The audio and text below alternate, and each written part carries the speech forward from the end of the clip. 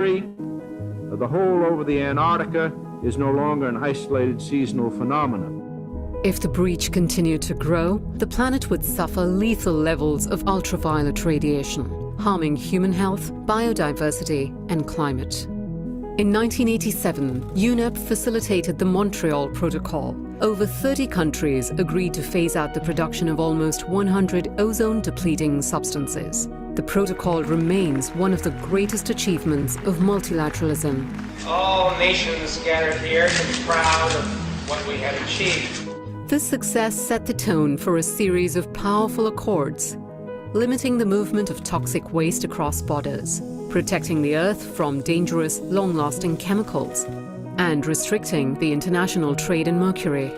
Most recently, in 2021, UNEP finished a 2-decade-long campaign to rid the world of highly toxic leaded petrol, saving an estimated 1 million lives each year.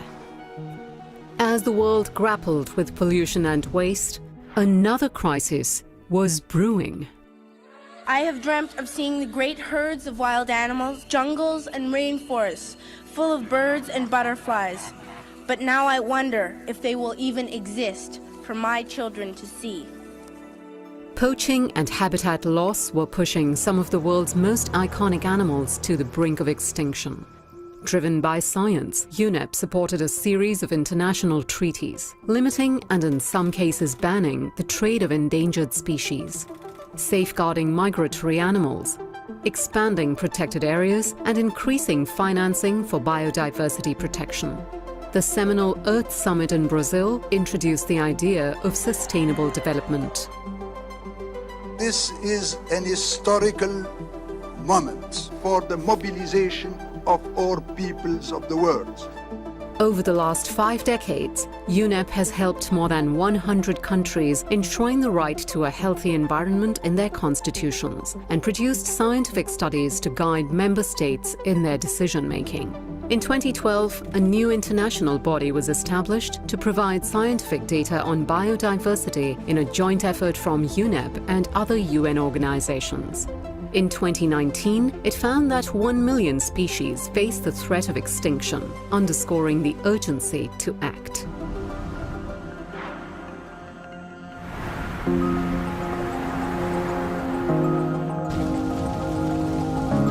Every action we take alters the Earth that future generations will inherit. The world is starting to recognize the effects of planetary warming, but UNEP began sounding the alarm 3 decades ago. As early as 1988, UNEP and the World Meteorological Organization launched the Intergovernmental Panel on Climate Change. For over 30 years, IPCC science has helped member states counter climate change, earning the body a Nobel Prize for its work. UNEP-backed studies have informed some of the planet's most crucial climate accords. These include a 1992 agreement that set a template for curbing greenhouse gas emissions, followed by the Kyoto Protocol and the landmark 2015 Paris Agreement. I'm proud to announce that 175 parties have signed the Paris Agreement. UNEP has also mobilized 450 banks, insurers and investors to help create a more sustainable world. We don't want fossil fuels anymore. A lot has happened in the last 50 years, but it's the next 10 that will be pivotal for life on this planet.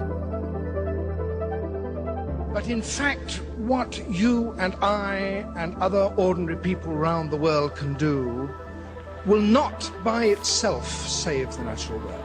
The great decisions, the great disasters that face us can only be dealt with by governments. And that's why this organization is so important.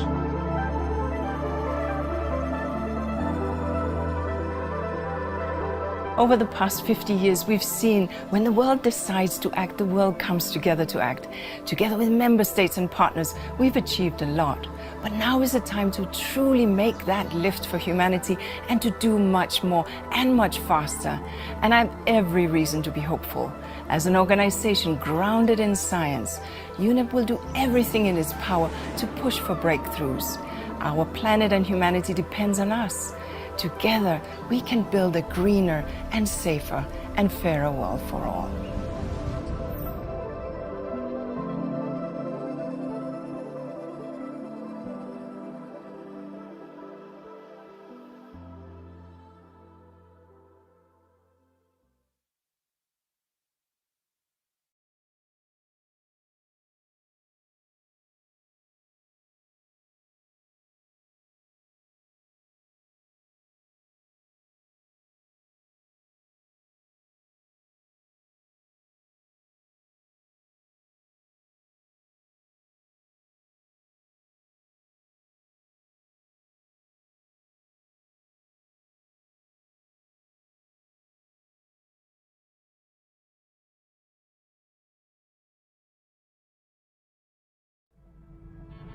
We are facing an existential crisis. Unlike anything the world has ever seen. We need to take action. Everyone has to stand up. The warning is not a new one.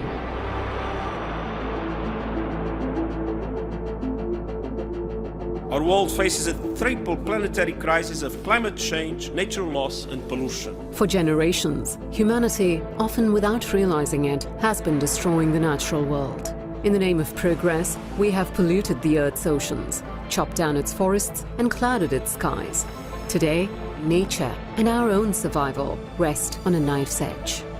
It's time to ratchet up the action that we need to have at the country level. The United Nations Environment Programme was established with one goal in mind: to unite the world in saving our planet. It is clear that the environmental crisis which is confronting the world will profoundly alter the future destiny of our planet. For 5 decades, UNEP has used science and its mandate to bring the world together to help nations find solutions to grave environmental threats.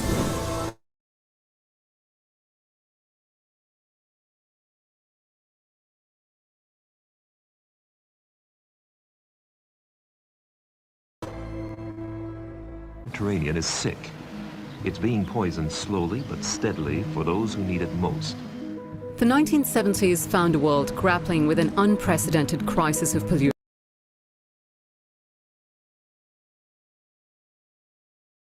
The world to take action, preventing oil spills and toxic discharge by ships, uniting 143 coastal states to limit ocean pollution and save marine life, reducing air pollution and ending the scourge of acid rain.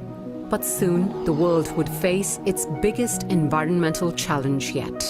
The destruction of the ozone layer on a global scale is no longer just a theory.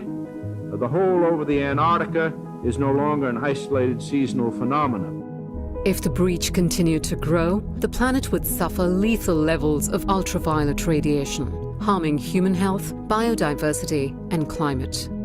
In 1987, UNEP facilitated the Montreal Protocol. Over 30 countries agreed to phase out the production of almost 100 ozone-depleting substances. The protocol remains one of the greatest achievements of multilateralism. All nations gathered here can be proud of what we have achieved. This success set the tone for a series of powerful accords, limiting the movement of toxic waste across borders, protecting the Earth from dangerous, long-lasting chemicals, and restricting the international trade in mercury. Most recently, in 2021, UNEP finished a 2-decade-long campaign to rid the world of highly toxic leaded petrol, saving an estimated 1 million lives each year.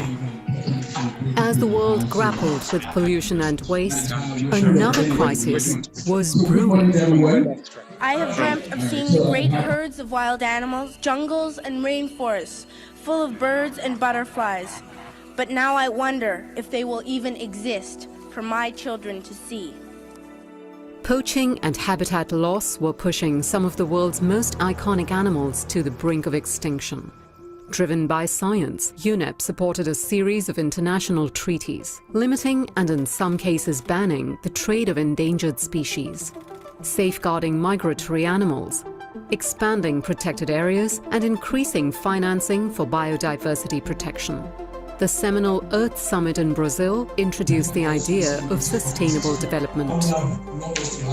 This is an historical moment for the mobilization of all peoples of the world. Over the last 5 decades, UNEP has helped more than 100 countries enshrine the right to a healthy environment in their constitutions and produced scientific studies to guide member states in their decision-making. In 2012, a new international body was established to provide scientific data on biodiversity in a joint effort from UNEP and other UN organizations. In 2019, it found that 1 million species face the threat of extinction, underscoring the urgency to act.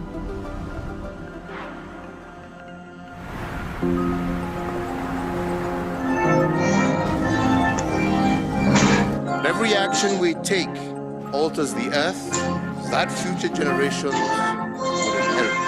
The world is starting to recognize the effects of planetary warming, but UNEP began sounding the alarm 3 decades ago. As early as 1988, UNEP and the World Meteorological Organization launched the Intergovernmental Panel on Climate Change. For over 30 years, IPCC science has helped member states counter climate change, earning the body a Nobel Prize for its work. UNEP-backed studies have informed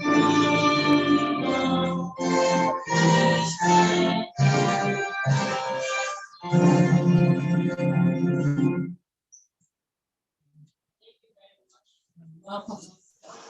And then, even though all of us are here, present, we have a lot of people online as well. We want to say welcome to those of us joining us on the Zoom link. So welcome you. Online participants around the applause also. Please let's appreciate them now. What is happening? Let's put a lot of, we're youth, we're young people, let's be active, let's put a lot of life into this. That's what we enjoy. We want to learn, we want to share, and in doing that, we need to have fun along the way. So let's come alive, please. Welcome once more. All right. Thank you so much. Before I call for the welcome address, I just want us to tell us some of the rules in the house. As we mentioned, we are actually like youth, full of energy. So please, I'd like us to please show that. Please, when I ask you to clap, please clap. I don't know, I can't send you out. I know that. But please just clap. Then the toilet is actually just opposite me. That's the door there. You can use it as a male. Then I saw it actually true for female. I don't know why. That's special. That's why. Okay, no problem. So please, I'd like you to introduce the organizer for the walk. Okay. The host for the event is unavoidably absent. So the network coordinator, Mr. Emmanuel Olowoyo, is going to be giving that address on his behalf. So let's welcome Mr. Olowoyo to the stand to give his address. Please let's give him a round of applause. Thank you. Thank you very much. I would say good day to each and every participant and all delegates present here today, and those of us also present virtually and connected from various countries. I'll be doing this on behalf of the network director, the person of Professor Labode. highly welcome each and every delegate present in the Conference of Youth on Environment and Climate. And it's a great pleasure and honor which I stand before you today as we gather on this concrete event here in Nigeria. And on behalf of the Sustainable Development Solutions Network, we are glad to extend this warm welcome to each and everyone. And we believe that's going to be a life-transforming session for each and everyone. And this morning, we also like to say that under the theme Youth-led Actions for Climate Resilience and Sustainable Development, Prayer 23 aligns itself with the urgent needs to address the complex issues facing our planet: climate change, biodiversity loss, renewable energy, sustainable development, which are not mere buzzwords, but rather pressing concerns that demand our ultimate attention. And it's with responsibility of each and every one of us seated here today and also present virtually. It's our responsibility to equip ourselves with the knowledge, the skill, the capacity, whereby we can also contribute to solutions that are going to mitigate the climate challenges and environmental crisis. And to fill this room, the Coyec has created an exceptional program that features various training sessions, plenary sessions, and keynote speeches, as we have our keynote speakers who are also present, and some of our guest speakers are present today, and some of them are also virtually present. We celebrate each and every one. Please, let's celebrate them. Let's celebrate them. Thank you for joining. Thank you for coming. And also the delegates that are online and physical. Please, let's celebrate each and every one. It's good to celebrate each other. And we believe that this platform will not only expand our understanding of these climate challenges, but also nurture our practical problem-solving approach that is very crucial for achieving sustainable development. And at this point, in the closing, I would like to emphasize that the success of Coyec lies not only in the contributions of our distinguished guests, experts, and speakers, but also in the active participation of each and every one seated here and also present virtually, and our commitment of every young leaders and climate actors present here today. Together, we can create a sustainable future where our resilience and sustainability is in all marks and also the standards of our nation. And believe through this event, we are going to greatly achieve this. And through me, through you seated here, and through me present virtually, we are going to achieve this, thus achieving a net zero future. Once again, on behalf of the leadership, Professor Labode Popola, we highly welcome each and every one seated here and present virtually. Thank you for joining the Coyec 2023 event. We believe it's going to be a life transformative session for you all. Good morning.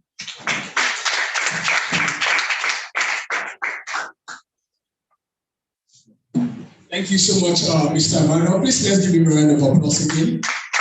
All right, I know we can actually get tired of clapping today. All right, so I think for me, this is actually one of the reasons I don't really like conference. You clap tired or something, but anyway, that's the energy of the youth, and I think we have to put it. Then the program is Coyec, so I know by the way we're going to get to what we're going to say, maybe like a tagline or something, right? I think that's right? So please start thinking about it. I'm going to ask us to give a tag to this. And please don't hesitate to take pictures, post online, the hashtag, we're going to leave everything out. All right, straight now we're going to be having the first section. This is going to be a keynote address. And the topic for the address is Youth-Led Actions for Climate Resilience and Sustainable Development. It's going to be given by Dr. Jibril Diama. He's a Senior Program Officer for African Forest Forum, Nairobi, Kenya. So he's actually a Kenyan now, right? And he's going to be talking to us online. So the next thing I'm going to be doing is to be reading the profile of Dr. Jibril. And please, my voice is not that good, so please, you just have to manage me. Is that fine, right? Is that okay? Yeah. All right, so Mr. Jibril will not be standing, so let me just read. All right, Dr. Jibril S. Dayama is a Senior Program Officer for African Forest Forum based in Nairobi, Kenya. He has 12 years post-PhD experience in research and development in forest ecology and management, across silvopastoralism, environment, climate change, and its responses. He holds a PhD degree in forest biology, ecology, and management from Swedish University of Agricultural Science, that's SLU, and an engineering degree, MLC, in rural development from Nancy Boni University of Bobo Dioulasso, that's in Burkina Faso, and a climate mitigation project. Before joining AFF, Jibril was a West African regional senior scientist and climate impact and adaptation expert for Climate Analytics, CA. He has also worked for World Agroforestry, that's ICREF, and Center for International Forestry Research, that's CIFO, on climate smart agriculture, land restoration, and climate mitigation projects. Jibril is also part of Natural Research System in Burkina Faso. Please let's put our hands together for Dr. Jibril. Thank you so much.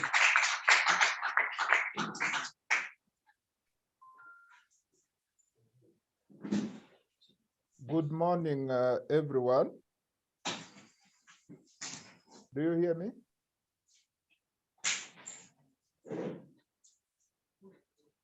Can you hear me, please?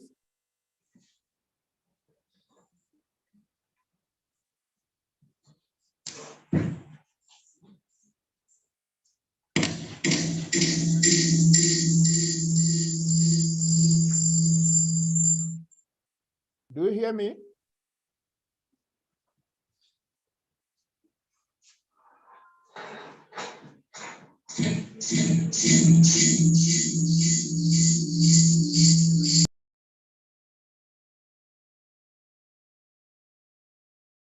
Good morning. Do you hear me?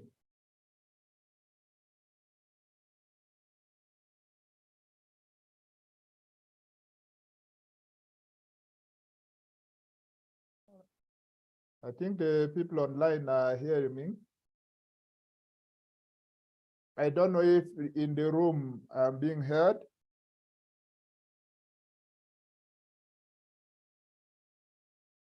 Yeah.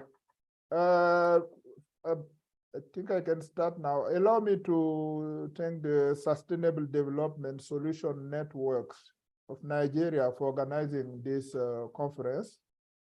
It is a very good opportunity for us to share lessons and experience among ourselves. I also wish to thank Professor Labode Popola, who is the director of the SDSN Nigeria, for inviting me as a keynote speaker to this conference. I'm very honored for that, and I'm grateful. All the organizers of the conference, especially Emmanuel, with whom I have interacted. I have a presentation. I'm going to share my screen and go through it, if the system allows.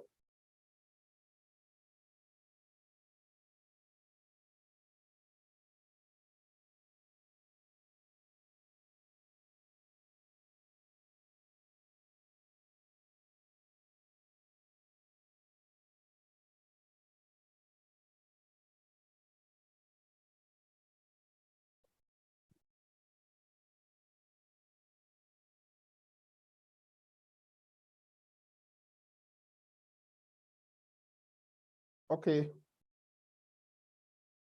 I was seeing some requests to introduce myself, but I think the organizers had already done so. In any case, my name is Jibril Dayamba. I'm a senior program officer for African Forest Forum.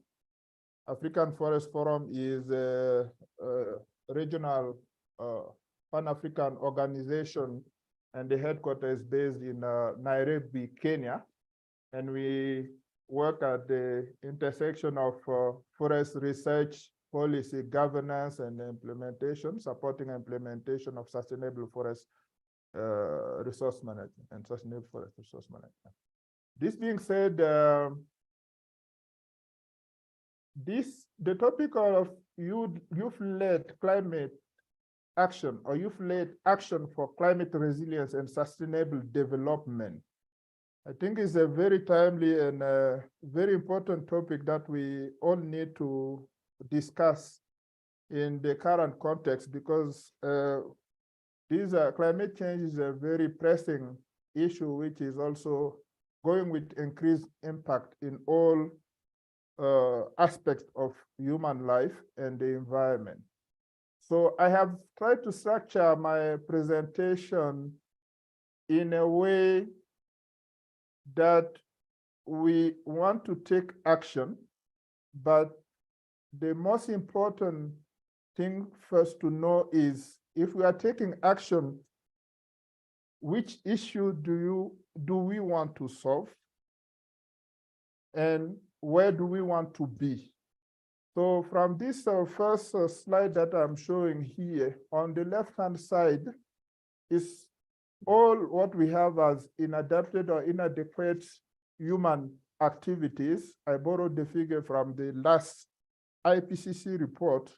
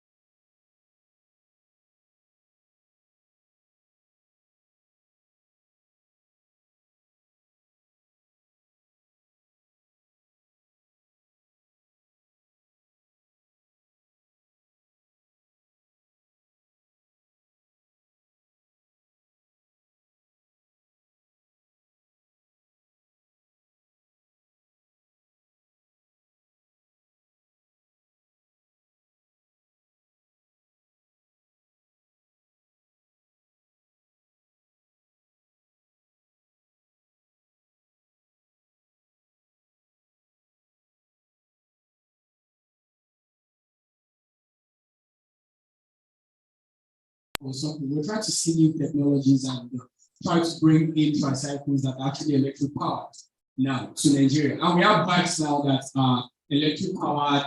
We have Keke Marwa that are electric powered now, something. So we're just trying to. And recently, Lagos State has started like building, charge stations, all around Lekki now. If you go around Lekki now, there are charge stations.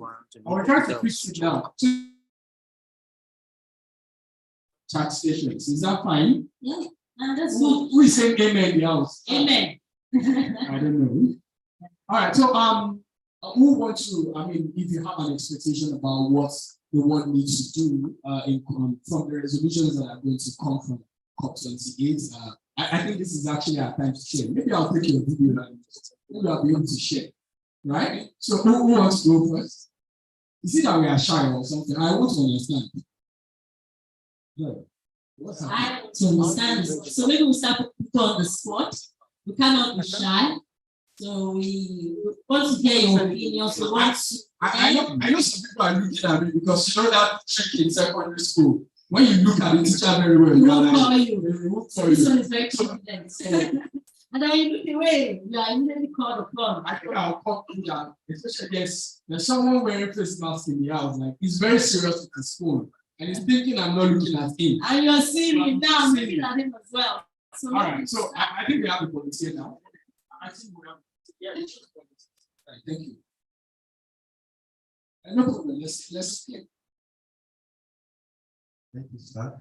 Yeah. Well, presenters, our moderators, studying on the existing topic around sanitary and constituency member for episodes UNEP.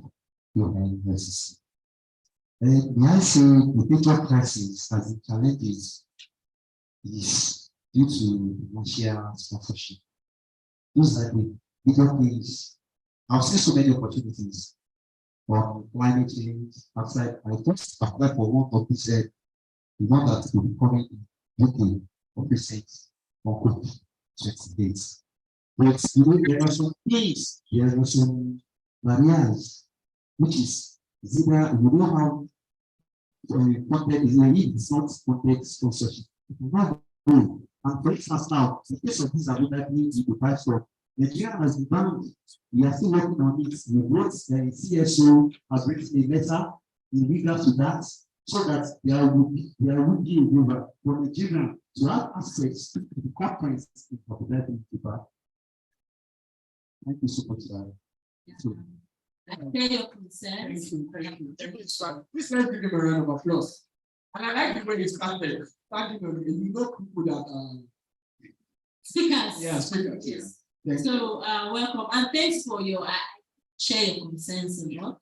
And a few weeks ago, I think something like that was trending, or people were talking about it on LinkedIn. I don't think it was trending on LinkedIn, but a lot of people were having that conversation. You know, those are issues of climate justice. I think you can find where you can express that. I think I will just continue because Dr. Dubrin is back. Oh, it's back. All right. So can we have? Yeah, we'll continue. All right, so we'll continue. Hello.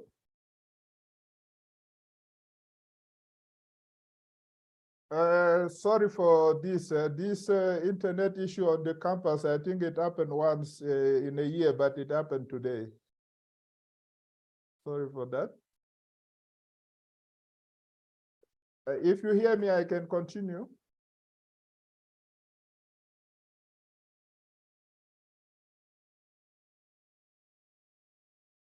Okay.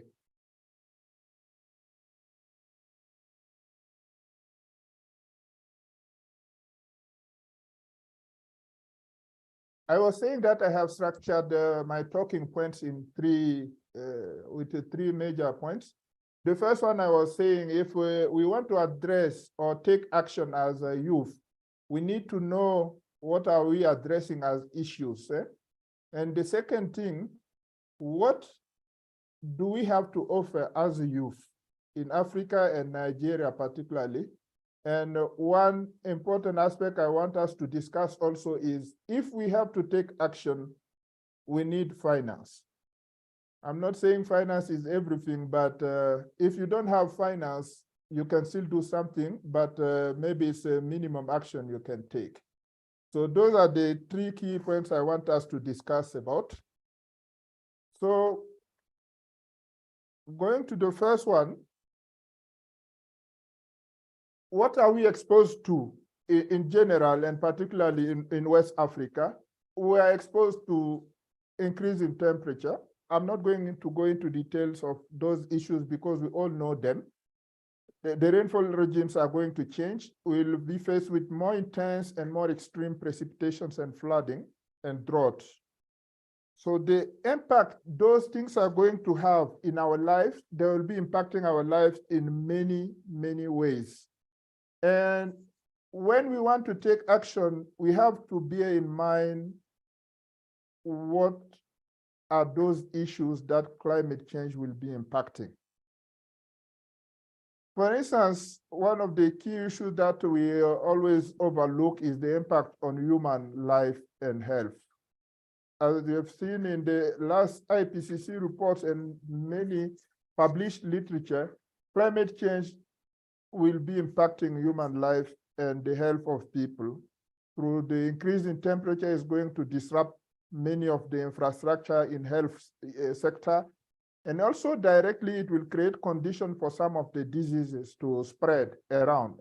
It has been, for instance, shown that we can expect an additional 20,000 to 30,000 deaths from diarrheal disease in children by 2050, particularly in West Africa. So these are some of the aspects you might want to think, if this is what is happening, which action we can take. Secondly, on ecosystem and biodiversity, a report shows that we will be facing 36% of the African freshwater species will be at risk of local population decline, and also some terrestrial species.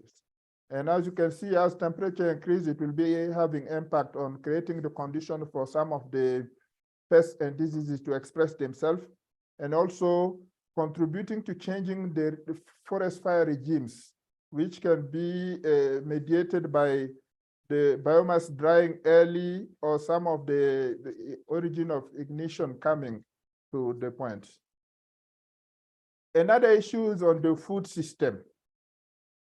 I have focused on West Africa here, and it shows that sorghum and maize particularly are going to be impacted by climate change, close to losing 10% of the yields, even if we take action at a certain level. So action need to be really strengthened. In general, it will also reduce the agriculture work capacity. This is the human capacity to undertake agriculture, because if you go beyond 3 Celsius degree increase, it will impact the workforce. Another aspect is also the livestock sector, as you have seen in the picture here. It will be impacting on the resource availability for livestock to feed on, the drinking water, and the direct heat stress on animals and prevalence of diseases. Other aspect that we have to have in mind is that climate change above 2 Celsius degree is going to lead to the loss of 30% of the catch potential in marine fisheries. And for the freshwater fish species, can go up to 50% of extinction. And as you know, in the regions, these fish is what is contributing to stabilizing the nutrition aspect of people, for providing iron, vitamin A, vitamin B12, and omega-3 fatty acids. So if these aspects of losing fish production are happening, we will also face deficiency on those nutritive elements. Coastal areas, particularly for Nigeria also, it's relevant for a few other countries also in the region.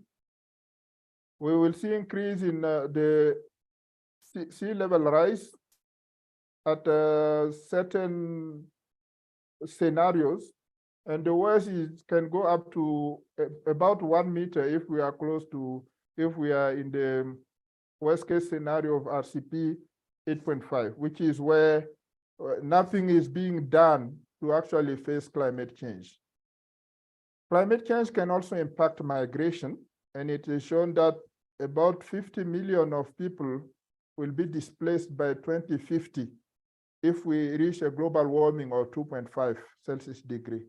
And at the same time, it also shows the overall impact on the economy, the gross domestic product. If we manage to stay below 1.5 Celsius degree, we will be able to keep the progress on gross domestic product. But if we go beyond that, it will have some negative impact. And we have specific cases where it was shown that climate will lead to a loss of about 10% of the GDP in some of the countries. The human settlement, we discussed a bit about that already. Many people are living in the cities, and these numbers are going to increase by 2050. And sometimes the settlements are very informal, and this will lead to the flooding causing more impact on those people. It has been, for instance, shown that overall damage from sea level rise in Lagos are expected to be between $3.7 and 9.4 billion. So those were some of the regional facts for West Africa that I was pointing at. Now I want to also to draw your attention to key element when you are thinking about climate action, taking action to face the challenges that climate are bringing to us. you should also know the national planning documents for climate change in your countries, especially if you are seeking for money to implement your actions. Donors will always try to see to which agenda are you contributing to. So I want to point here that it's very important that you also know these planning documents in your country, because the action have to contribute to that. The NDCs, the nationally determined contributions, the national adaptation plans, and so on. You need to know them, see what are the priority actions there before deciding on what you can do as a young person. So here I've pointed out these two elements. There might be more. You can also refer, for instance, to the Green Climate Fund country program. These are programs that some of the countries have. It's very important also to look at what is there. Specifically to Nigeria, these are data collected from the World Bank portal, and you can see that we are facing a risk of urban floods, wildfire, water scarcity, extreme heat, among others. So when you are thinking of structuring your action, you have to pick what specifically do you want to address, or if it's cross-cutting. And I'm coming back again on the sea level rise in Nigeria, where it's shown that if sea level rise to about 1 meter, this can cause a loss of 6 to 10% of Nigeria gross domestic product, and it can be between US 100 and 460 million of property loss. So I have tried to pick some of the actions that are in the climate planning document of Nigeria. There are much more than that. And I'm just listing them here to set the scene. Otherwise, implementing a climate action need to be very specific in what you are bringing as new. So with this background information, I want to go now to the youth in Africa and Nigeria and what they can offer, or what can be their contribution to taking climate action. First of all, who is young? You might have your ideas, but organizations which are dealing with those issues have clear definition of who can be considered as young. And I'll pick the two of them. If you are referring to the UN, youth are considered people who are aged between 15 and 24 years. But I have looked at the African Youth Charter, and the age is between 15 and 35. And throughout the presentation, you will see that this can change depending on some of the organization, or what specifically the organization is doing. So youth in Africa and Nigeria, these are some of the projections I have picked from the literature. You can see that by 2060, we will be around 500 million of young people between the age of 15 and 24. We are almost outcompeting all the region except Asia. And you also see that Nigeria has a huge proportion of that category of population. This means in terms of number, we are strong on that aspect. Going to the literacy, on this figure here, you have the youth population on the y-axis, and the x-axis, you have the literacy. And you can see that there are variability among countries, but Nigeria, for instance, is at a stage where we can estimate that a bit more than 60% of the youth are literate. So those are a positive side of it. We also recognize that there might be still some room for improvement, and which are also needed, but we already have something to work with. Secondly, in terms of unemployment, there is still room for improvement, but there is also, based on the literacy aspect, there is also opportunity for doing something already.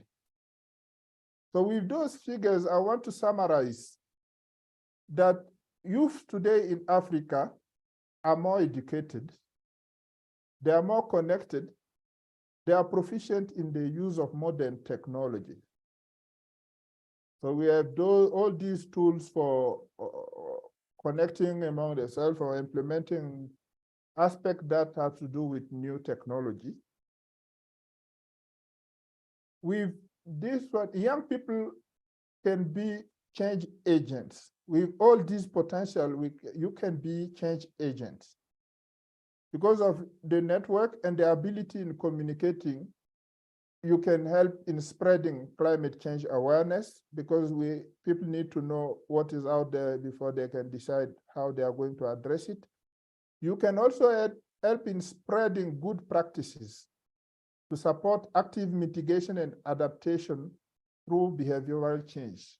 If there is good practice somewhere, you can promote those practices through your network and also through your ability in communication.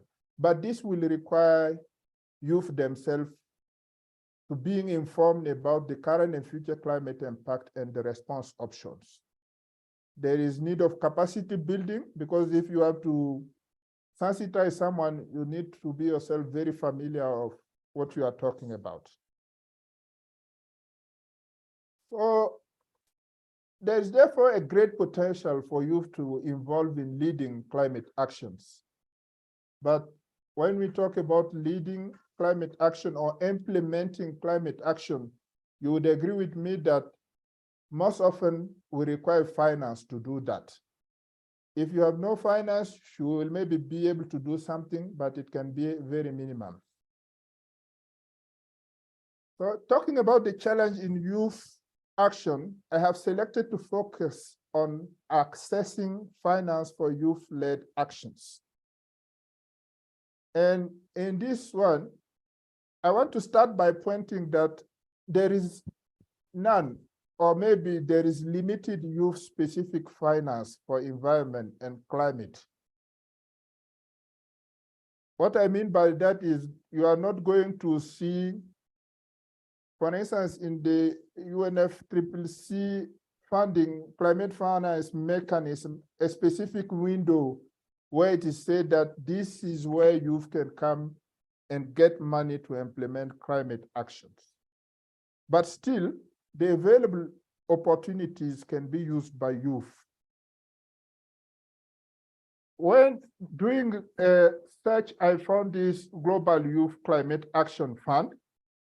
Here you will see that they define a young person as someone who is under the age of 30, which is a bit different from what we have said before.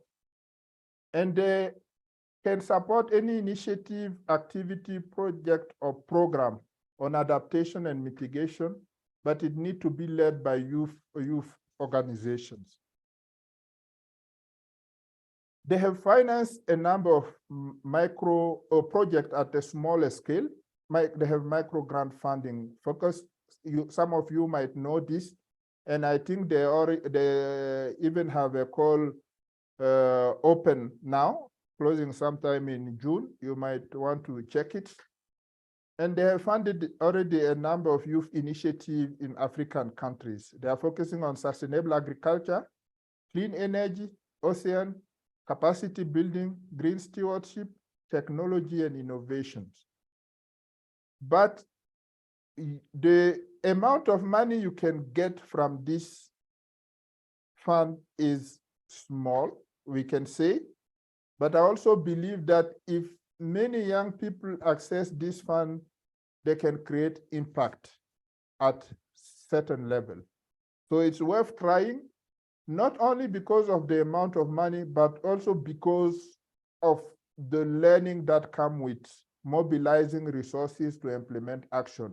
You might want to be very familiar with these processes here before you can go to bigger funding opportunities.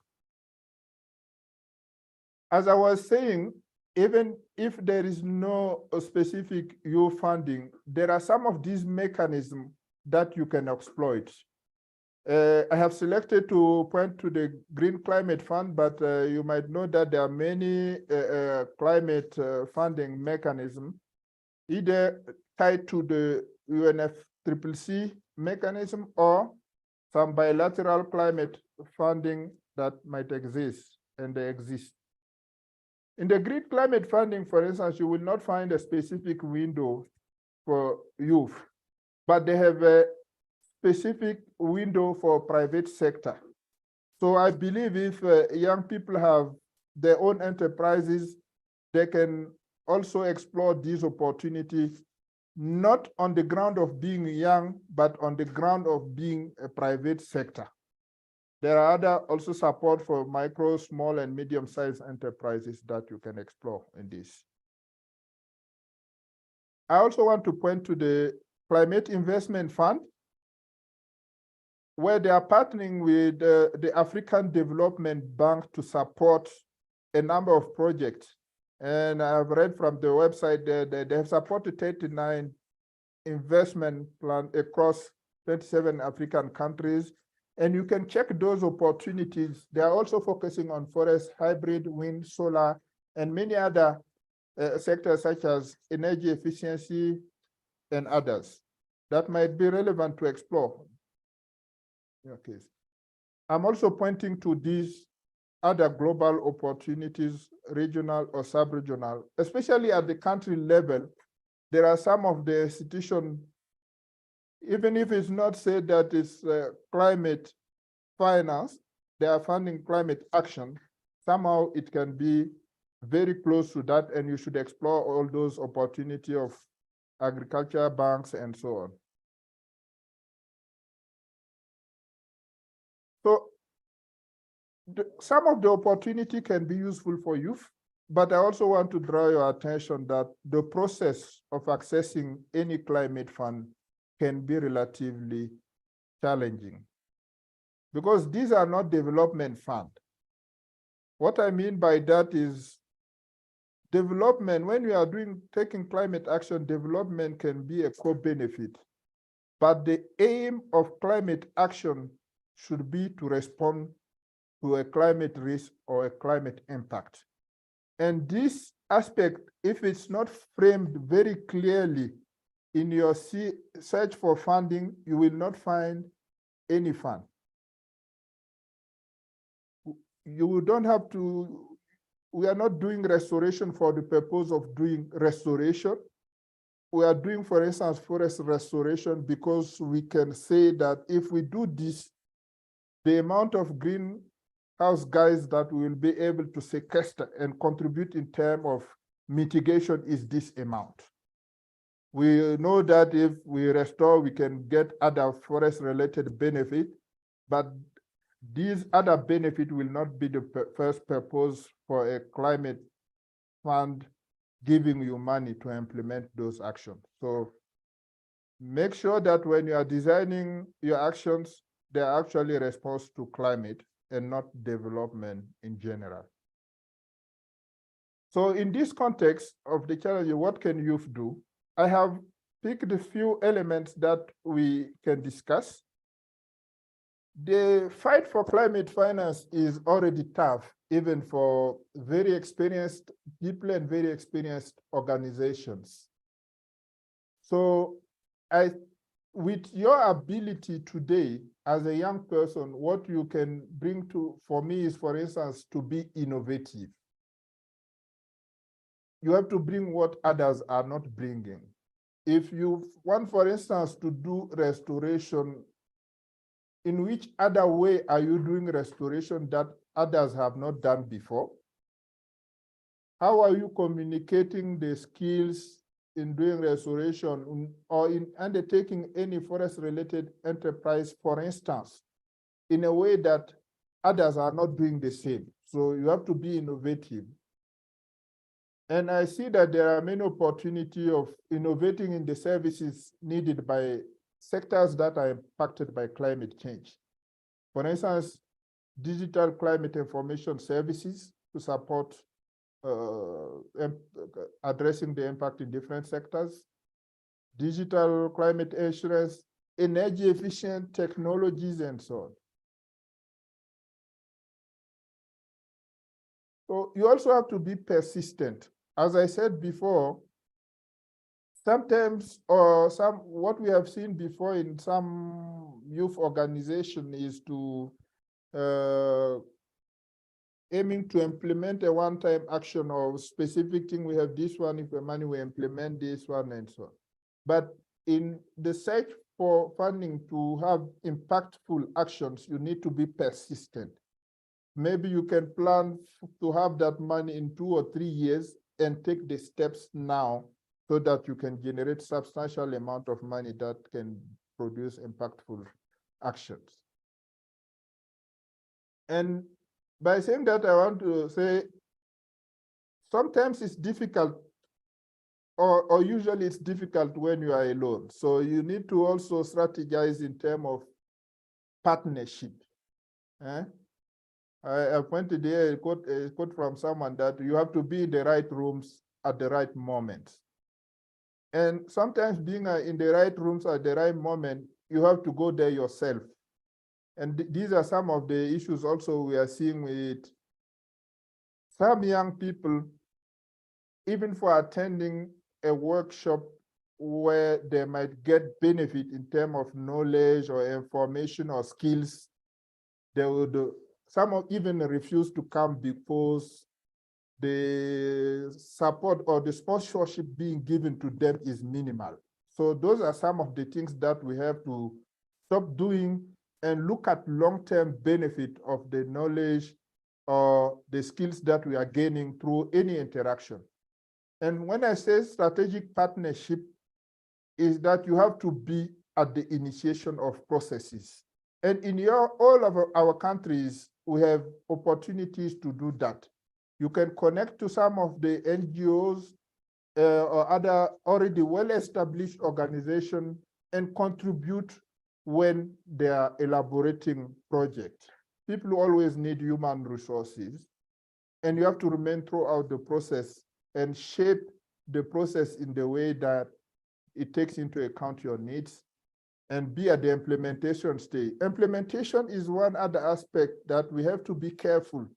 Once you have got the money, you have to make sure that you generate impactful results to build trust and consolidate the partnership with people. If people you once receive money and the result is not as expected by the donor, you are sure that that partnership will be close. And to finish, for me, any small thing that you do, you have to be able to document it, those successes, and build your future on them. So there are many other aspects that we could discuss, but I thought I could point to those facts that are very pressing also. And I thank you for the opportunity. And this was my last slide.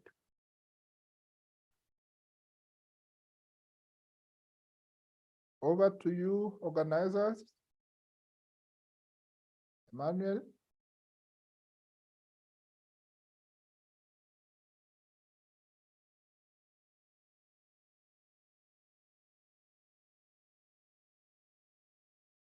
Do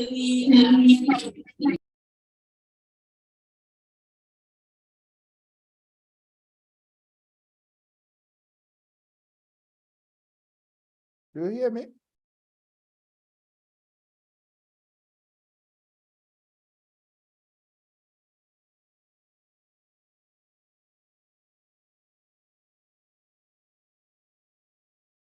Hello. Yes, you are going to be able to. We need to be able to situate in what is needed, what is required. So I think that was a lesson, because if you don't know what policy your country is pursuing, and you don't know how your project fits into that policy, then how do you sell yourself to get the funding? So that's what we're thinking. And I think it resonated with a lot of us as well. So we're going to move on to the next section. Okay, please, does anybody have questions for Dr. Jibril?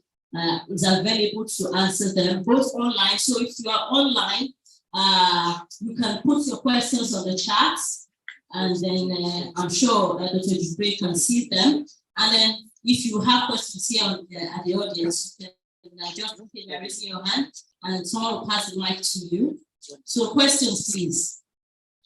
So that burning issue you've been thinking about, Now it's time to raise it.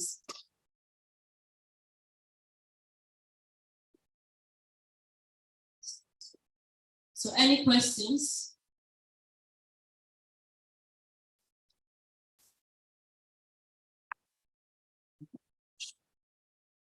So I want to, I'm thinking that if you have a project, and sometimes, you know, just knowing how to structure your projects, your program, to assess the kind of funding, because you might have ideas, you might have a good project. How do you put it together to get it the best possible traction that you need? Do you communicate with experts? Do you talk to people like Dr. Jibril has been in this space for a long time to advise you, or do you just go straight and send it to the United Nations? So can you help us with that? Okay, I did I get the question right? If you have your project, you believe it's a good project, yes. How do you structure it to send to the United Nations? I think resource mobilization, there are many aspects to think about. First of all, if we were specifically talking about a good project in climate action that will aim to implement climate action. As I said, climate action, you need to differentiate between the two main options. It's either adaptation or mitigation. And if the project is about adaptation or mitigation, the donor would want to see what are you contributing, to which risk your project will be contributing to alleviate. If you are doing adaptation, you need to demonstrate that your project is going to solve some of the climate-related risk brought to your area, your specific sector. I want to take a simple case. Sometimes people think all irrigation in the agriculture sector can be an adaptation action. But a donor would look at it sometimes as a development action, but will not give you climate fund to do that. You have to show that the drought created in the area, even if it was existing before, climate change has worsened it. That's what I said in one of my slides, that the climate fund is not there to fund development. So that's why I want to encourage young people, even for experienced people, it's not very clear in people's mind. We have to know very well how things works, even for funding. All these big funding, they have their mechanism, they have their criteria.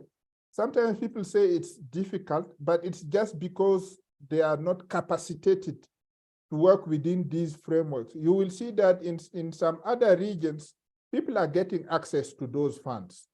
People say Green Climate Fund is difficult to access, Global Environmental Facility is difficult to access, but if you go to their website, you will see many projects that they are funding in other regions.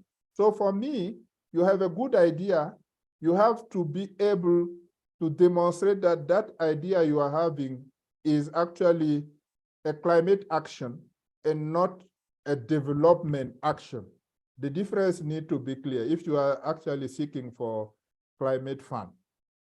That's one key aspect. And now respect the structure that the donor would want you to respect. Sometimes there are many small steps that you just need to follow strictly and make your way to those funding. Because if you just put something together and send, you might not be able to access that fund, and you will be delaying and you will be discouraging yourself. We all know, all of us, if you fail, you are discouraged. But sometimes failing also, we are part of the problem because we did not take time to build our capacity very well in what we want to do. And I want to point sometimes that don't look far. Some of the organizations you have in the country or some of the embassies you have in the countries, and I have cases where young people have accessed the fund from French embassy, Swedish embassy, and the Norway embassies. There are many. You just have to know what are the interests of the donor, what can he fund in terms of climate, and you have to make yourself fit in those structures. You will be successful. I don't know if that responds to your question. Huh? No, sir. Thank you very much for that clarification. Thank you very much. Now, there are some questions, there are some hands raised in the chat, and there are some questions as well. So we're going to start with the raised hands. We have Afolabi Samson. So you can unmute yourself and speak, but please, let's make it 30 seconds. So we're already behind schedule. Thank you very much. You have the floor.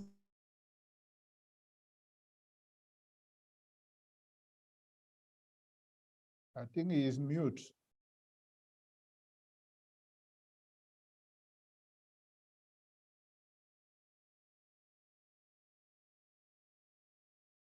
Samson, you are mute, eh?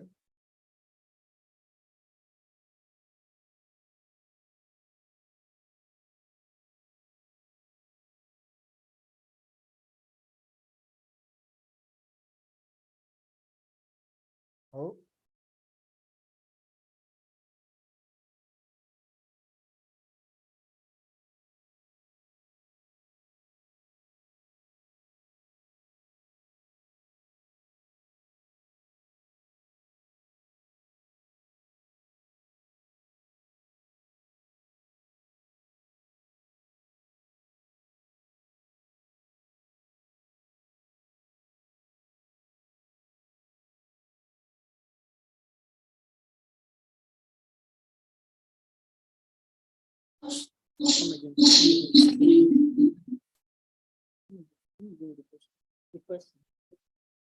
Yeah, hello, sir. I'm just going to repeat the question from Mr. Ademola. He wants you to go back to the slides where you talked about the possible impacts of climate and extreme events in Nigeria. I think that was the earlier slides. He wants you to maybe dwell a bit more on that, throw more light. Thank you, sir. Okay, I will just show my screen, and then you can direct me from there.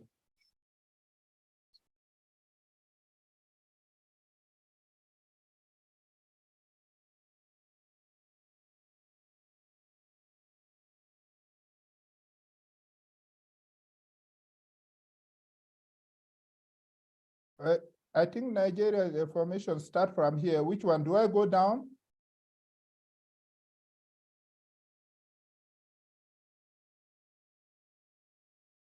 Which one is he talking about?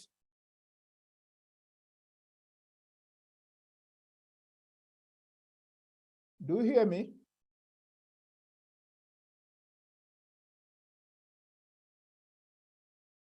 Oh.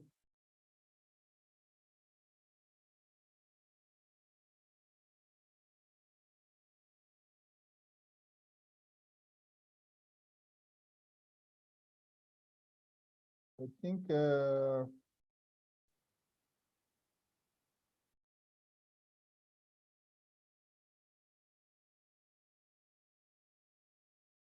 you hear me? Yeah, I can hear that. Which slide is he talking about? Sir, can we start with 19?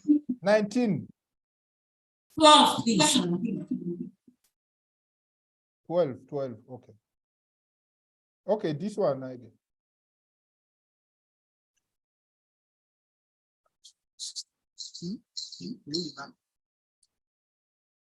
This one, eh? Yes, this one, sir. Thank you. He wants you to maybe explain a bit more the risk factors in Nigeria. Thank you, sir. Okay, all right. So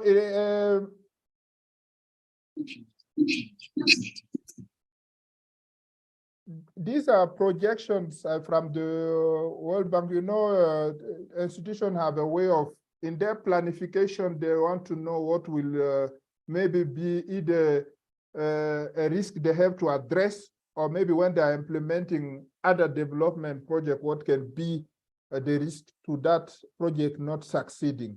So these are, for instance, the top left one, it said it's the risk of urban flood in Nigeria. So based on what flooding has been in the past, that's the essence of modeling. And what led to that flooding in the past, they project those climate factors. They include those projected climate factors in the existing models to see how it will spread all over the country at a given scale. The same goes for water scarcity. They look at the current situation or the observed situation maybe over the past 30 years to see how water scarcity was influenced by different climate parameters, and looking at how climate parameters will be in the next 20 years, they can include those as explanatory variable in the existing model and see how it look like on the map. So those are projections from the World Bank data portal that you can access and look. These information are there for different countries. And there are many other sites that you might need to consult because they are giving you the fact of what can happen so that you can also elaborate on the action you want to take to address the climate. I don't know if that's the kind of explanation you wanted, but they are projection based on models. And as you know, models, there might be some small variability among them also. But globally, that's the picture.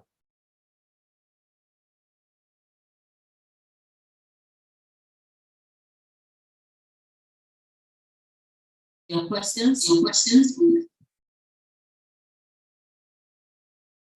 If they're not, we can move on. But in the meantime, be aware that you have access to the resource materials, so you can go back for, better digestion. You can read it and then find more information. On your tag, there's a barcode that you can scan that will take you to the resource site. And then also, I think that same code is on your resource materials. So you will be able to access all of the conference materials that will be posted through the two program. So without much ado, we need to move on to the next session. Let's see, 1 minute, please. Oh, thank you for the floor and for the discussion. All right, for the next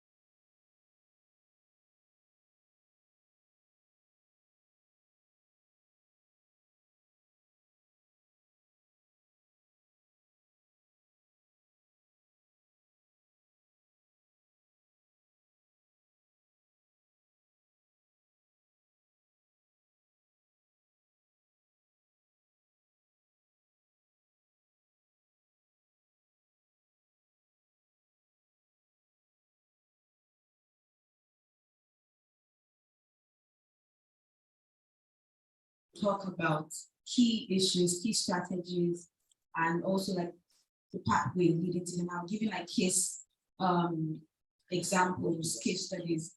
Permit me to use myself very much. Next slide.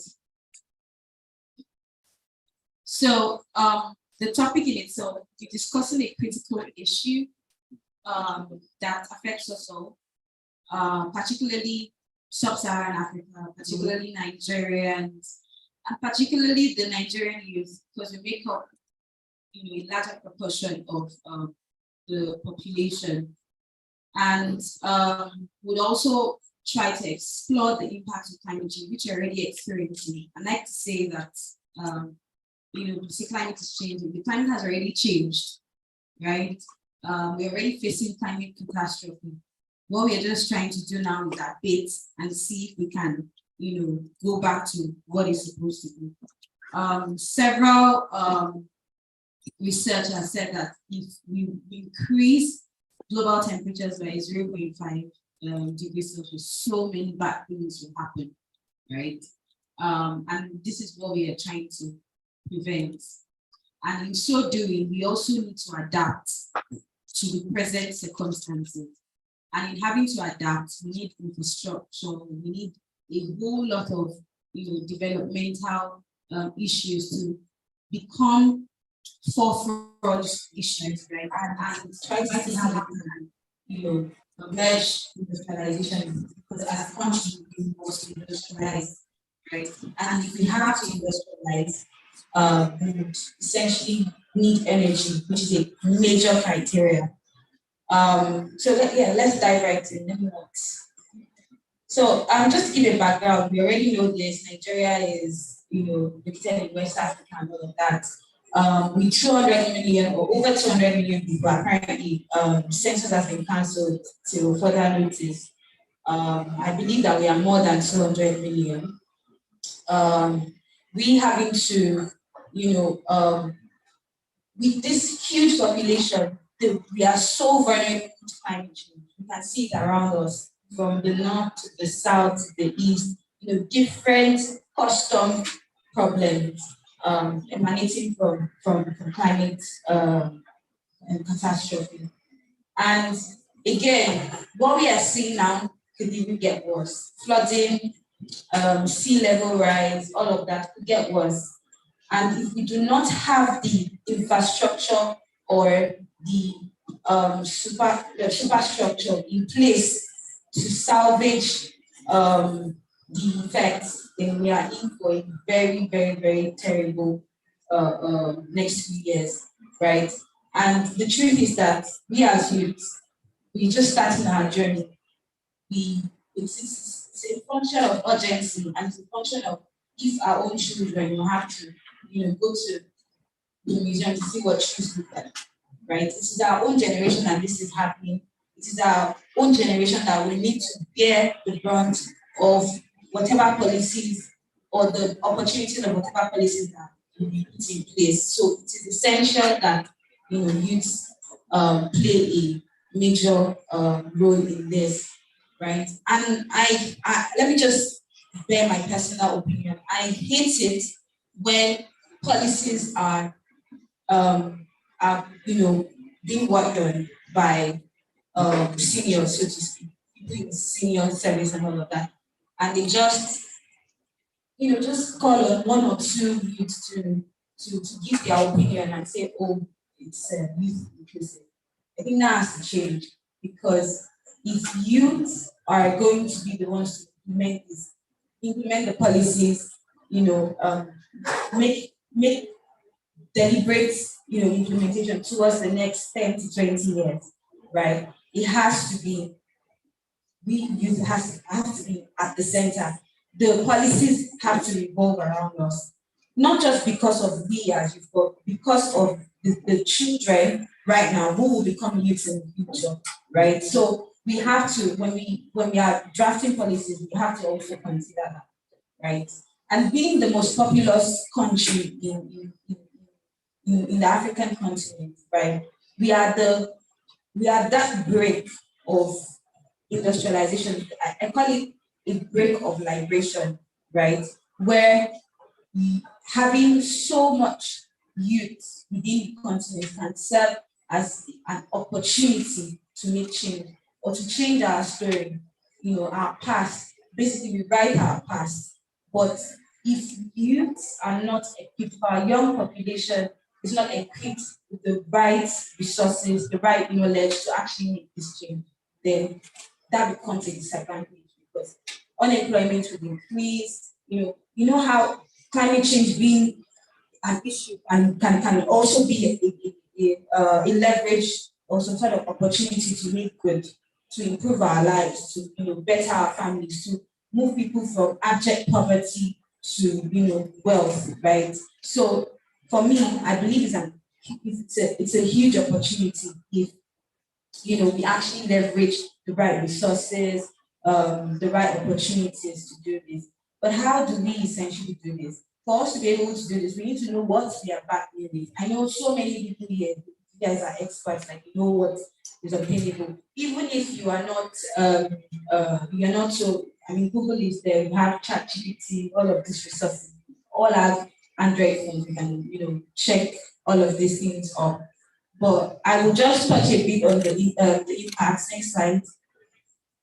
I'll touch a bit on the impacts and then we'll go into what we can do, and what we can actually start right now. And also use myself as an example as applicable. Right. So impacts, shifts in rainfall patterns, obviously. It's not rocket science. We all see it around, right? Drought, flooding, and again, right? I also want to believe that a couple of these things that we face human beings actually contributing. Human beings contributed to climate change, but even with what we are facing, human beings are making it worse. So take for example flooding. It's basically about urban waste management, right? Like I work in a sustainable waste management company, and when we go out for sensation, just even driving down the street when it starts to rain, people literally bring out their waste to empty drainages, and you're like, what's the logic behind this? Where do they expect the waste to go? Do they think that the flood will push it to? Okay, so if the flood actually pushes it to wherever, don't they think that wherever it's going to, it's completely nonsense? So we have a lot of human challenges that we need to take care of, and that's why I said I usually say that whatever solution that we intend to implement, whatever solution we need to implement towards adapting to building climate resilience, right? It has to be people-centered. There is no two way about it. Recently, I did some sort of assessment for a government public utility. I do a lot of consultancy, and I was asked to, prioritize. So they had 3 options. The government had 3 options. I was asked to prioritize between street lights, EVs, and the power purchase agreement, right? Basically, on-site solar. But let me quickly explain what power purchase agreement is for people that might not know.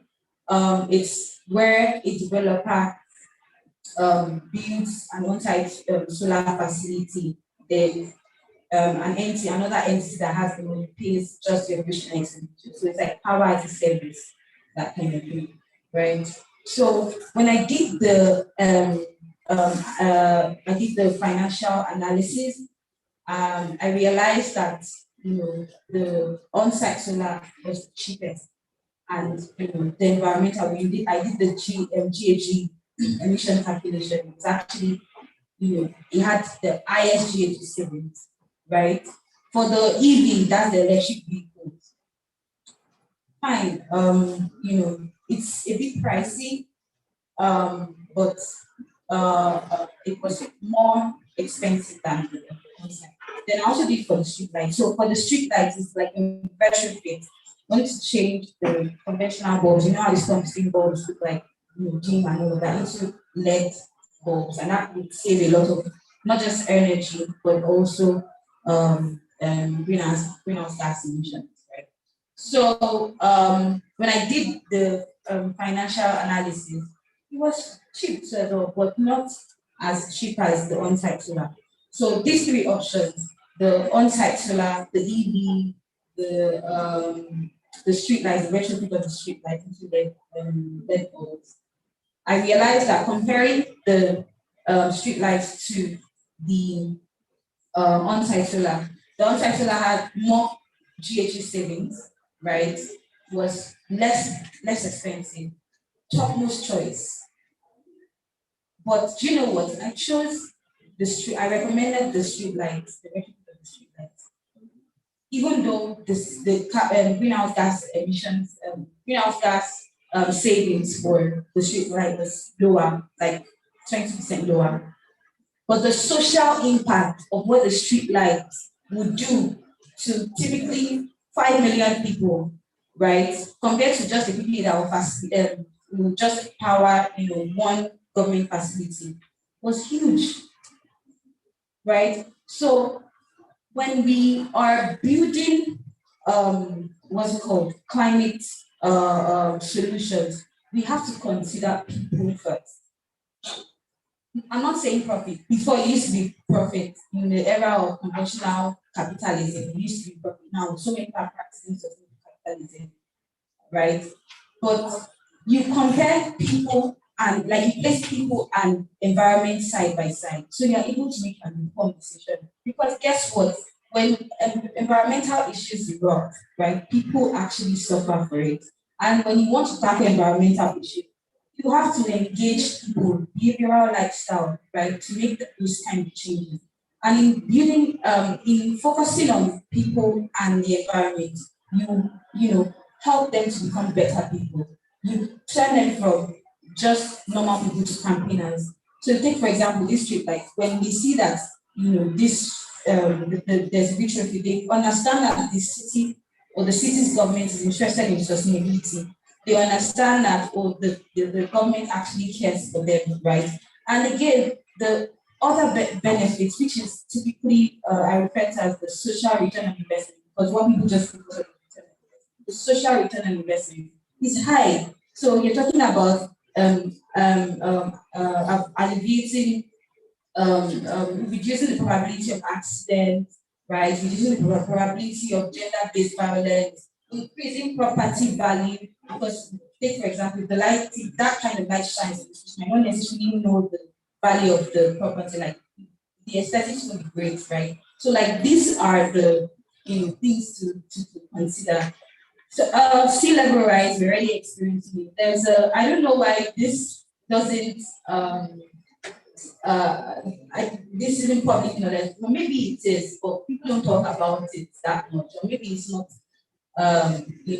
quite popular. It's not a popular research, but there have been several research that shows that Lagos, if care is not taken, sink by 2050. But yeah, people are still buying houses. Lagos is a coastal area, right? Surrounded by most of it is surrounded by the Atlantic Ocean. And this kind of research is not captured in like real estate and all of that. People just buy. There are no risks or insurance packages towards that. Like what happens if this research comes to pass? And this also shows that people are not quite informed about what is happening. They feel the entire, they are victims of climate catastrophe, but they might not necessarily know that that's what happened to them. Maybe, it's an act of God or this, but people also need to know, and this is where education comes in, right? Loss of biodiversity, waste management issues, right? Different environmental challenges, that we currently face that just exacerbates climate catastrophe. So it's crucial for us to, understand this impact so that we're able to develop effective solutions. Maybe during the discussion, in a couple, we'll discuss the impacts that maybe most of us face, and perhaps just a localized solution towards it. Next slide, please. So like Dr. Jibril said, you have to understand the policies, what Nigeria is doing to be able to groom or to be able to prefer the right localized solutions. We have the NDCs, National Economic Contributions, which span from Nigeria ratifying the Paris Agreement, right? One of the items within the NDCs to reduce GHG unconditionally by 20%, I think, and conditionally by 5%. So different sectors from waste to stationary energy to transportation and all of that. More recently, the act was moved to a bill. I think ex-president Buhari, former president, pushed it to bill, and this next slide.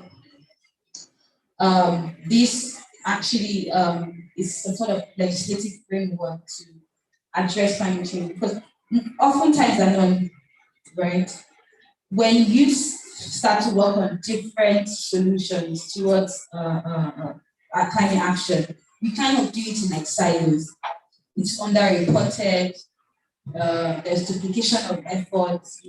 One organization is doing the same thing as another. Why can't we just converge and make that impact bigger? As for me, I believe that collaboration is the competition. So this kind of kind of like helps to aggregate such kind of, so that there's no duplication of effort. There is no what's it called? There is no under-reporting of that. Whatever is being done, so many organizations, local organizations have done a lot, but because there's no metrics or there's no method of reporting, it becomes an issue, right? Then also to help to align to, the bill helps to align perfectly with international climate agreements. Obviously, Nigeria has its own internal policy strategies towards climate change adaptation and resilience. We also have other policy initiatives from energy, because energy is the major contributor to climate change, featuring this. And one of the problems that I've noticed about these policies is that there are a lot of policies, but implementation is a big problem. So take, for example, I mean, it's like I do with solar, right? I have a startup that provides solar power power station. And one of the things that we face is at custom duty. Fine, there is no, there's no tax duty for solar. But solar, that's the solar panel, cannot work alone without the components, right?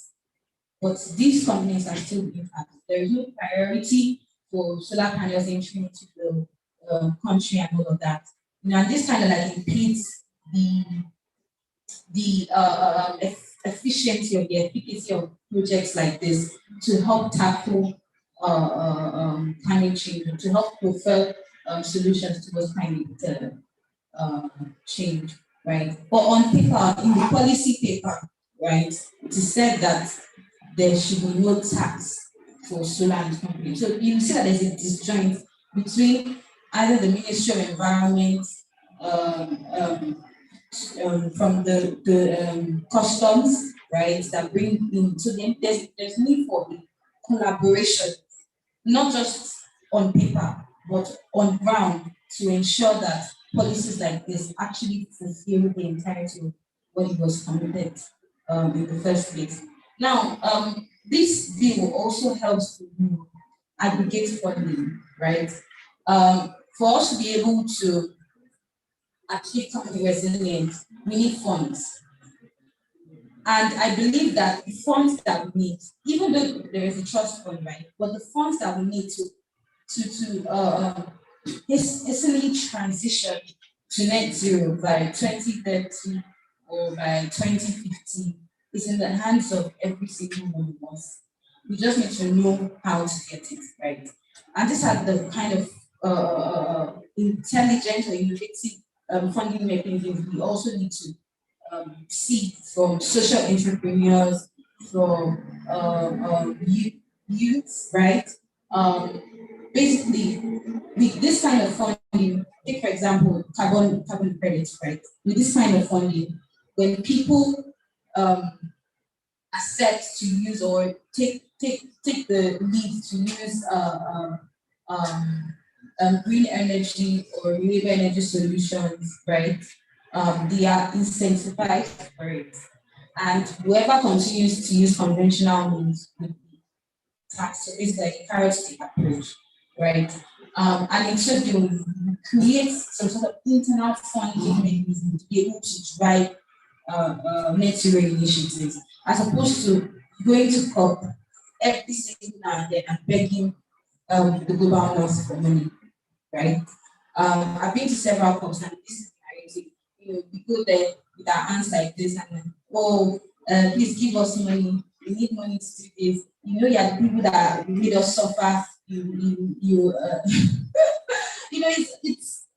When I think about it, it's just, yes, they are the ones that started the industrial revolution and all of that, right? But we need to move from a place of strength, because if not, we would be passing for another kind of colonialism, and we do not want that, right? So moving from a place of strength is, okay, we are committed to reduce our GHG emissions by 20% from baseline or whatever by 2032 or whatever, right? And we need social and chill money to be able to do that. What is your own? Targets? What are your targets rather? Okay, for us to be able to meet this, so that we need this amount of money, and these are what we are doing, right? Carbon credits plays such role. So if you want to continue to burn, especially for hard to abate sectors like steel and all of that in this global countries, you pay a fine for it. Then, because my own country is using solar and whatnot to develop, you will pay me that money so that I can be able to fund more infrastructure within my country, as opposed to begging. Look at it. When someone begs you for money, let's take kindness out of it. What do you think? Like, you feel, oh, this person is beneath you, that kind of thing, right? That is how they see it. You place yourself from a place of opportunity to a place of just begging, and nothing gets done by begging.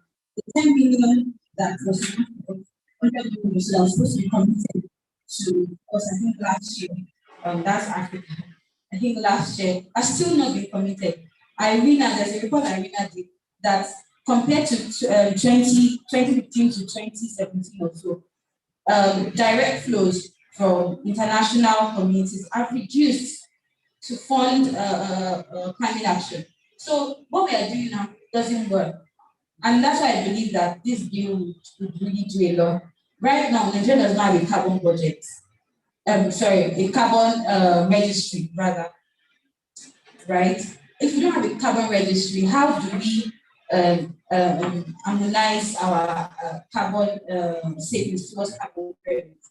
And I really want to commend the initiative that Sustainable Energy for All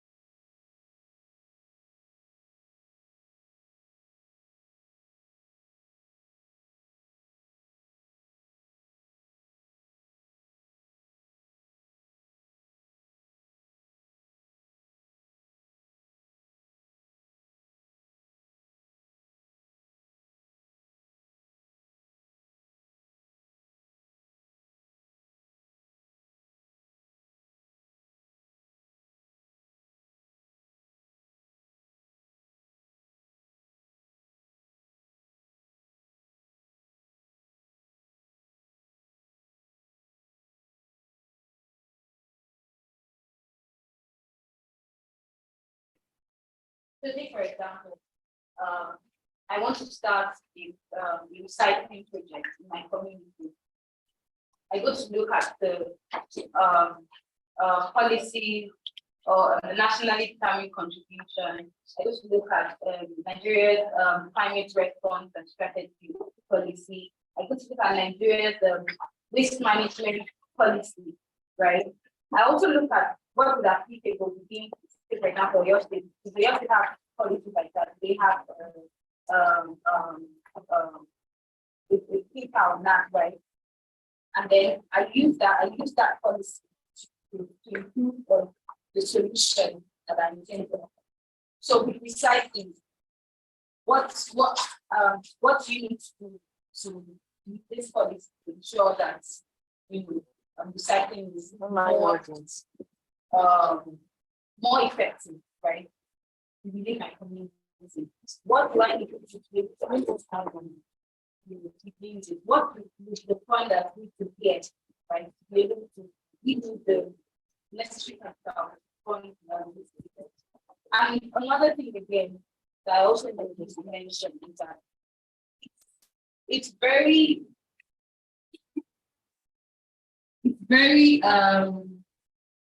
it's absolutely normal to start from where you are. You don't have to do more that. It's a journey. When we try to come up with climate solution journey, you can iterate as much as possible. You don't have to get it to be perfect, right? You continue to iterate until you get to where you need to be. And that with that iteration comes in here.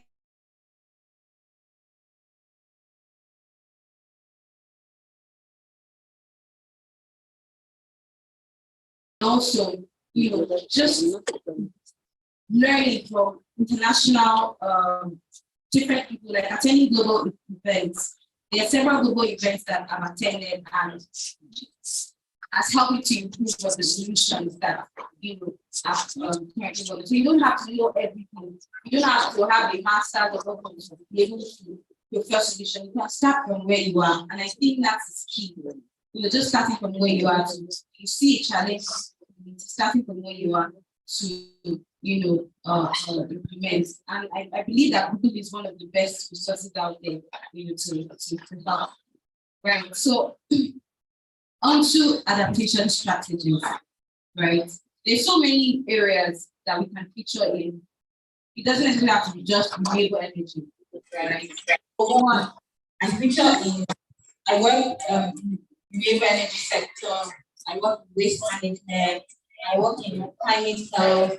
I also most recently I also dabbled into climate resilient agriculture, like cold storage and all of that. You can always choose. There's so many issues to solve, and I don't want us to see wherever we are doing as everybody doing. Like I said, collaboration is being everybody is towards a goal. So collaborate with each other is very, very important, right? Water resource management conservation. When it comes to water resource, take for example South Africa. I don't know if anybody knows about it here. South Africa is suffering from has this a very serious water issue. And water is not necessarily what's it called, ocean and whatnot, like water, drinkable water that we can access for development, but just basically day-to-day, right? So it's highly important that conserve our water resources. We work towards managing water resources around us, and essentially this is the opportunity for the youth to develop solutions that resonate with this item.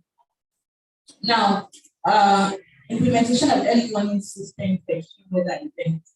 I think flooding is a huge issue. Take for example, I don't know if you know this, but the urban IFMP, sponsored by the World Bank, are working on sort of tracking systems, early warning systems with telecommunication companies to create awareness or on flooding and send you SMS, text messages that there's flooding happening around this area. So GIS, all of these digital technologies play some sort of role. So if you are a digital person, digital tech person, you see how your digital progress can help to better systems like this that help to build universities, right? The community-based adaptation initiative. I cited an example earlier, recycling is part of it. Another thing that I realized that is an issue in your state is waste management, right? If there is a youth that can come up with very innovative ways to engage communities to subscribe to sustainable waste management, that would be spot on, right? So let's look at renewable energy transition. Like I mentioned, I have a startup, Better Energy, that deals with renewable energy. I've just been basically building solutions that help to ensure that ensure tech entrepreneurs have access to 24/7 electricity. Take for example, what's happening now is I have so many friends, or I had so many friends who used to complain about deadlines and all of that because they don't have access to electricity. They do not fulfill the work. And nowadays youths are building technology for the world, right? So it's essential that they have the basic, which is access to electricity, not just to even deliver work, but to also develop themselves, right? Now, to climate education and awareness, I think this is really important. Education, the importance of education cannot be overemphasized because I don't know. I think there is a manual, the youth manual that is attached to the package that we were given, and I was really impressed because I know what education can do. You're just having to look through that manual. You already know the individual actions that you can take, and those individual actions typically have ripple effects, right? So this is something that you can essentially plug in at it. Write books, children books. I offered a children book as regarding climate education. I've also written several manuals for Irina. Take for example the youth action tool. Next slide, please. Right. So onto the sustainable development pathways, right? Because of time, I will just focus on sustainable capitalism and social implementation. I believe that youth can do a lot when it comes to defining sustainable capitalism and social entrepreneurship because we obviously want to move from the situation of abject poverty to wealth. And this challenge that we're currently facing presents such opportunity, right? Let's not deceive ourselves. Everybody here, if there's nobody here that doesn't want to be rid of land, I believe everybody here wants to be rich, right? So this is an avenue to plug into. So think about what's happening within your community. How can you make change? How can you charge people for it? But obviously, like you need to decipher how much they are willing to pay, right? To be able to do this. Collaboration too. I've already talked about this. Next slide, please. To conclude, I believe in the convening power of youth, right? We have the creativity, we have the vitality, we are young, we can do a lot. And if you look at the first slide where I mentioned it's the young population that Nigeria has an opportunity or a disadvantage. I believe that is a huge opportunity. As you can see, I've highlighted some ways where youth can actually convey power to deliver this. On this note, I would like to ask the questions. Okay. So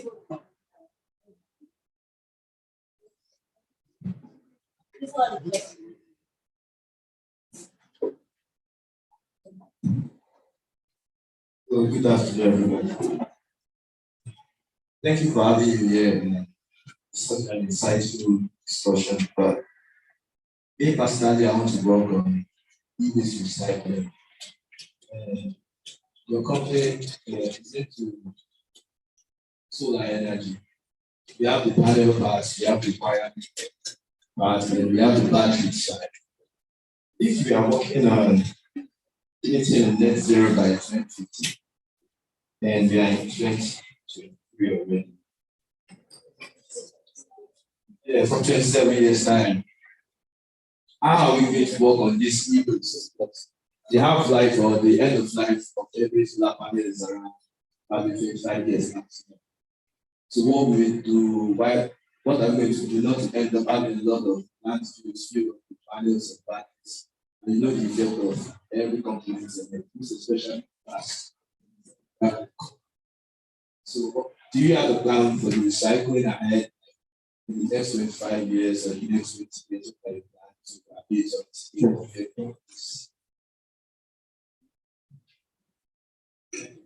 Okay, thank you. Can I take one question? Yeah, can I take one? Yeah, that's completely fine. Okay. Please, if you just go to the website. I see your question as two parts, right? So I'll start with the first part, e-waste.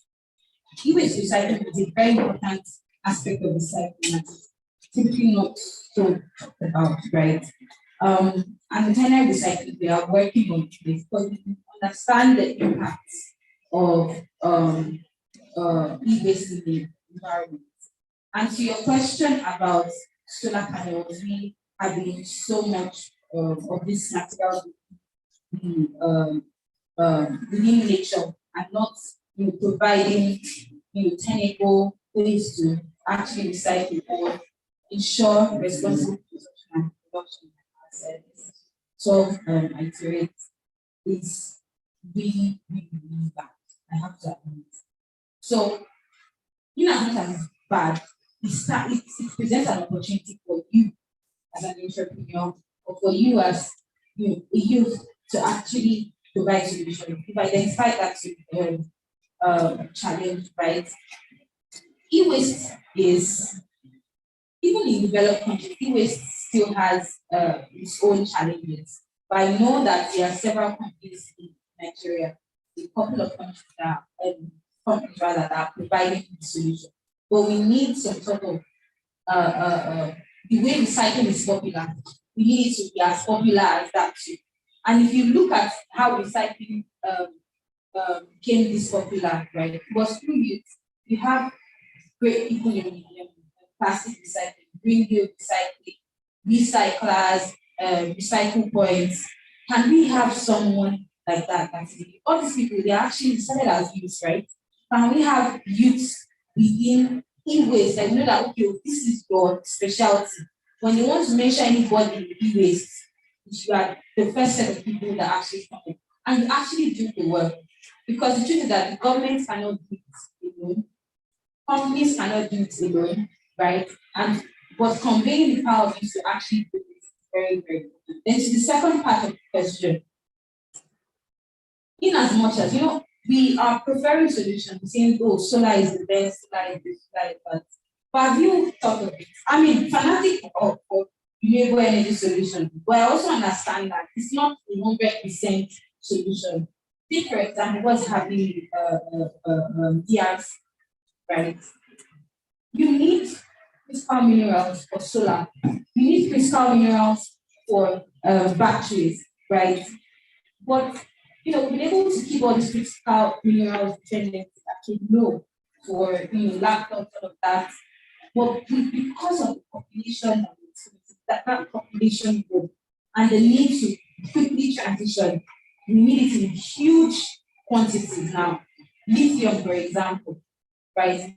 And this is causing countries like DRC Congo to become more climate vulnerable. They are facing child labor, facing you know what, the impact of mining on communities. But there is a way out. If someone can, or if an entity can come and say, okay, you know what, we have deciphered a way to ensure green mining, or decipher the way to ensure that ecological security is a priority, or the technologies tell us where to mine, where not to mine, which areas to focus on, which areas are volatile, those kind of basically the intricacy before they're able to make responsible decisions towards this. So all of these issues that you mentioned, you forever use laptop, maybe you switch to something else that will just get or you still discount materials, right? Now, even after having to use discount materials, it's very important. That's where interest comes in. Someone was asking Elon Musk, I think, 2000, several years ago, you use lithium for how do you decide what?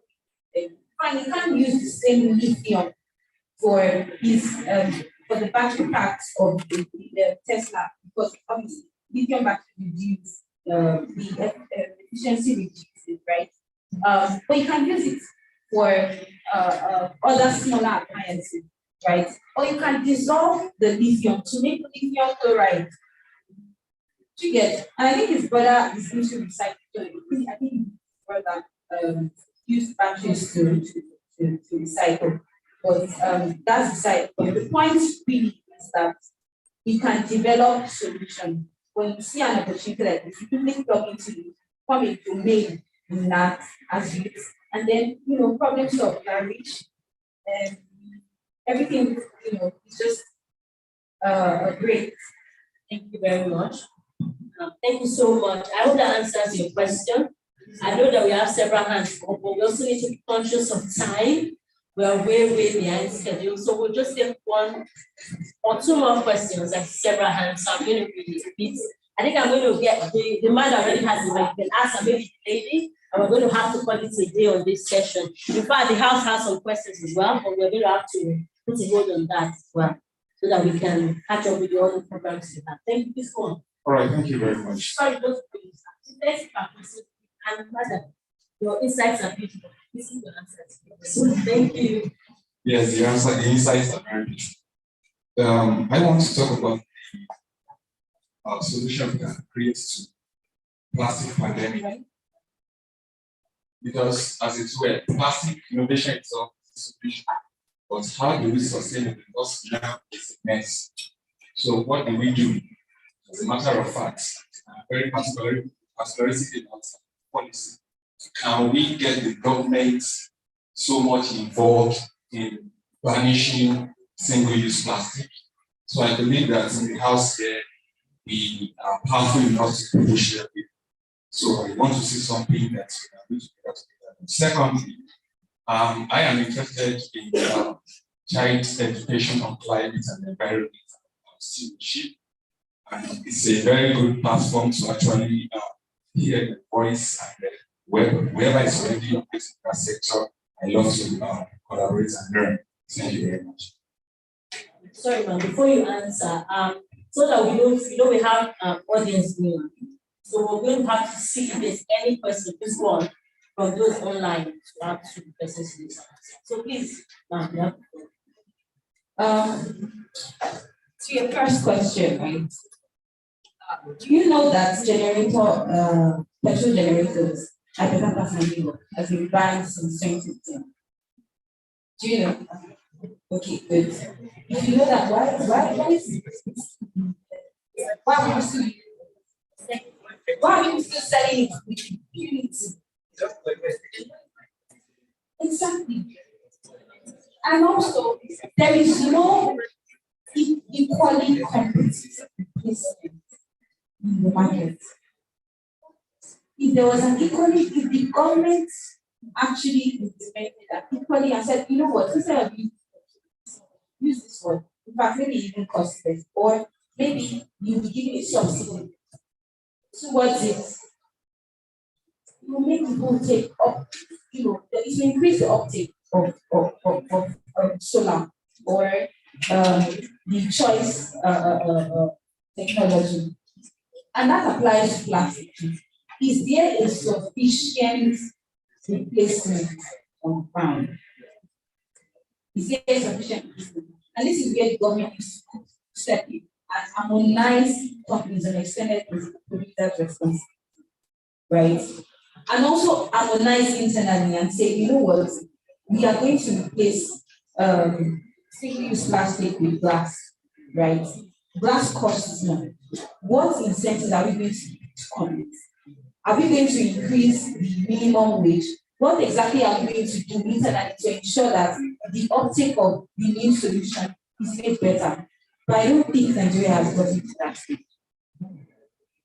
Well, if you look at the 5 R's, right, there is reduce, reuse, recycle, right? Reduce and all of that. Just even reduce, recycle is the lowest, one of the lowest, even, yeah, I think the lowest of the R's. But we don't even practice up to 20% of recycling in Nigeria. We've not even done 10%. Now imagine if, as companies practice extended producer responsibility, and for every Coca-Cola bottle is accounted for. You drink, they take into cognizance the moment you leave their factory to the moment the customer empties it, to how the customer is going to, empty such. And this is one of the ways that we are working at Veterinary Research. We are partnering with different fast-moving consumer goods like Coca-Cola and Coke. We are working on the partnership to see how we can place smart hubs around different communities, so that when people drink, just put it in. But if you can come up with something way better and implement within your community. But when it comes to policy as well, use the policy. When you want to decipher what kind of policy strategies that you want to implement, you also need to consider what I've said earlier. It's also important. You can't say that you want to ultimately eradicate plastic without providing an alternate solution. Rwanda did it successfully because they had an alternative, right? And that alternative was tied to the cultural tradition, how the Rwandans live, right? So when you are influencing policy, you also need to consider how it affects people, what are their traditions, what is obtainable within the community. I guess that answers the question. Thank you so much, ma'am. Can we have the last person? No, can't get it. Sorry, please, ma'am, go ahead. Thank you very much for the opportunity. Please give me the opportunity also to introduce myself. I'm coming from Cameroon, actually. Oh, welcome. So, I've been in the space for environment and climate for like 10 years now. So we try to keep learning to understand the complexities. So we already know that Africa has a very rich culture. And one of the problems and challenges we are facing today is because most of us have decided to copy the Westerners. And that has taken us away. In Cameroonian context, you have traditions that what we call it, and everything, we wrapping it, or let me say, we fold it in leaves, plantain leaves. That's how it was served in the past, just as she's referencing Rwanda. And I think in most African communities, including Nigerian communities, this can still be practiced. But now, because of urbanization, we clear vegetation and all that.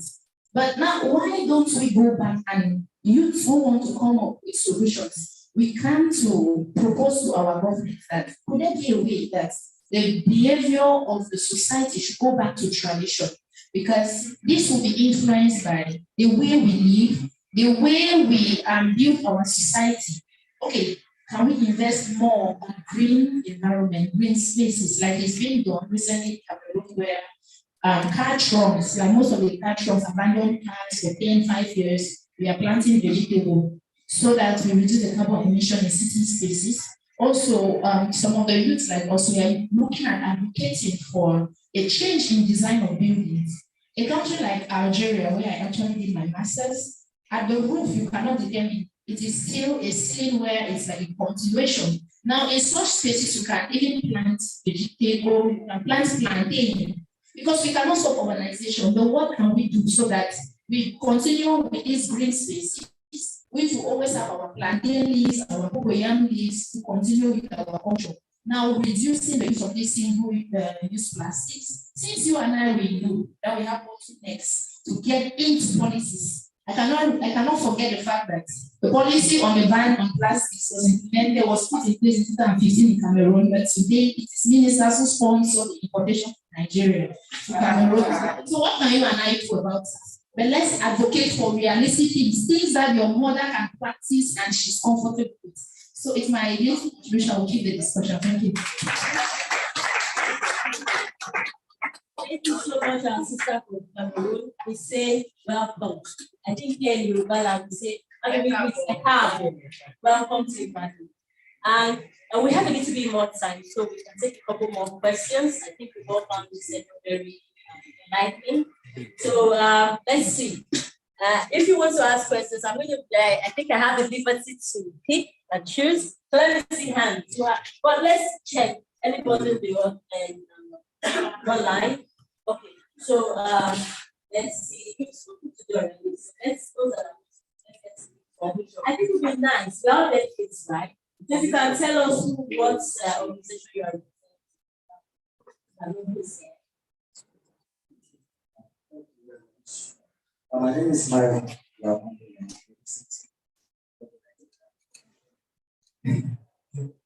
So my question is, you said so much about credits. So it's very simple. I want to do the list. I want to do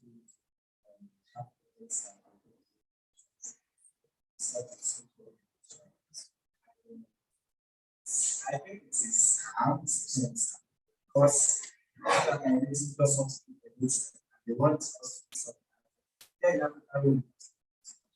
And it's not like it's not people that execute immediately more of the emissions. Now, even if we stop emissions, the ones that the environment probably will not use it. So when we now say,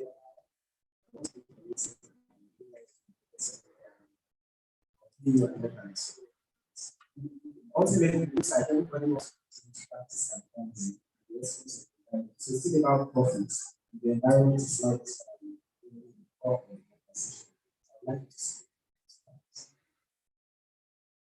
Thank you very much. I mentioned something earlier.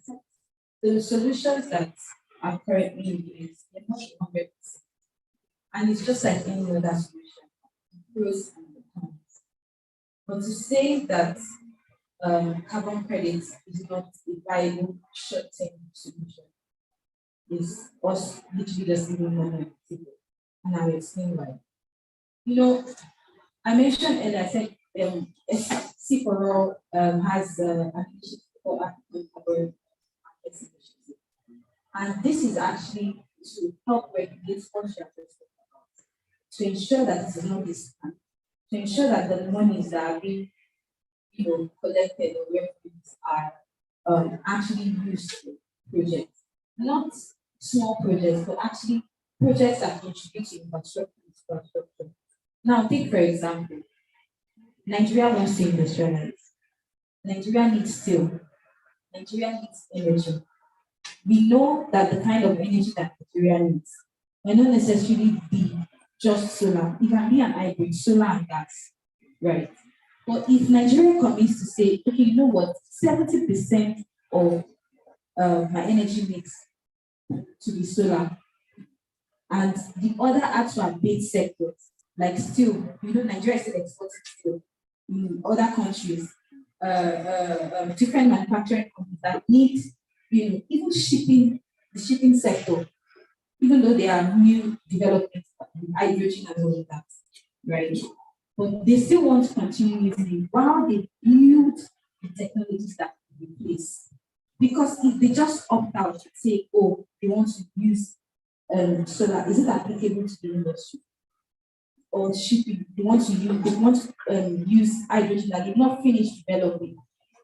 right? So there needs that's why I said short-term viable solution. They need that gap needs to be filled before the transition. And what does transition mean? Transition means you move, you progress. So that you get, like, you have to progress so that when we consider the environment, we're also considering people that need to ship their products, that need to ship corn from Morocco to Nigeria, or ship cocoa from Nigeria to wherever, right? They still need fossil fuel to be able to do that for now. But if you are using fossil fuel now, you have to be taxed for it. You must be taxed for it.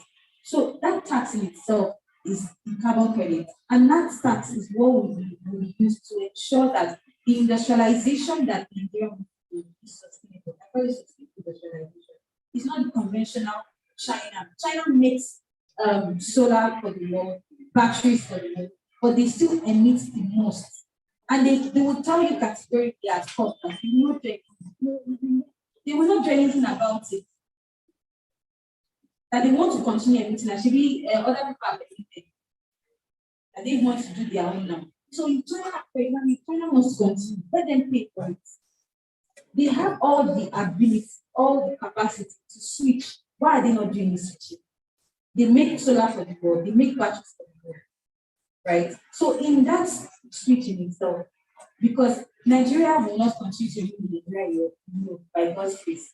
Nigeria will industrialize, we need more energy plants, we need all of that.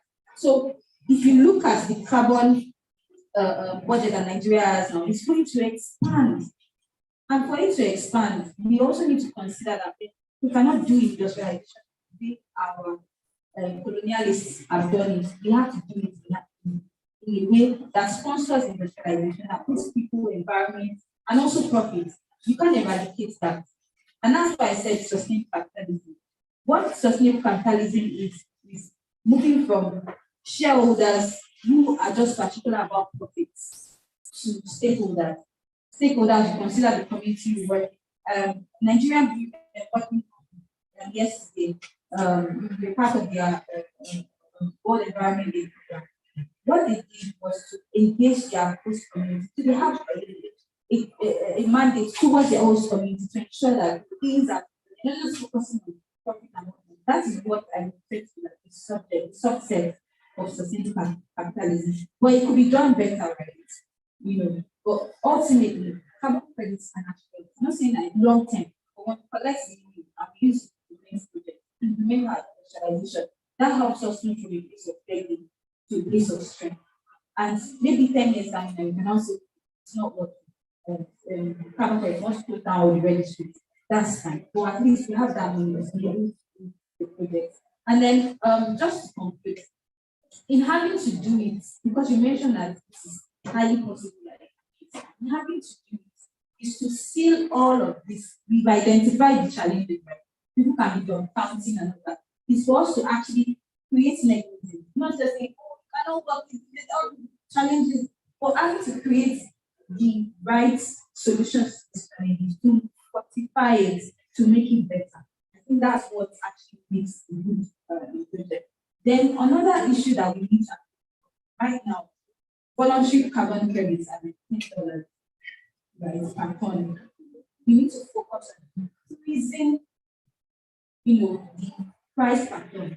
You can put it at 100, you can put it at 150, you can put it at 200, so that you can discourage actually quickly work on the hydrogen development and all that, so that everybody can. I hope that. Thank you so much. For your class aside, I can say that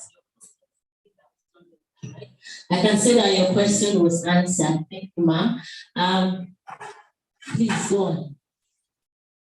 Okay. Hello, everybody. Thank you.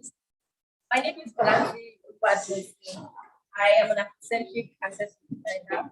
I'm the founder of Tosin Craft. Tosin Craft is an Afrocentric brand that manufactures African-made bags and jewelries, right? We are leading a global movement to promote Afrocentric accessories in Africa. So now here comes my question. I took my time to listen to everyone talk about plastic, but nobody's talking about plastic in fashion, right? There is plastic infused fashion waste going on. And then from my research, according to, there are like hundreds and thousands of fashion designers currently in Nigeria, and there is no sustainable solution given to them to dispose fashion waste. Right, aside from the fact that people wear dresses just once to just show up on Instagram and they just end that, there are some fabrics that during production of our clothes, I mean, everybody is wearing clothes. Even if we can't see plastic around them, we can tell everyone is wearing fabric one form or another, right? And then during the production of this fabrics, this what I've seen fashion designers do is that they put together this pile of fabric waste and burn them, which in turn the CO2 and all of that, and or they just throw it into the gutter or throw it away because there's poor waste management system in a lot of areas in Ibadan, right? So aside from the topic of plastic waste, right, there is an issue that is to solve the fashion industry. Now, the way I would say my brand is working on that is that during bag production, we pick these fabric waste that are not enough to make other old bags. We use them to make school bags for children in public schools and give to them. That way we're making it useful to them, right? Thank you very much. Then aside, moving on from that, I would like to ask, so now here comes my question, right? You mentioned there's a lot of, you mentioned some ideas about how to make money from helping these people, providing value. So if I'm going to, my future goal though is to have like a sort of organization that fashion designers can be a part of, then they bring their fabric waste while we use it to repurpose them or cycle them to useful back to the environment, right? How do you think, what other strategies do you think we can put in place for fashion entrepreneurs to put a stop to plastic waste and plastic pollution, also fabric waste too? Thank you very much. I would like to commend you for what you are doing today. Plastic fashion waste, particularly, it's divided into three, right? Fast fashion, people fashion currently. You mentioned that people wear on Instagram and just basically, the more people feel like the more clothes you have, more what's the word, the more vibe or the more cool. I don't agree with it, right? For example, for me, and I know that it's something that we can implement. It's even part of the 5R, right? If you don't need it, you don't buy it. It's as simple as that. I've had this jacket for like 4 to 5 years. If you probably check it, I think it's M&S. I know M&S makes some very good. Let me even bring it down to Nigeria. I know that there are several, local fashion designers that make very good products. I used to work when I started my career journey. I used to work for this fashion outfit. It's called Iconic Humanity. Like we make pieces for the likes of Beyonce and all of that. And one thing that was embedded in me working as an operations manager was that I saw that our celebrities that would buy clothes for 500K, 1 million, would bring their clothing back, pieces back to be revamped, like to another style. And these are like heavily beaded material. And I found that the reason why my boss was doing that or encouraging that was that she understood the impact of fashion waste in the environment. In fact, like when you cut fabric, like the excess, she would put all of this together to form a new product and people pay heavily for it. Right? So as youths, like we need to imbue creativity in what we are doing. And that creativity itself helps us to solve challenges like we are solving. There's this project that me and my colleague at Greece Africa is working on. It's called, it's actually a joint project, SCG joint, but then the partner organization brought what they call handling libraries abroad. So basically, we schools, right? We use this cut-out fabrics to make. Remember this shoe rack that we had in the 90s? That one that has pockets. Yes, so like large pockets like that, so that you can actually place books, particularly sustainable development books in it. So these are for schools that do not have access to a library, right? And I know that the person I just was sourced for it, and she's a fashion designer, right? So she just puts all of her, cut out and just something fantastic like that. You think that, oh, this is really lovely, and it is lovely, right? So we can actually come up with solutions like that, but there's also individual actions that you need to do. Why do you have so much? Are you practicing breathing? As a fashion designer, you can charge heavily for one piece because you know that your client will wear it for the next 45 years, right? Or the next, instead of charging so little, and the person wears it next 6 months, everything has gone bad, and you have to, and they have to, replace it. So these are even marketing tactics that you employ. This piece that I actually sell, this is how long, like, it's durable, it lasts long in the wardrobe and all of that. So, then again, like, for me, what I also do is, when I have my wardrobe, I get to change it, like, well, I don't have the specified time that I change, but we already even practice it, give our clothing to our sisters or wherever, like people that we know. And I do a lot of that because not only does it give me an opportunity to expand my wardrobe, that I'm not wearing it. In fact, there's no shame in wearing one piece as long as it's neat, as long as it's okay. There's no shame in wearing one piece and people know you with it, as long as it's clean. So I think we need to break that behavioral attitude that people think that, oh, the more flashy, the more clothes you have, the more credibility you have. I think it just makes sense. So we have to practice individual actions, and also businesses like yours taking the initiative is not me, because that aspect, so many women make for me, but it's the truth. It's the absolute truth. We need to focus on it. Thank you.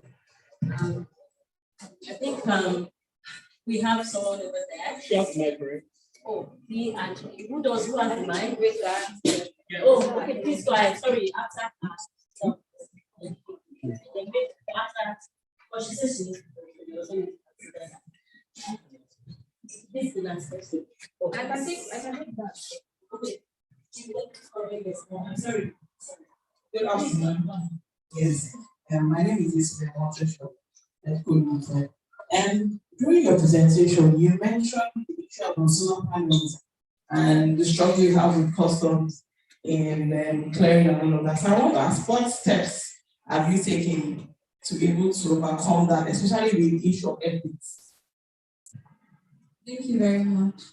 A lot of people, a lot of organizations, like I know REA is working on having discussions, lateral discussions with different organizations, including government, to enable some sort of FA towards it. But for me, the step that I'm thinking is actually just to talk about it. Like I get into meetings as there's like two stakeholder sessions, and we're drafting the climate action plan for Lagos State. We talked about the basic during the stakeholders engagement, and this was about like 3-4 years ago. In fact, we raised it recently as well. So like the things that the government is the one that can actually mobilize its institutions, its agencies. So thinking about it now, maybe this is because it's just like a light bulb for me now. Maybe what we can do is to engage the government, particularly the customs guys, right, to help mobilize these different agencies to have this discussion. And it can be a bit difficult in the sense that if there is no political will to drive these things, then it becomes a project in particular. So if you have any recommendations to how you can do better, right, please let me know. I'm interested. All right. Thank you, ma'am. Please, can we have the last question over there?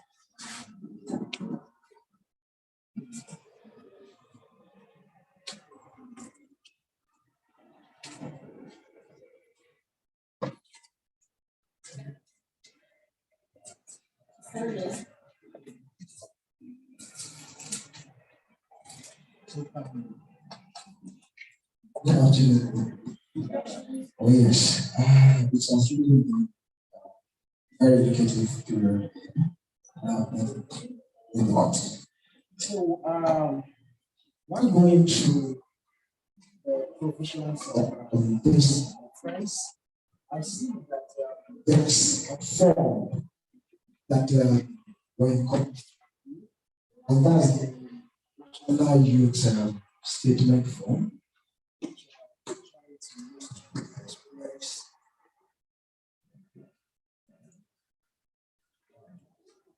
And that's the form to express our commitment to climate resilience and sustainable development, and raising it as a factor for public awareness, especially needs of the public.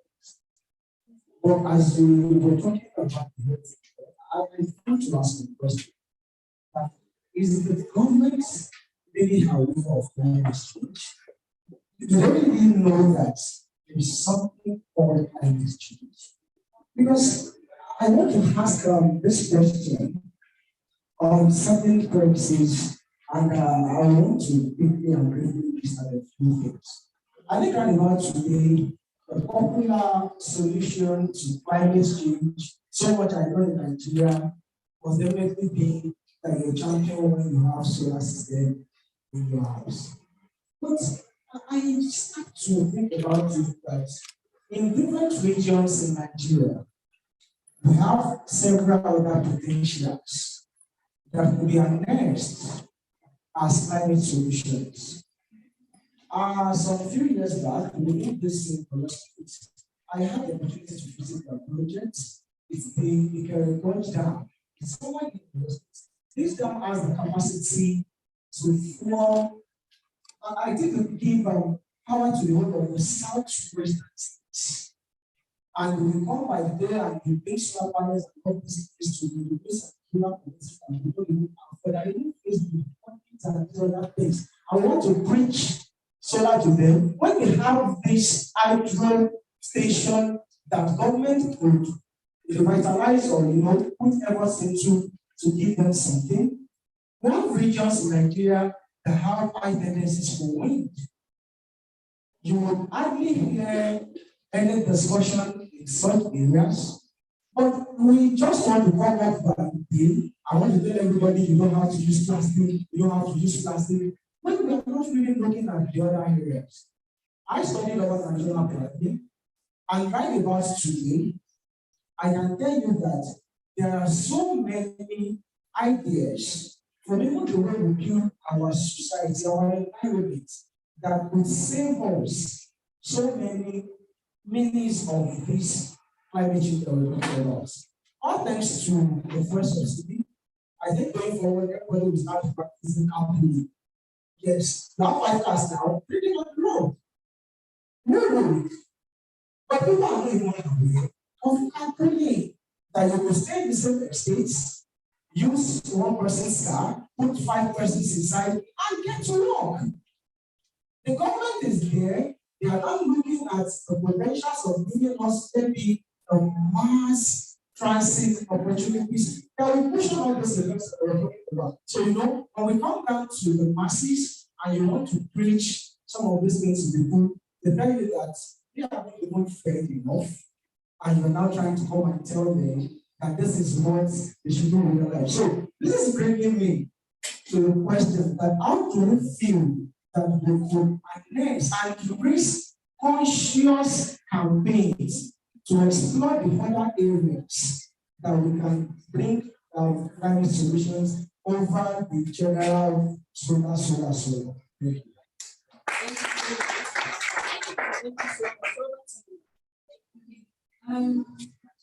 Thank you very much for the question. I think it's relevant because oftentimes and not,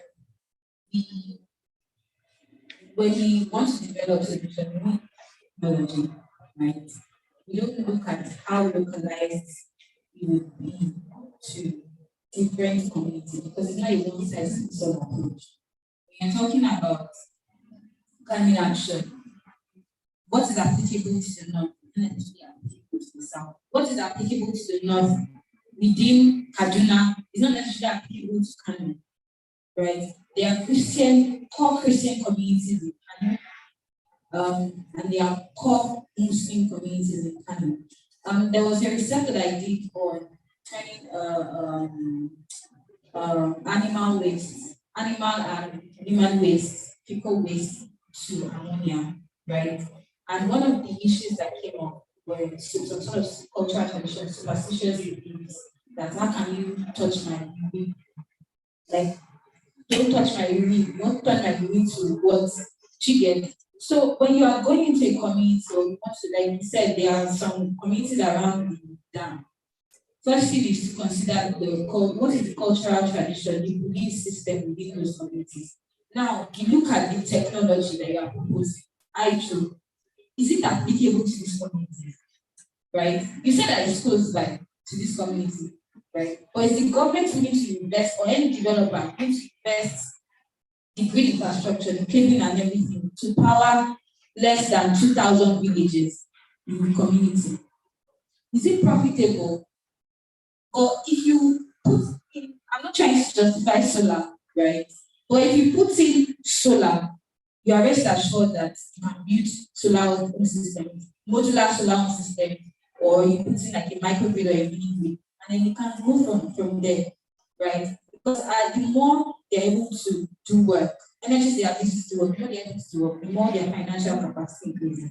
And then maybe down the line, the government can now consider that case as a local industrialized economy.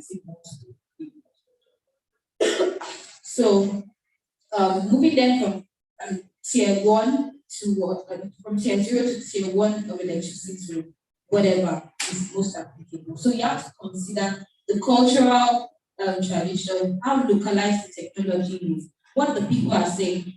At East Africa, what we do is because we provide access to electricity for rural and marginalized communities. When we go to this kind of areas, we don't suggest what we think is best for them. We allow them to suggest what they think is best for them, right? And this goes, we go through like pre-qualification, stakeholder engagement, and all that's able to do. Yeah. So that being said, access to electricity is not just a technological issue.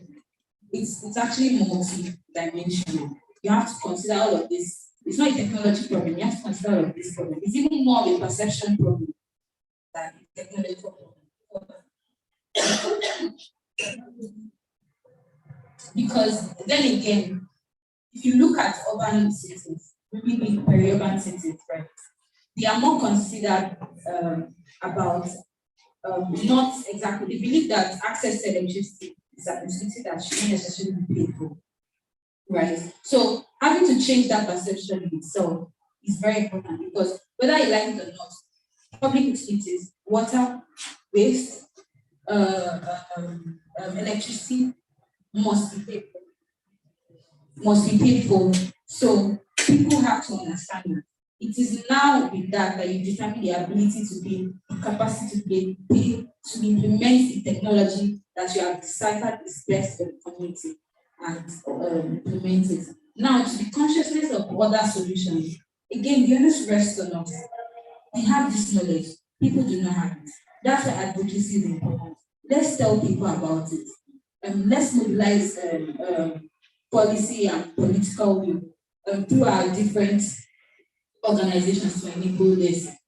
I don't know if I mentioned this earlier. I work at planetary recycling as Chief Sustainability Officer. I do a lot of policy development with the government, suggesting how policies can be improved, aside, community engagement with different communities. So when you have some sort of leverage like this, as a youth, make sure you use it to the fullest capacity. Make sure you use it in such a way that, when next they want to give that another person that kind of opportunity or that kind of provision, they'll be like, let's just give it. The last person we had here, really did great. So this is like some sort of call to action, right? So wherever you find yourself, do your absolute best, right? So that you can attract more opportunities, more potential, and also pave way for other people that are coming behind you. Thank you very much. So I think we can give our speaker a very warm applause to thank her for all of insights, all of the knowledge that she shared with us. It was both, practical. It wasn't just talk. It wasn't just, this is what's in the books, but this is actually what I do. So, sorry. All right. So, just to take us to the next section, we would like to do a photo section. So, we'd like all of us to move very quietly downstairs for that. Yes, so we'll be able to take a photo with our speaker before she leaves. Then once we're done with that, we'll converge back to this place for the next section before our break. Then it's just going to be a 10-minute photo session. Thank you very much. And those online, please turn on your cameras for the photo section. Thank you. All right, thanks.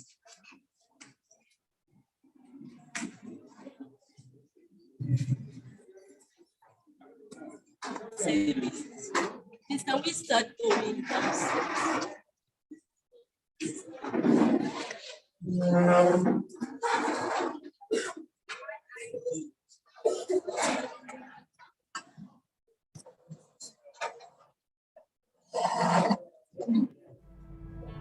We are facing an existential crisis. Unlike anything the world has ever seen. We need to take action. Everyone has to stand up. The warning is not a new one.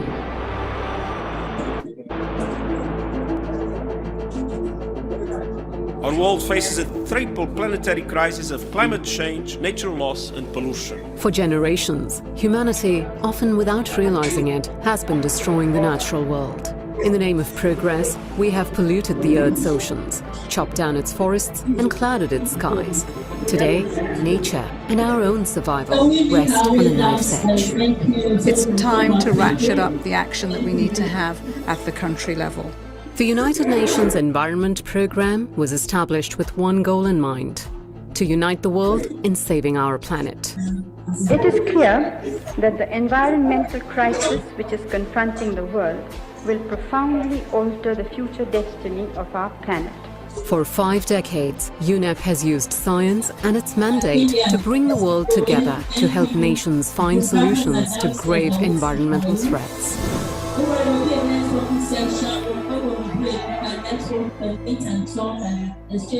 What is this pollution that we have heard so much about? The Mediterranean is sick. It's being poisoned slowly but steadily for those who need it most.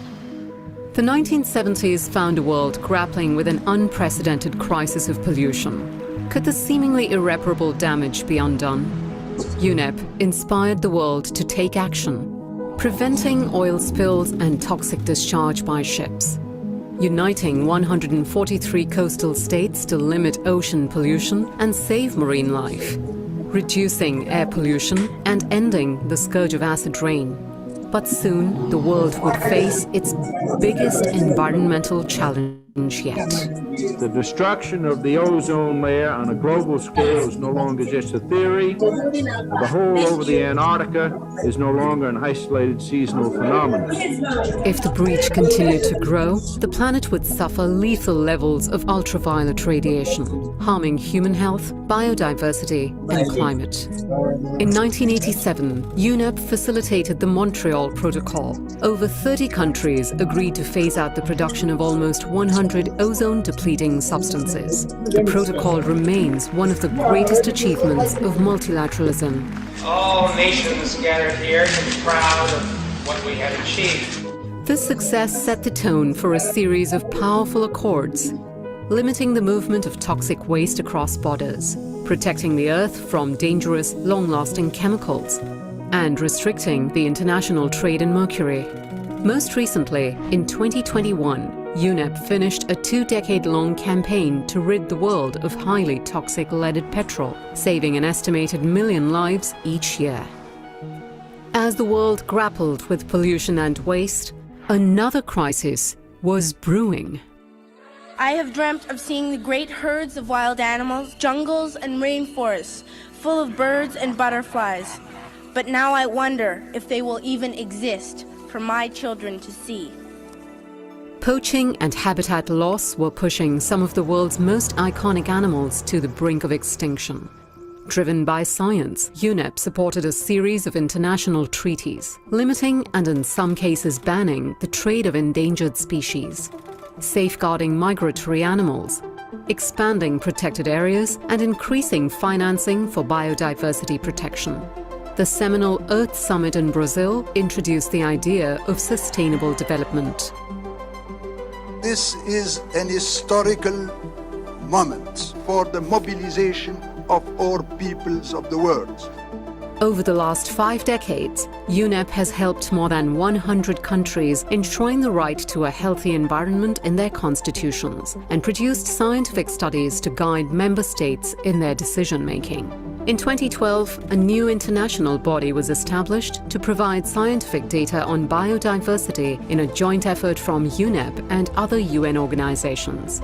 In 2019, it found that 1 million species face the threat of extinction, underscoring the urgency to act.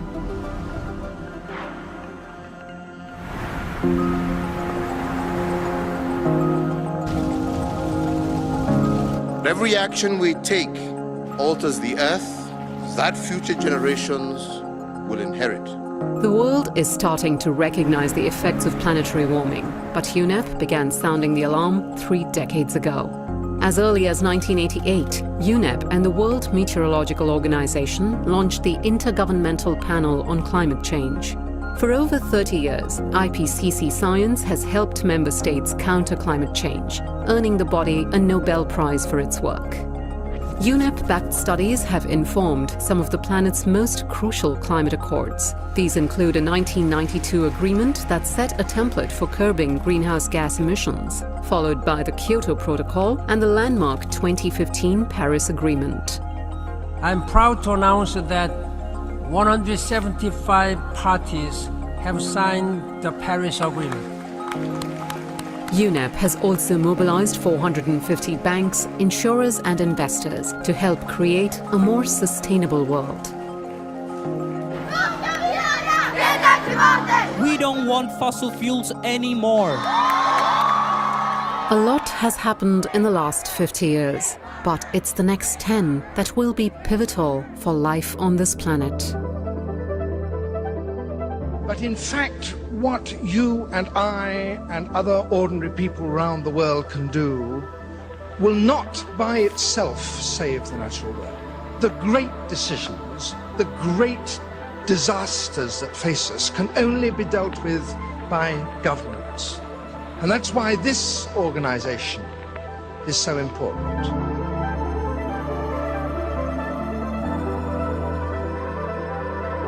Over the past 50 years, we've seen when the world decides to act, the world comes together to act.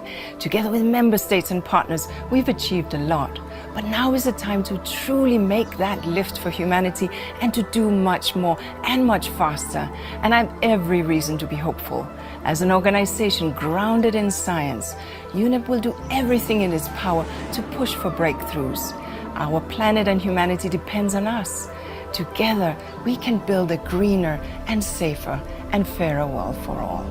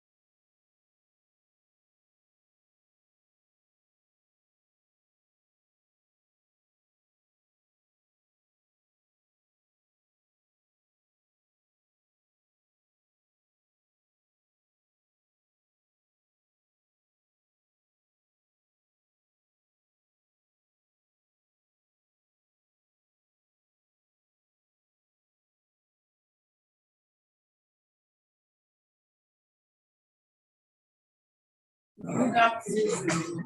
Hello. Hi. Hello.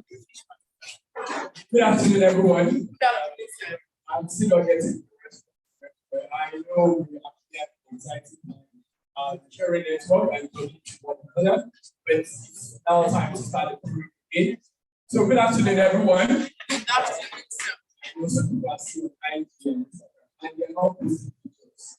So how many of us are posted? Can I see your names on who you actually posted? And you use the hashtag. There's a gift. And I'm serious now.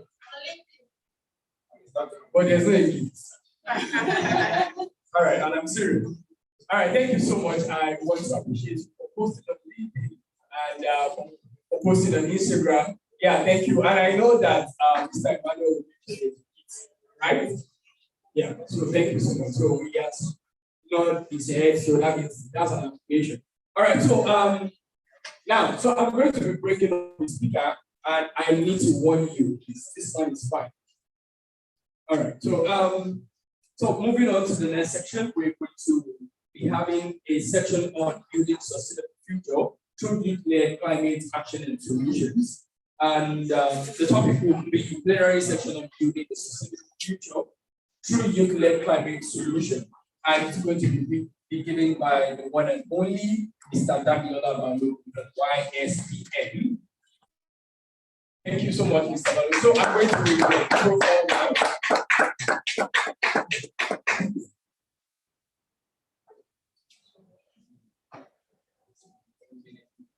All right, so a very impressive profile.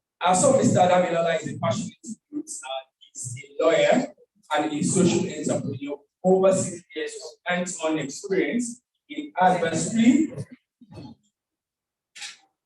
service provision, collaborative research, and youth-led advocacy, and a track record of meaningful impact in youth communities and institutional inclusion in sustainable development affairs. As a founder and CEO of the Youth Sustainable Development Network, that's YSDN, Damilola is determined to not only raise conscious minds to lead a more sustainable path, but also drive bold and long-lasting changes through deliberate social action in Nigeria and Africa for the people and the planet. I present to you, Mr. Damilola. Please, let's give it a round of applause.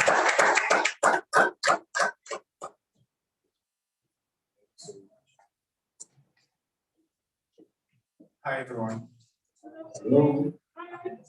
Hi, can you hear me? Can you hear me? What's the name?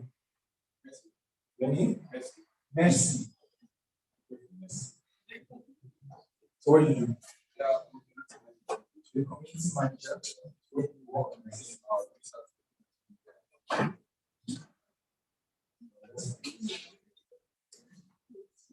Yes, so I'm sure you're expecting.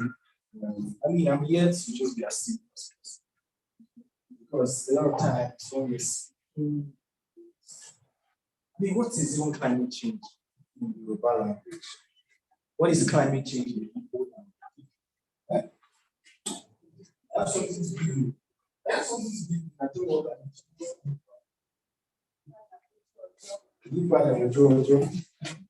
Ojo is what? Ojo is what? Ojo is day.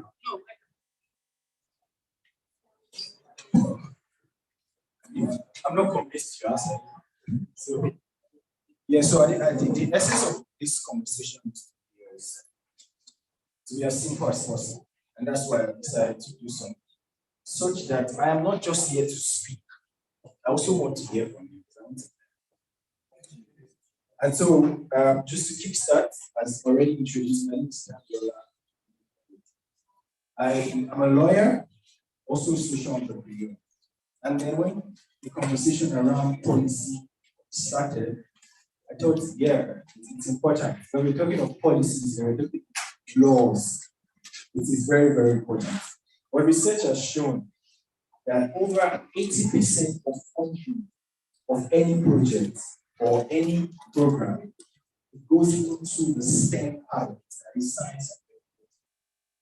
So if you tell someone that you're educating 40,000 youth in your community, and I come to tell someone that I have innovated an electric airplane, what do you think we hear more from?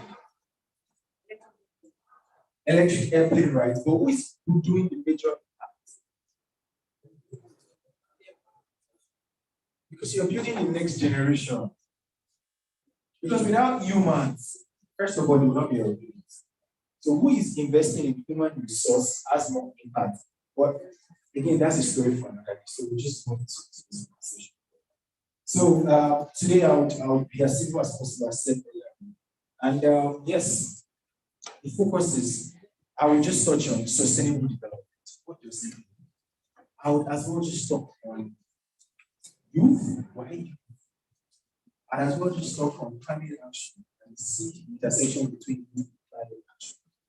And at the end of the day, we have a conclusion. And I also most importantly want to get as far as today's conversation is concerned. So what do we mean when we talk of sustainable development? Who can try? I want to hear from you, please. Who can try to do something as simple as possible? Yes? Okay, please hear it.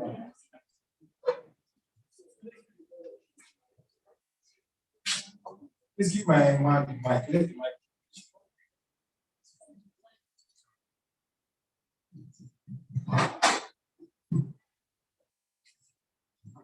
Sustainable development is something so kind of development that have its own impact, either positive or negative, for today and also for tomorrow. All right. That is a 7 over 10. That's the aim. Thank you very much.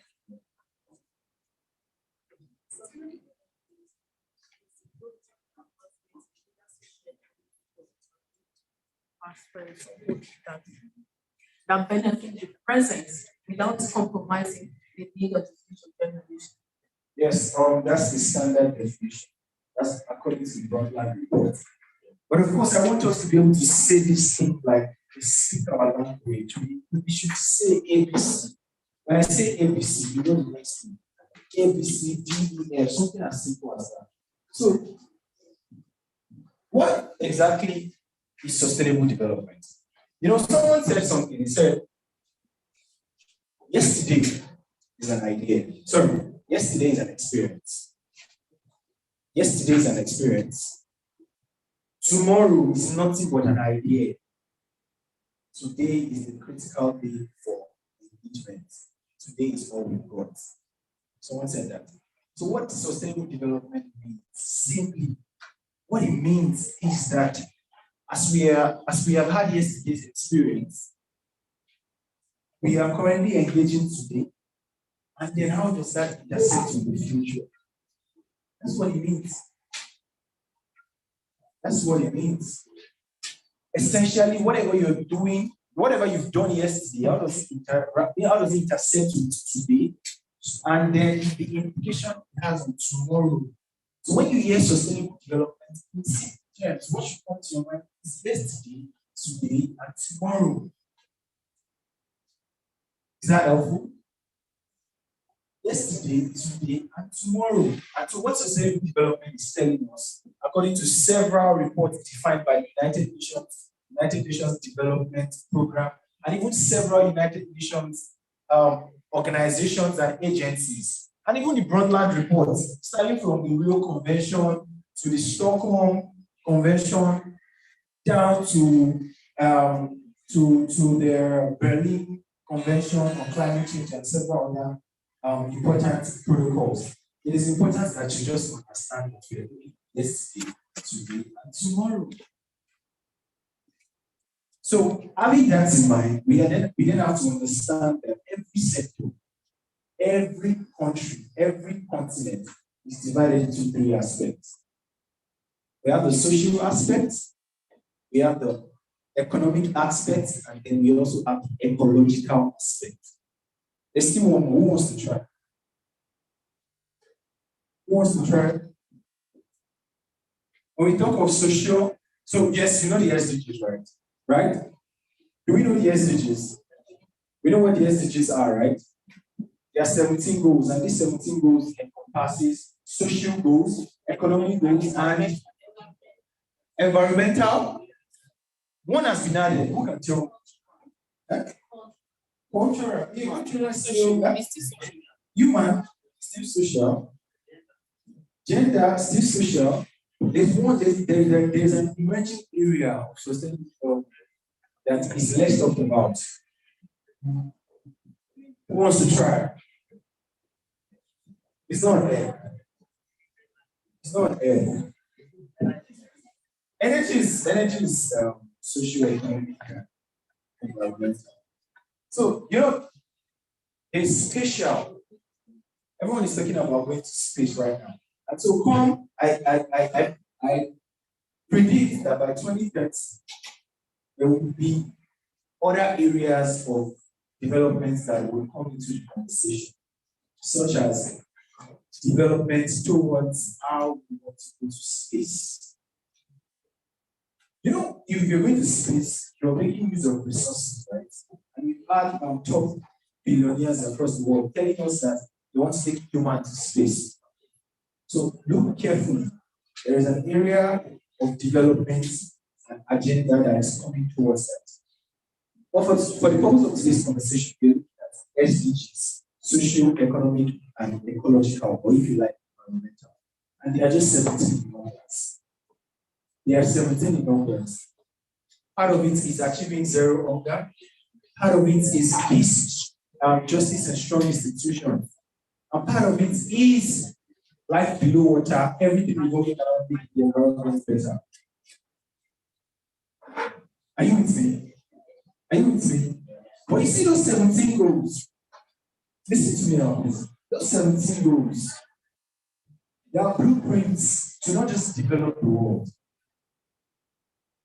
They are blueprints to also make sure that you as an individual contribute to the better world and even make wealth for yourself. How many of you want to be rich? Is there anybody who does not want to be rich? Except you're already rich and you don't. Please, if you're already rich, you don't have to raise your hand. So, at the end of the day, the 17 SDGs, it's not just a blueprint for a sustainable future, which we must all achieve, but of course, to be able to meet our today needs. And that's the whole essence of sustainable development. And so when we're talking of social, we're talking of ecological, we're talking of the economy.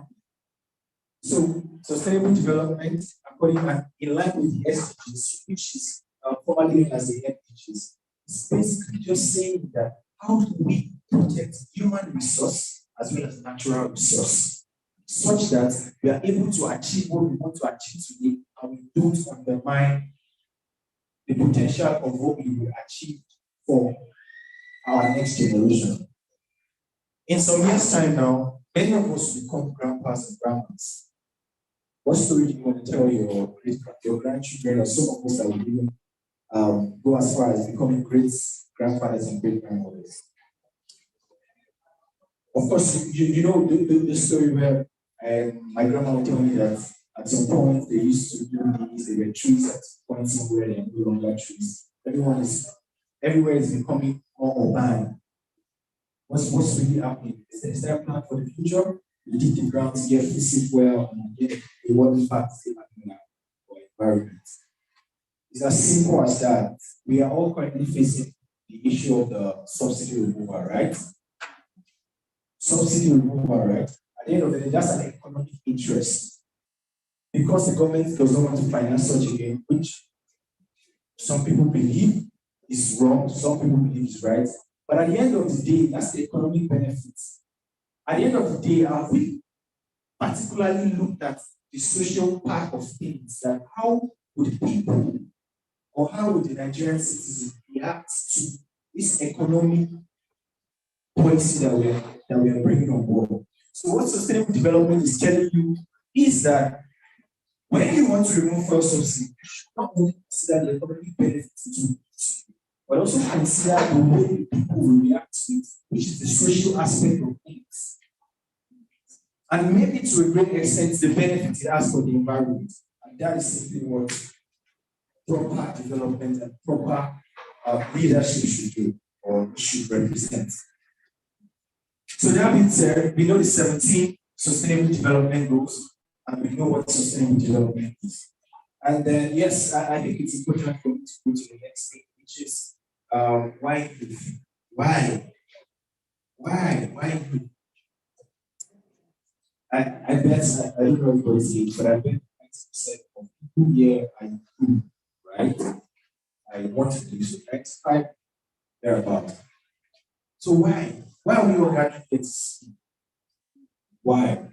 It's important that you understand that it's not just in Africa, but in the world at large. It is stated that over 1.3 billion persons on Earth are within the age range of 15 to 24. That's a quarter of the world population. And let's come down to Africa. So over 70% of Africa's population are young people. Right? Yes? Of course. When we now come down to Nigeria, Nigeria is a youthful population. That's already an established fact. So tell you that out of 200, over 250 billion Nigerians, I can tell you that over 120 billion are youth, out of that 120 million youths, 80 million and even more are unemployed.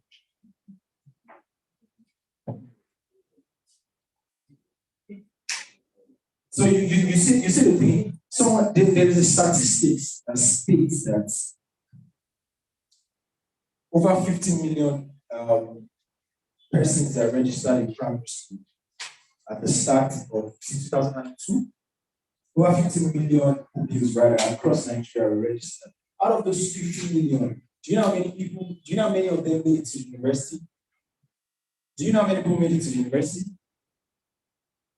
Out of those 50 million, I'm telling you that less than 5 million made it to university that they graduated. So what happened between 50 and 5 million? That's human resource age. Because every time we talk about the fact that we are burning fossil fuel, the fact that we are flaring gas, we also forget that human resource is wasting. And that is the whole lesson of sustainable development. The fact that human beings, economy, and the environment can exist as one. So why youth? It's very clear. The demographic dividend is very important. And there's something known as youth bulge. Youth bulge means when there is a high increase in the population of young people in a particular country. Nigeria is currently facing that. And the end result of that is that it can either be a positive outcome or a negative outcome.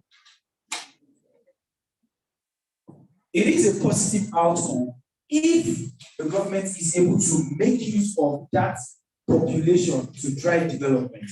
I'm telling you, I don't like to compare Nigeria to other countries across the world because everyone is facing anything. So I'm not readily going to come and tell you that America is maybe better than Nigeria, or Nigeria is, or maybe China is better than Nigeria. I mean, everyone has their own realities that they are dealing with. But just to compare carefully, I'm telling you that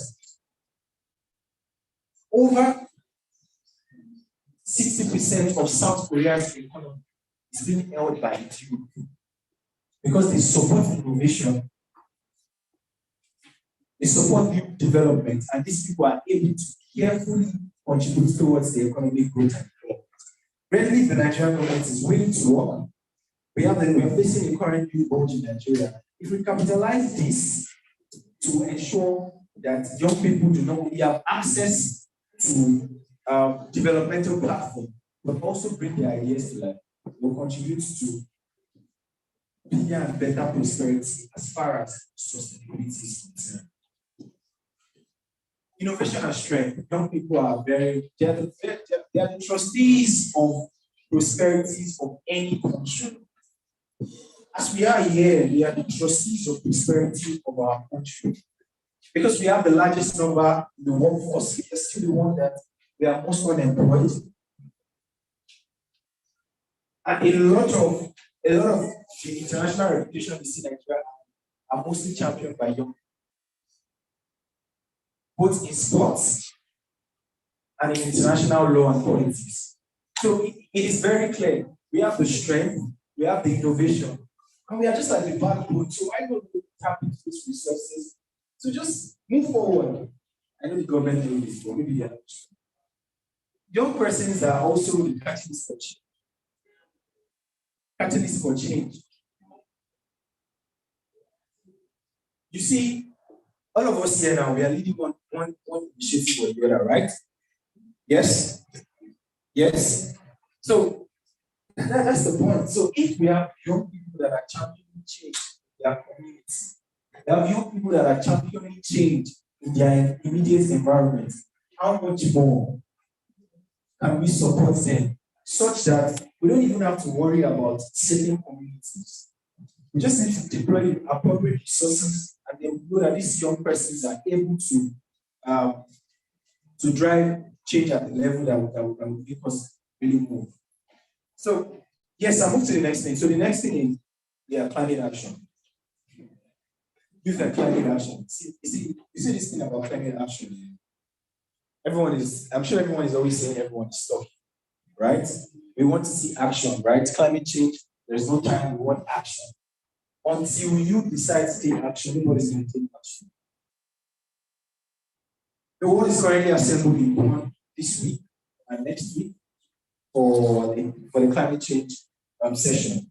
And in UAE in November, October, there will be climate change conference and party 28 session. We've been having that session since, or they have been having it since 1995.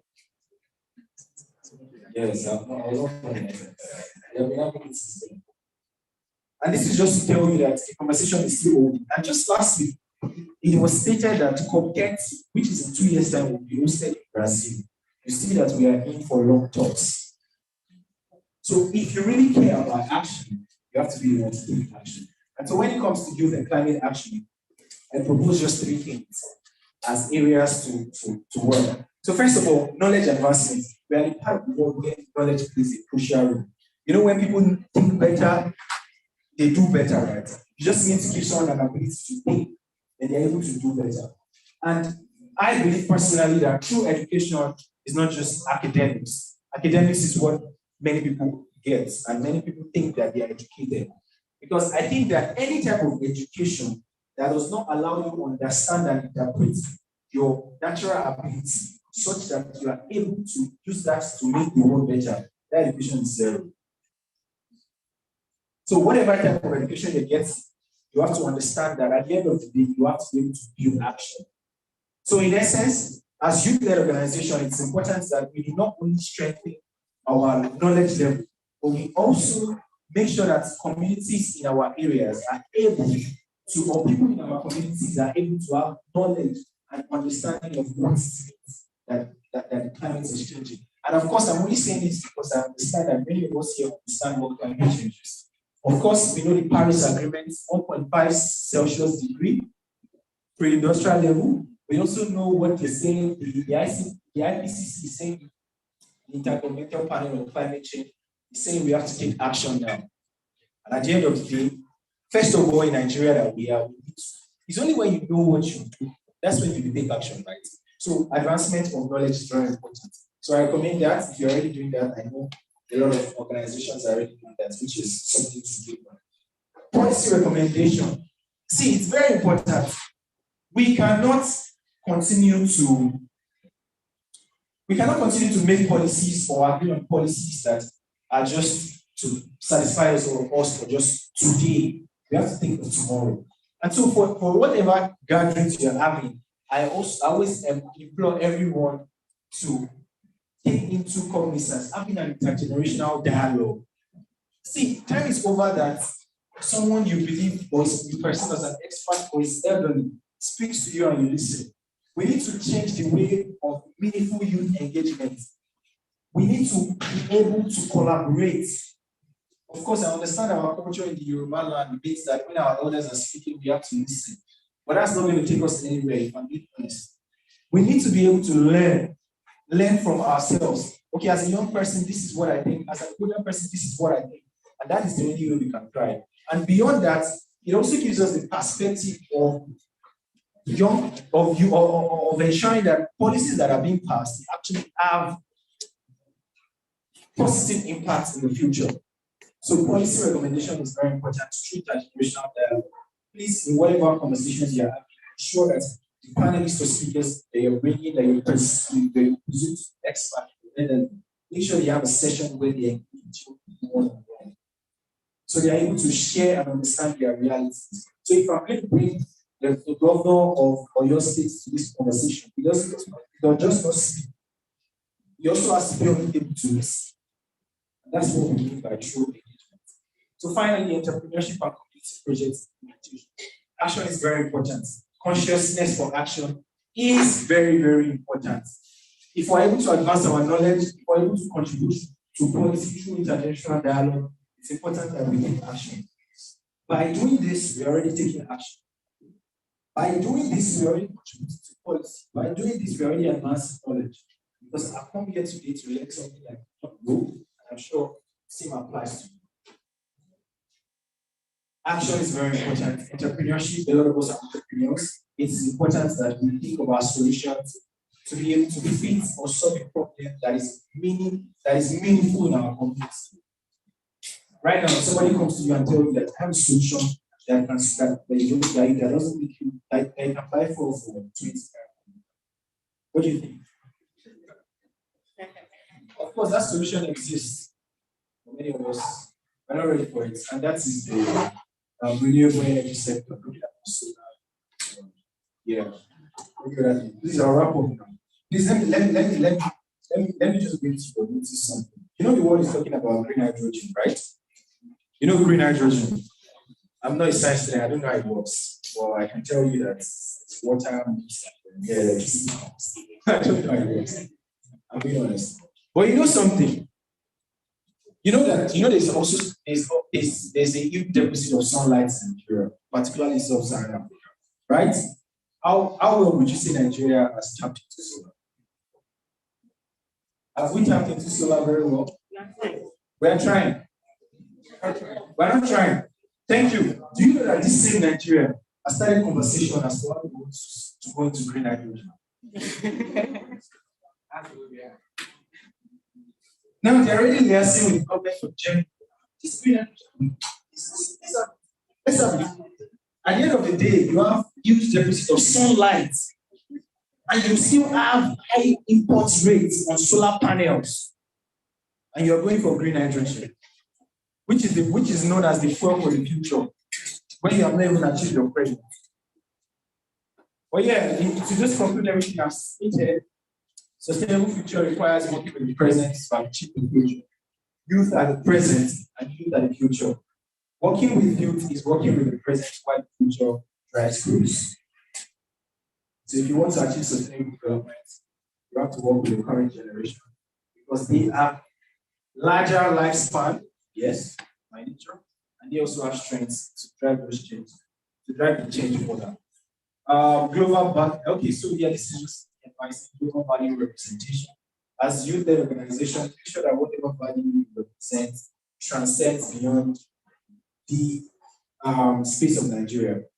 So whatever you're doing, always think global, always see an opportunity to network and meet persons of like minds across other countries. For example, if I put you with someone in Mexico, how do you want to converse with the person to be of value? So it's better to always take that. Yes. Finally, I'll just say that it's important that whatever ideas that we are bringing to life, whatever solutions that we are driving, we have to ensure that when we begin to fly the flag of our philosophy, ideology, and knowledge, we have to understand that every voice in the society must be grateful for that idea. That is the only way we can say that we are truly on the path to sustainable development, making the environment work, making people work, and making the economy work all at the same time. Thank you very much. You are too good. Thank you so much. Yeah, I think you can always identify with the end of your presentation. All right, so now we're going to be taking questions. All right, so we have matched up 3 questions. And I think we're also following the I've supported that we take 2 females. Is that okay? All right. So if you have any questions, please can I see your picture? So the male slot is taken already. And all right. So yeah. So first question, can we have the order? So let me see if there is no female that wants to ask questions. So I'll prompt to you. All right. So no female. Do we have number 3?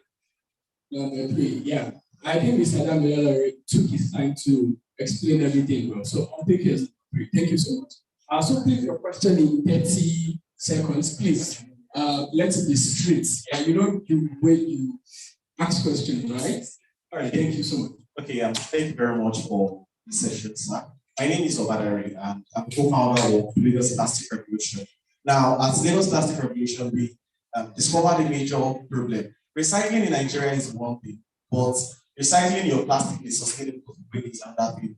In Nigeria, we are recycling lots of recyclers everywhere, but then we are causing more problem even than we are solving because of the carbon emissions. And so my team and I, we decided to start working on a technology that captures carbon emission, and then we designed a process that whereby we can convert that captured carbon emission into agricultural and fertilizer. And so I wanted to ask a question: are there policies that could encourage this our technology once it is fully designed? In the sense of, are there policies where, like, I mean, in almost all states in Nigeria, the industrial companies are emitting tons of CO2 every day on a daily basis, and I'm not even sure if they are actually sanctioned as at now. So are there policies in place that could sanction these persons such that they would be able to start their production in a sustainable way, and that would also encourage what we are bringing, this patentable device? Thank you, my love. Do you want to take this? All right, thank you. Sure. But yeah, sorry, what with the solution? It's really impressive. So the thing about this thing in Nigeria is that we're not tired of talking, right? We're still here talking. We say we are tired of talking, right? We will still talk tomorrow. We will still talk next week. So we still keep talking. Why? I'm tired of talking. But talking is always the first stage. So, yes, this is the point. The point is, if you really want action, and I see that you are very passionate about this, the point is that there are policies and there are laws and regulations that prevent this. But most times, they are usually just in form of fines. I'm to a great extent familiar with laws and regulations when it comes to oil spillage and oil environmental contamination. Many of these things are mostly fines. So at the end of the day, if you're going to charge that for so number of carbon emission, he understands that he just has to pay a fine, or Shell has to pay a fine, out of which they will still put into their cost of production and manufacturing, which we still pay for. So you see this whole thing from the start is a scam. So if you're not so happy with the way things are, there's little I can do. To be honest, there's little you can do. There's little the founder of a particular organization can do. If you really want to make changes, I'm sorry, it's just that it made Nigeria politics so unattractive. But the biggest platform to make change is being in power. So please, if you have the chance, be in power and do what's right. Thank you very much.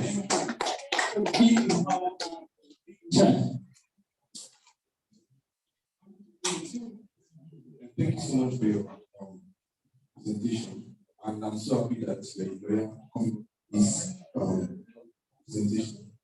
My question is, before that, in 2020 to 2022, I was the regional ambassador for Nigeria for East Markets, Eastern Africa. So I work with thousands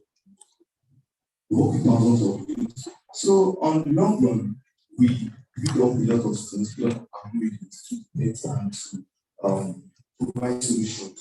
But on the long run, these data are not giving back. That I refer back to presentation, knowledge, advancement, and entrepreneur. Because we need to have the knowledge of this, and we go out there to collect data, we go out there to analyze this data. But these data are not given back to us to give more insights with the policy makers and the decisions. Why is it that? Is it because of the data is not public policy? Is it because of it's not content related or something? I want to just try to ask, why are these data not giving access to we to give more insight on? Yeah, thank you very much. I mean, just to answer that, foundational problem leadership. Now you understand that if one day you get into the position of power, which I'm hoping to, I'm sure you correct that. So when it comes to data, that's a big problem in Nigeria. Because we don't even know the number of Nigerians, to be honest, say over 250 million. I don't believe that. I think Nigeria is far more than 400 million. If not, well, you know, they have to still, everything is politics, you know, just balance it and ensure that all these things actually go very well. So, have you approached, I would ask that, have you approached like the data companies or data organizations in Nigeria? And then they didn't respond to you. So, I don't know. I don't know. This is where I have no comments. It's basically just painting the reality of what Nigeria is. And how can we make this change? We just have to.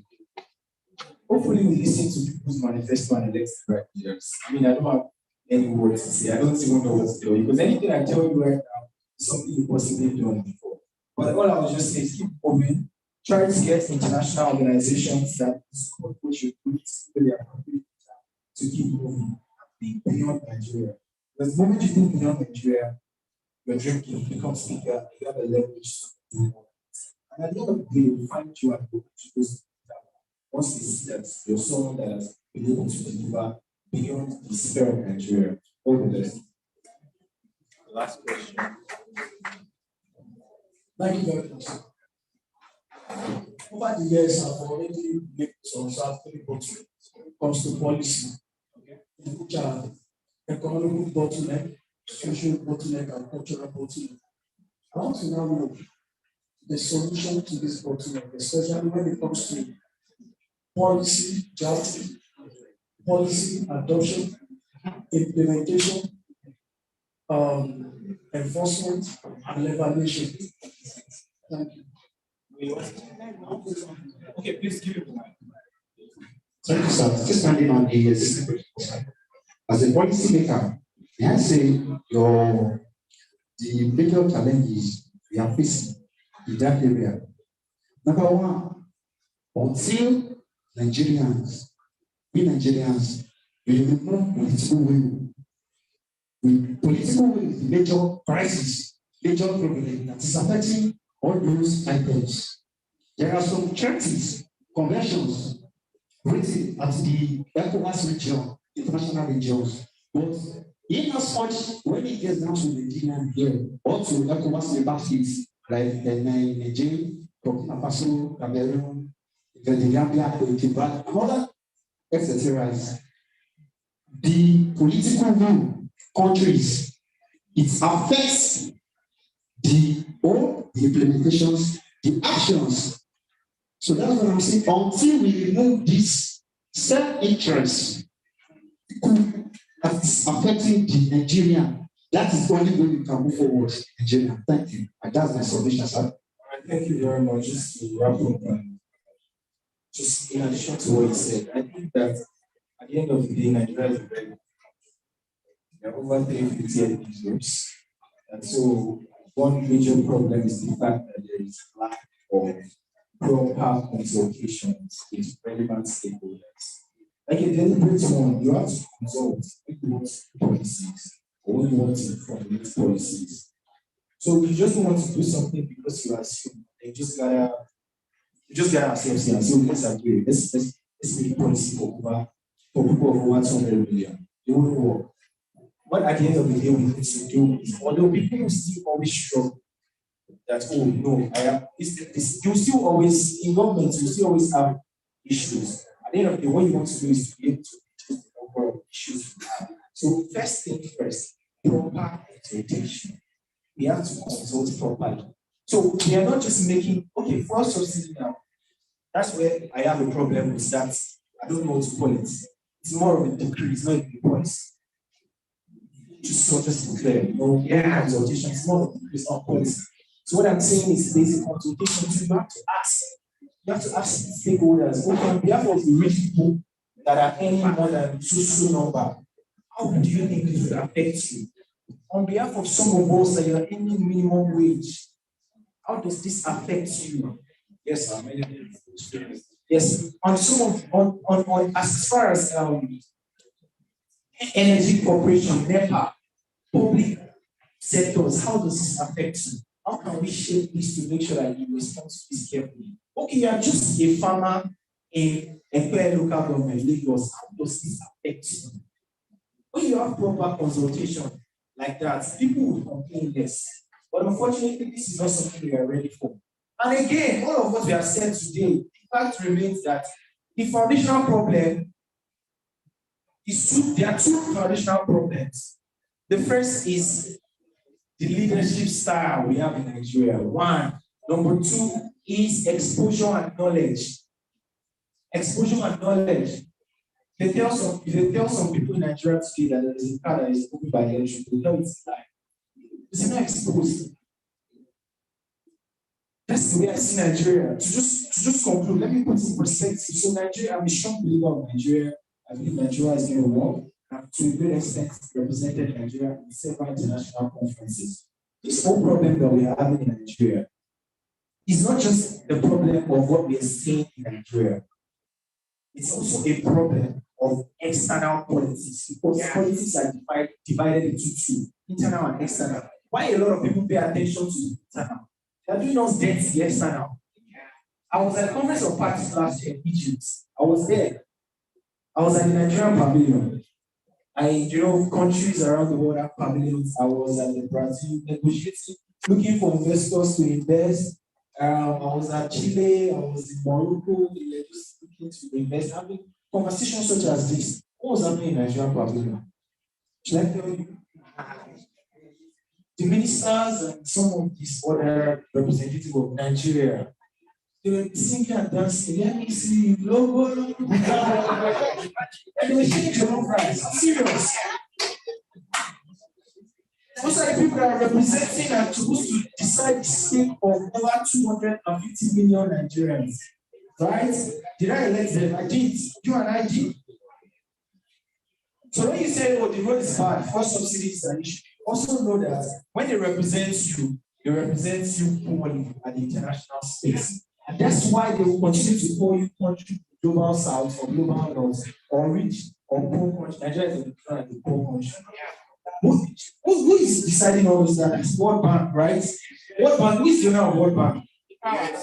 Who is the owner of World Bank? World Bank is owned by the United States. That's the truth.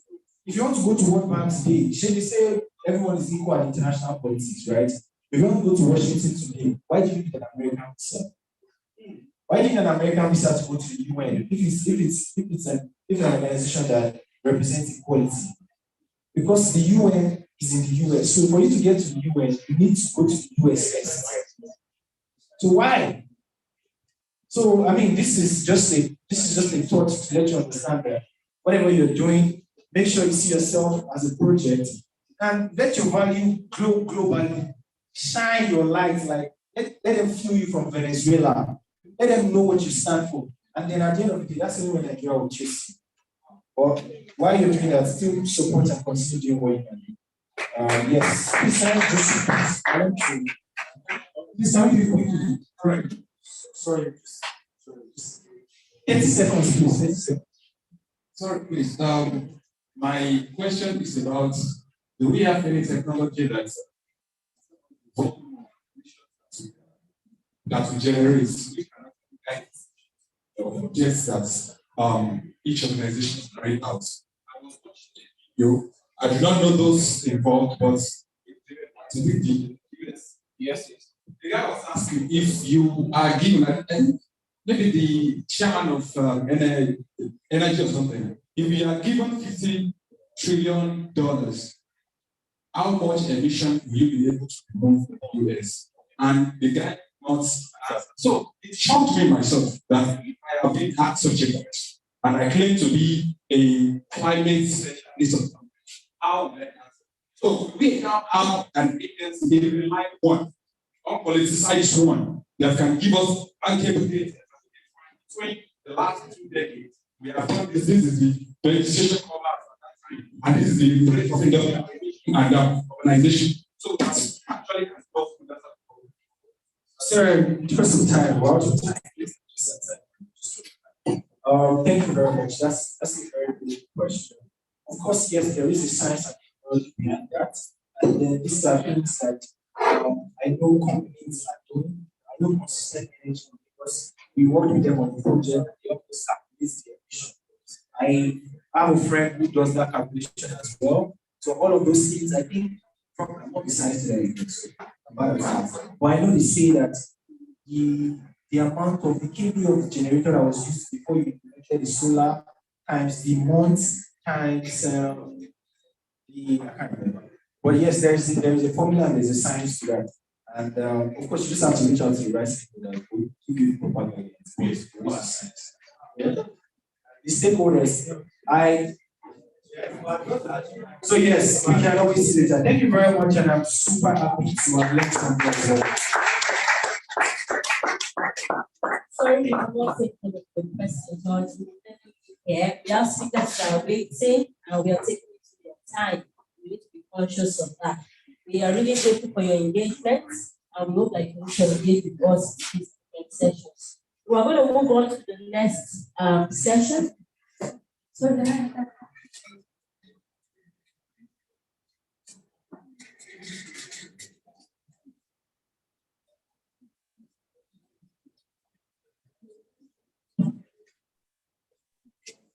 hello everyone. I hope that you can hear us. Our speakers are online. It's a special session with over 10 people. Without making effective climate policy possible, because it's almost a continuation of what we just discussed. How do we make climate policies that are effective, that are implementable, and that are able to provide some solutions for it?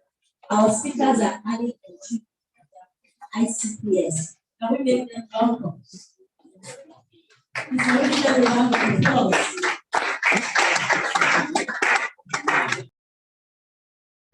Hello everyone, I hope that you can hear us. Unfortunately, I can only see the screen that I'm currently sharing.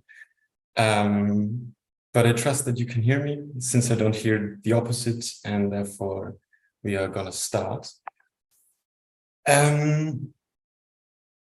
So we are, Julie and me, we are members of the Institute for Climate Policy Solutions, a youth-led think tank founded late in the last year, and we are aiming to provide concrete solutions to the climate crisis. We have planned our presentation in such a way that there will be plenty of space to interact at the end of our presentation. We hope that it's still going to be possible since we have kind of a late start, but we are going to see. But before we can talk about the topic of our presentation, we need to address the broader context, which is shaped by both of us being European and the horrors caused by the people that we come from through colonialism and environmental destruction. We are both aware of the special responsibility that this brings on our countries and on us as individuals to do whatever is in our capacity to put an end to these dynamics. And to achieve this, we want to listen to the communities impacted in the past and still today. And for this purpose, and to follow up with concrete action on these conversations, we decided to join and to contribute to ICPS, an organization with a decidedly global focus. And through this organization, we want to bridge the gap between the global youth and policymakers everywhere, and the bridge between false fixes and the real solutions that our planet and all of us are in so dire need of.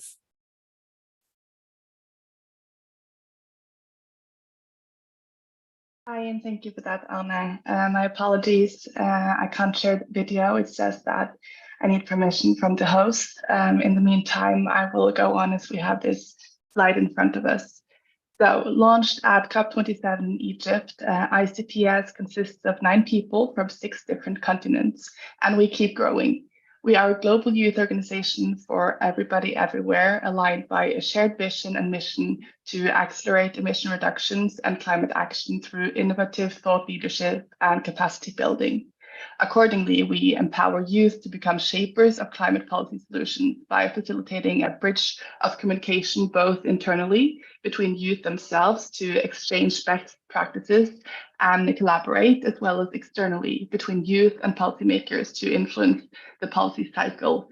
Thus, it is the policy approach that differentiates ICPS from many other environmental organizations.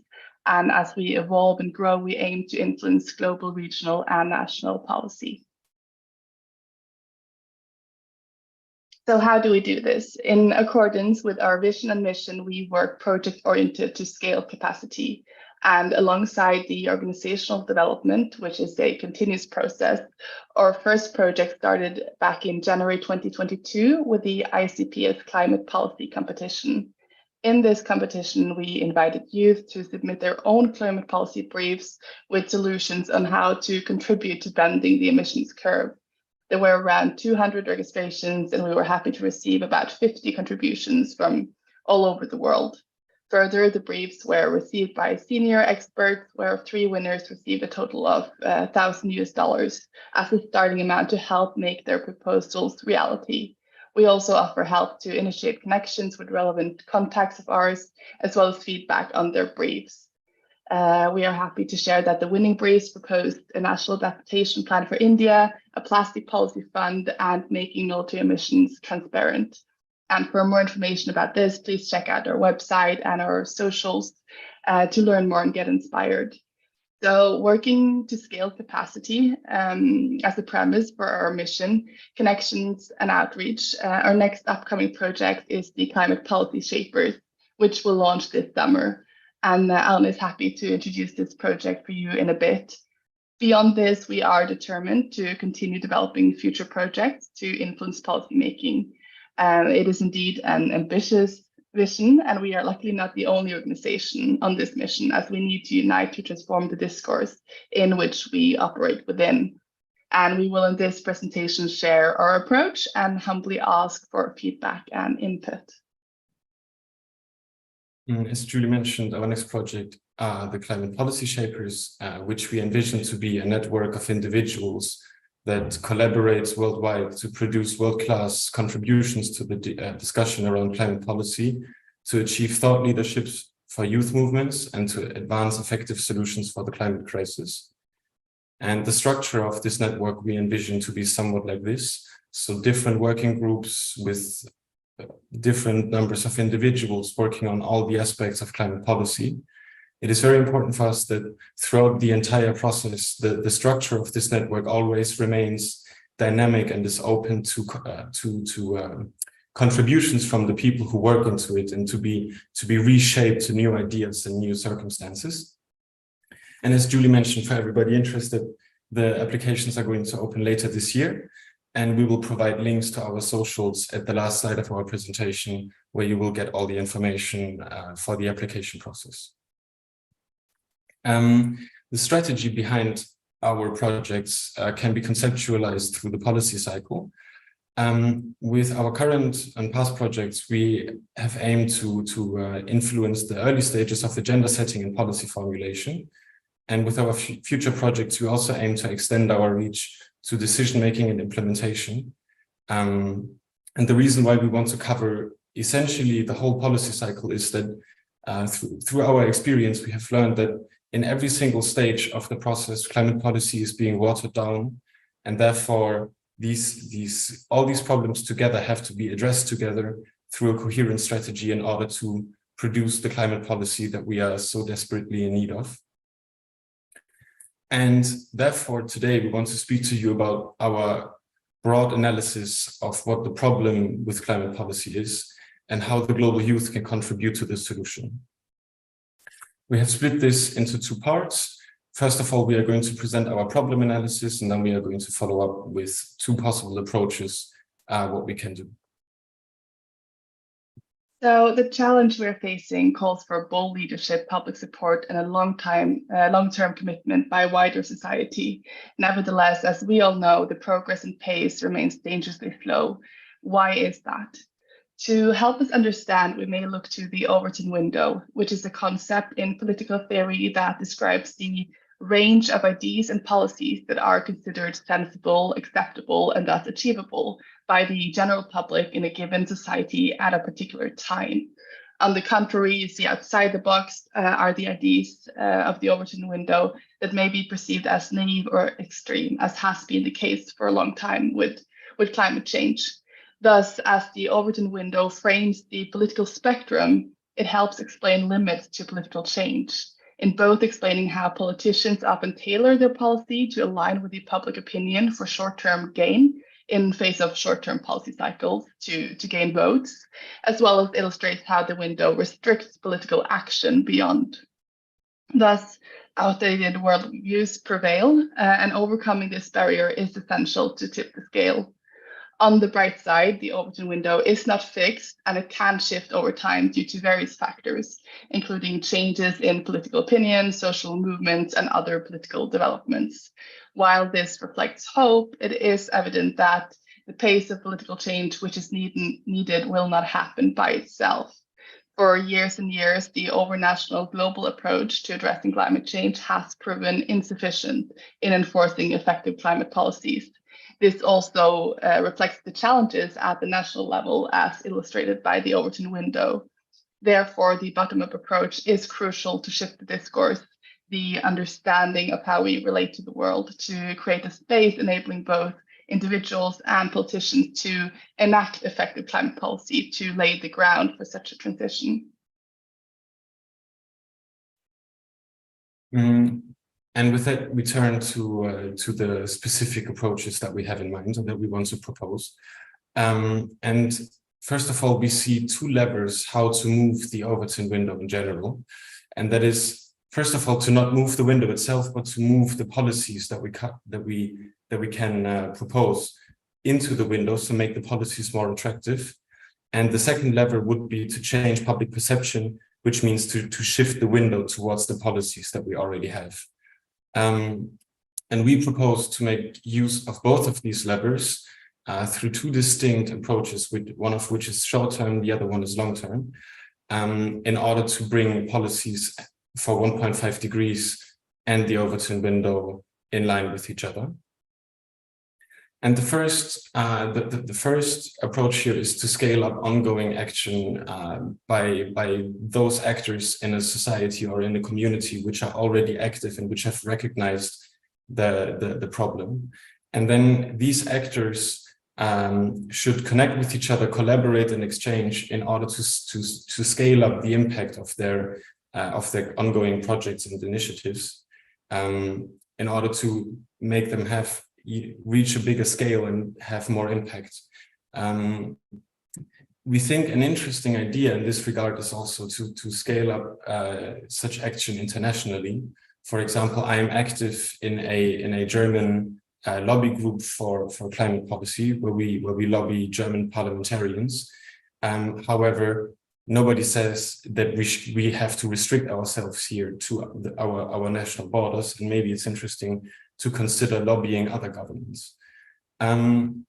Overall, this approach is short-term, and the mechanism through which it may shift the Overton window is by delivering evidence for the realisticness of climate action, which we perceive as a big problem today, and also the attractivity of measures beyond the obvious benefits of mitigating climate change and other environmental catastrophes, such as, for example, clean air through electric cars. Furthermore, this approach also delivers immediate benefits for mitigation and adaptation, as the impact of already ongoing action is being scaled up. Secondly, we propose a whole of society coalition, which consists of as diverse range of societal actors as possible, but crucially, only those who are actually open to negotiate, because otherwise the process is simply being disrupted. And together these actors develop a common plan, and they set common targets and develop a common plan how to achieve these targets. And the impact that we see here is in the long term and consists out of three different pillars. The first one is to improve the discourse. So opposing sides in the climate policy debate coming together in a dialogue and exchanging their views and potentially, like having a better climate in the discussion, which could already have a significant impact on climate policy as such. The second change would be, or is hopefully that the actors in this coalition have experienced a shift in their mindset towards a more holistic perspective on the impact that especially economic actors have on the climate and the planet in general. And secondly, a more cooperative mindset of we have to approach these problems all together. And then thirdly, and most tangibly, but perhaps also the most difficult one, is to develop a common roadmap.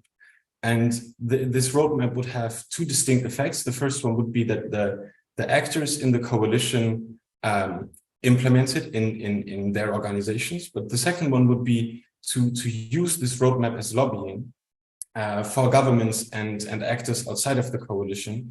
And we believe that this type of outreach could be more impactful than what we have today, simply because it would be based on such a broad coalition of actors instead of, let's say, for example, one individual ecological youth group that politicians tend to not be inclined to listen to. And with that, we want to conclude our presentation on our proposals how to make climate policy more effective. And we would now be very interested in hearing how you reflect on our analysis and our proposals based on your experience and your contexts. Thank you very much for listening.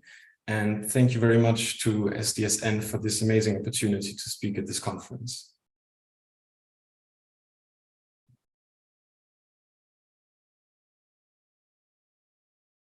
So, have any questions, please indicate by raising your hands. If you have any questions for our speakers, if you're online, please put up your hand or put something on the chat, and we can let your questions be heard. So any questions for Annie and Julie, please?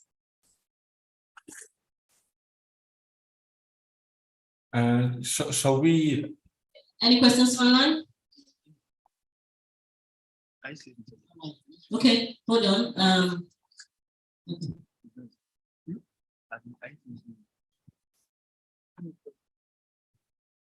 Thank you. So at the very beginning of the presentation, I saw application open for understand. At the very beginning, I think the first three slides, I saw application open for something. I don't know what it's about. All right, Annie? I'm sorry, it was really difficult to understand the question.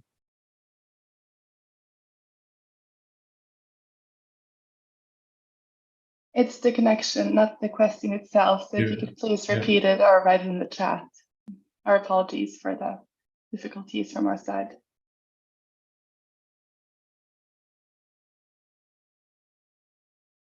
When you started there was something about applications, and she wants to know more about that. If you would please kindly go back on that slide. Thank you. Yes, of course. So the applications for the shapers can be, so they haven't, the application time hasn't opened yet. You can find our social media through these QR codes. And there we will post all the updates regarding the application procedure. All right, thank you very much. If you're interested in being part of climate policy making, please follow on the links that has been posted on the slides. And as soon as the climate policy shaper application becomes, you'll be able to find more information on the links. Thank you very much. Thank you, Anne, for letting us know more about the poverty window and how we can improve it, how we can be a part of that solution. We're really grateful. Thank you for your time. Can we have a round of applause for them, please? There is one more question in the chat from Engelbert. And yes, the ICPS is 100% open to everyone. So the outlook of ICPS is strictly global, because everything but that is not capable. Like, we are convinced that only with everybody on board we are able to produce the solutions that we need, and therefore everybody from everywhere, from every context, you're welcome to ICPS. And if you were to have any further questions later on, please reach out. Also, if you have any reflections about how the Overton window or how we presented the analysis might fit into your context, either nationally or in another region as such, as you would like to co-develop this organization. Thank you so much.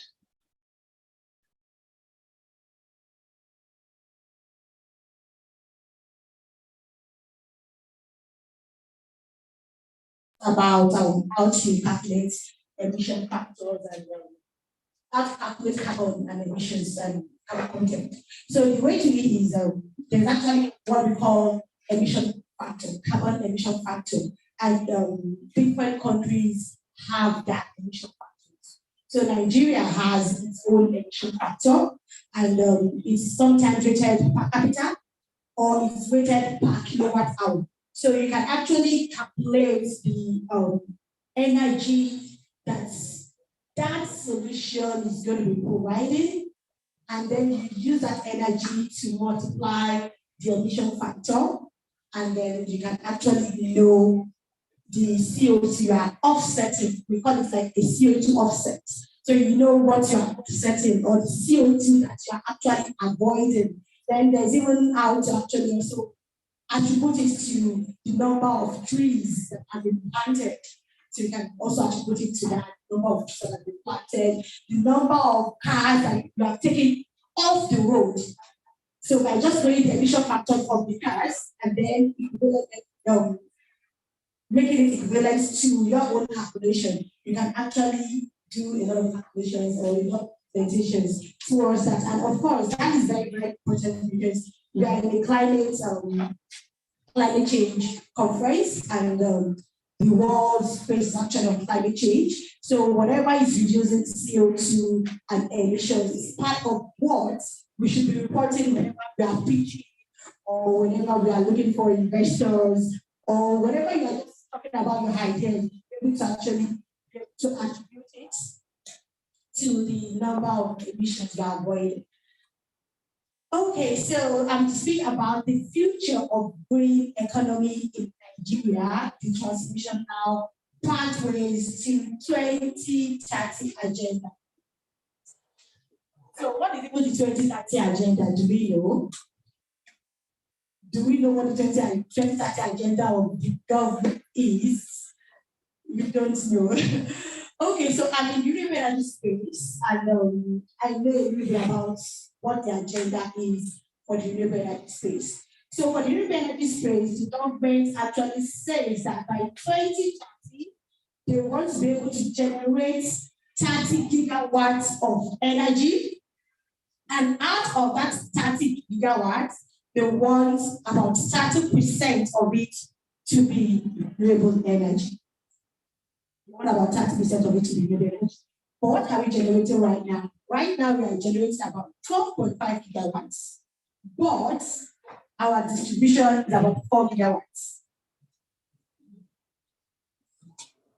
So we are in 2023 now. 2030 is how many years from now? That's 7 years.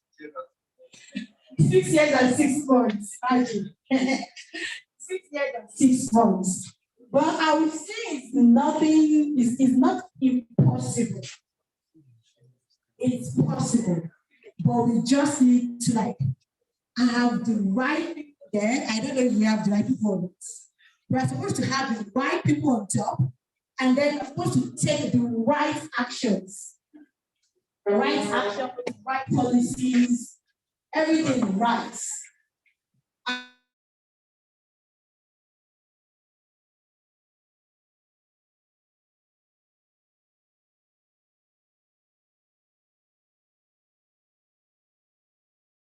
If you are going to get that 30 gigawatts by 2030. And even if you get that 30 gigawatts, I seriously doubt if we'll be able to get 30% of it. Well, yeah, it depends. Now, right now, though we are generating 12.5 gigawatts, 23% of it is actually renewable energy. Now, I'll tell you why I said that. That 23% is actually hydro. But when we talk about the new renewables, the biomass, the solar, which I would say those two are the most predominant in Nigeria, our wind is not as strong enough, but we have the sun. We are on the equator. So the sun is in abundance. And of course, we have wastes. Who doesn't have wastes? But when we talk about the other type of renewables, it's actually 0% on the scale. So all those solar panels we are seeing, all those everywhere, they are actually rated as 0% when you do the comparison in the energy mix of Nigeria. It's insignificant. That is why they are on 0%. It is insignificant. So this shows us that we still have a very, very long way to go. We still have a very, very long way to go. And there are several pathways that we can actually take in the renewable energy space, or in the green space. So let me limit it to renewable energy. Well, renewable energy, green space. So there are several pathways we can take. So I want to understand the demographics of those of us here. I know we are all youths, but I want to know how many of us are in government here. I work in the government sector. Yeah, so we have one person, two persons working in the government sector. we have two persons working in the government sector. So how many of us are working in NGOs? Okay, so we have several NGOs. How many of us are working in international organizations? Okay, and then how many of us are private sectors? I'll raise up my hand at the private sector and NGOs. So we have very few private sector here, but we have just 2 government sectors. So these 4 sectors that I actually mentioned, these are actually sectors that we can actually ensure that we are working in, and we are actually creating impact in the green space. As government, the government can create policies, we just said about policies, can create policies and regulations that support the growth of the green energy sector of the green space. But not just any kind of policies, but policies that are implementable. Not policies that it is just by mouth, not policies that it's just in paper, not policies that are done without consulting all the stakeholders in this sector, in the industry. So the policies, the government can actually really help with different kind of policies, importation, customs, tax fees, to actually promote the space. So the government can actually work in that. And then as NGOs can play a crucial role in promoting renewable energy, adoption in Nigeria, awareness campaigns, community service, advocacy, trainings, capacity building. These are ways that NGOs can actually help in ensuring that we are on the right pathway to having a very, very good sector. Then international organizations, there's a lot of international organizations that are keen into the green space in Africa. You know, wherever there is a problem, there is an opportunity. And the international organizations, they've seen the opportunity. They've seen that they can actually invest and get return on investment. They say that they can actually also invest on social impacts, which I will not blame them because yes, there is a very, very big problem in Nigeria and in Africa. The speaker before me was saying maybe we are even 400 billion. See that amount of population, and a lot of us don't have access to the right resources. If I limit it to the energy space, about 60%, that's even if you have the right data, about 60% of Nigerians don't have access to energy, to affordable and clean energy. And when you say affordable and clean energy, not the one that we have found here or we have energy management. So not this kind of energy, but energy as small as being able to turn on one bulb per day for 4 hours. That is what SDG 7 actually terms as energy access. 4 hours of access to energy.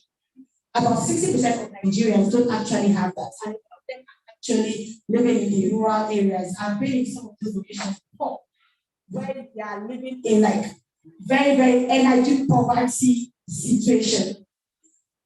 The slide for the yes. Okay, so another one where we can actually make our pathways is in the private sector. So private sector, there are so many opportunities for us in the green space in the private sector. There are so many ways that we can actually make impact through the private sector. And then as youths, yes, we should be concerned about the future. While we are creating impact, we should also be concerned about sustainability of ourselves and our organizations as private sectors. And I will tell you, as a private sector, there are so many ways, there are so many investment opportunities, there are so many impact numbers that you can get depending on the type of green space that you have. There's the plastic, there's the biomass, there's even research. If you want to start doing research in green space, like now, we have a lot of kind of solar panels being installed. Who is thinking about how we are going to recycle them in the next 40 years? Are they not going to become a disaster when we start dumping all those solar panels somewhere? So we can see that there are so many opportunities for us. There are so many pathways that we can actually take. And I will tell you, there are people that are actually ready to also invest. You just have to get into the right network, speak with the right people, and also do the right things, which we'll not be able to talk with it by short time of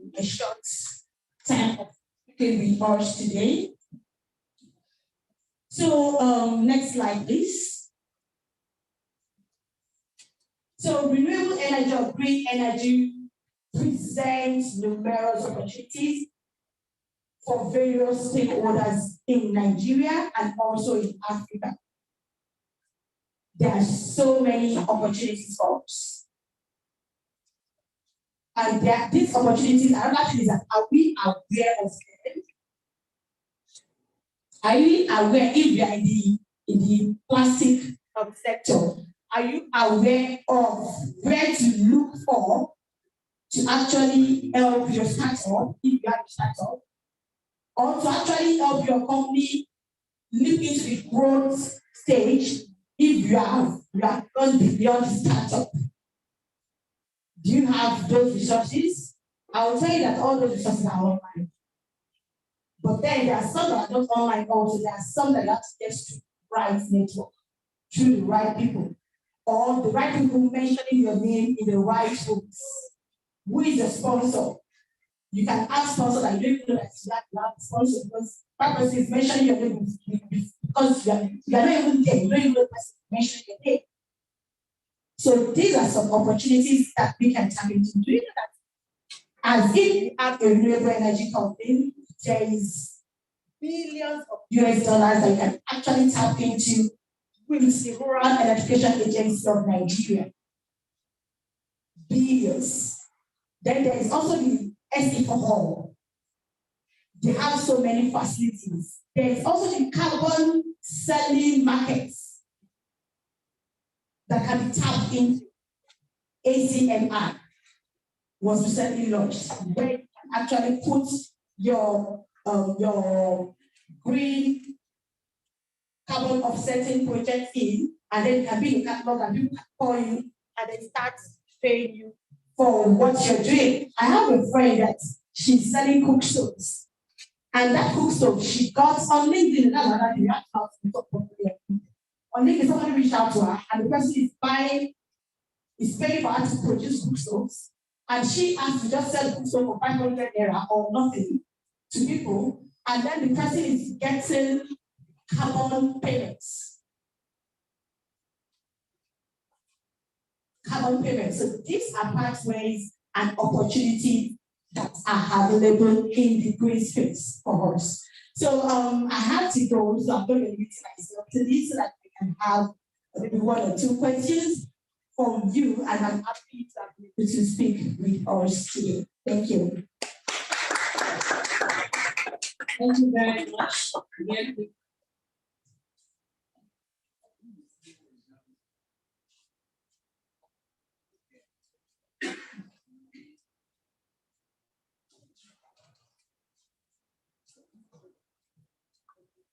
Thank you very much. Very nice presentation. So mine is that I work for a company that so it's this whole thing about sustainability that it's new for me, and we want to know more about this. I get to meet a lot of youths in these days. So I'm looking at, is there a possibility that your company, right, can help with building the capacity of some of the youths that's exposed? Okay, so my company, I'm the Vice President of Renewable Energy Association of Nigeria, but my company was not introduced. My company is Ashton Solar Company Limited, and we actually have capacity building aspects. We are big on capacity building. So we have partnership with IITA where we even give scholarships to youths and then we train them on renewable energy. So yes, we are doing that already, and you can check us online or you can get my contact if you need to. So we are big into capacity building, and we are also big into women capacity building. Though we do youths, but I'm a woman thing also. So we are big into women capacity building. If we are actually saying renewable energy, we probably spend 1 or 2 women out of all of us there. So we do a lot of trainings for women, which we are actually called Solar Queen program. So it's named after myself or after my allies. So I do that. I know that.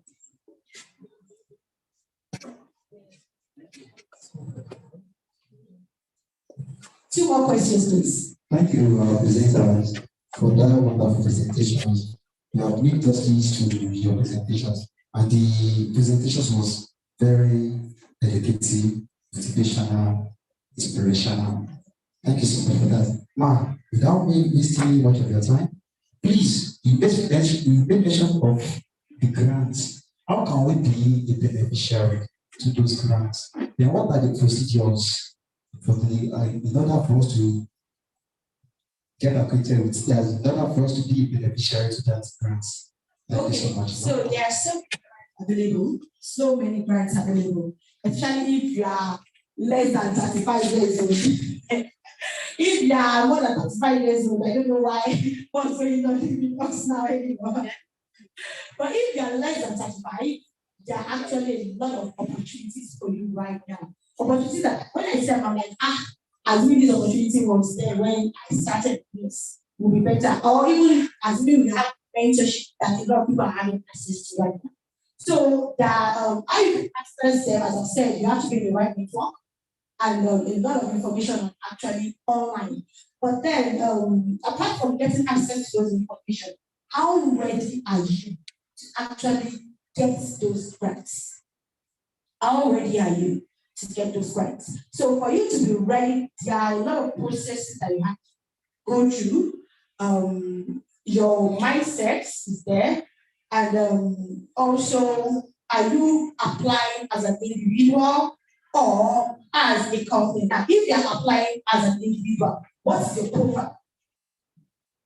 When people search your name, what do they see? Just try it. Put your name online. What comes up? That's the fact. Put your name, just put Challenge, put it online, what comes up, or whatever your name is, put it online. Because that is the first thing that people that want to give you grant to check. So if you are not building your profile, if you are not posting things, because now everything is online, if you are not posting things that will link you more to what you want to be doing, then start doing it. You are in a conference now, have you posted about the conference? Have you posted what you've learned? Have you posted the network that you have made in this conference? So that is one. Then another thing, there are a lot of things, but I won't be able to mention everything now. Another thing is if you are applying as a corporate organization, what is your organizational structure? What things do you have in place to actually manage your finance? If you are applying as an organization, you ask for financial statements. Do you even have audited financial statements? You ask for 3 years sometimes. Some will say, okay, 1 year. Some will even say, okay, just give us management reports, which may be a statement that is not yet audited.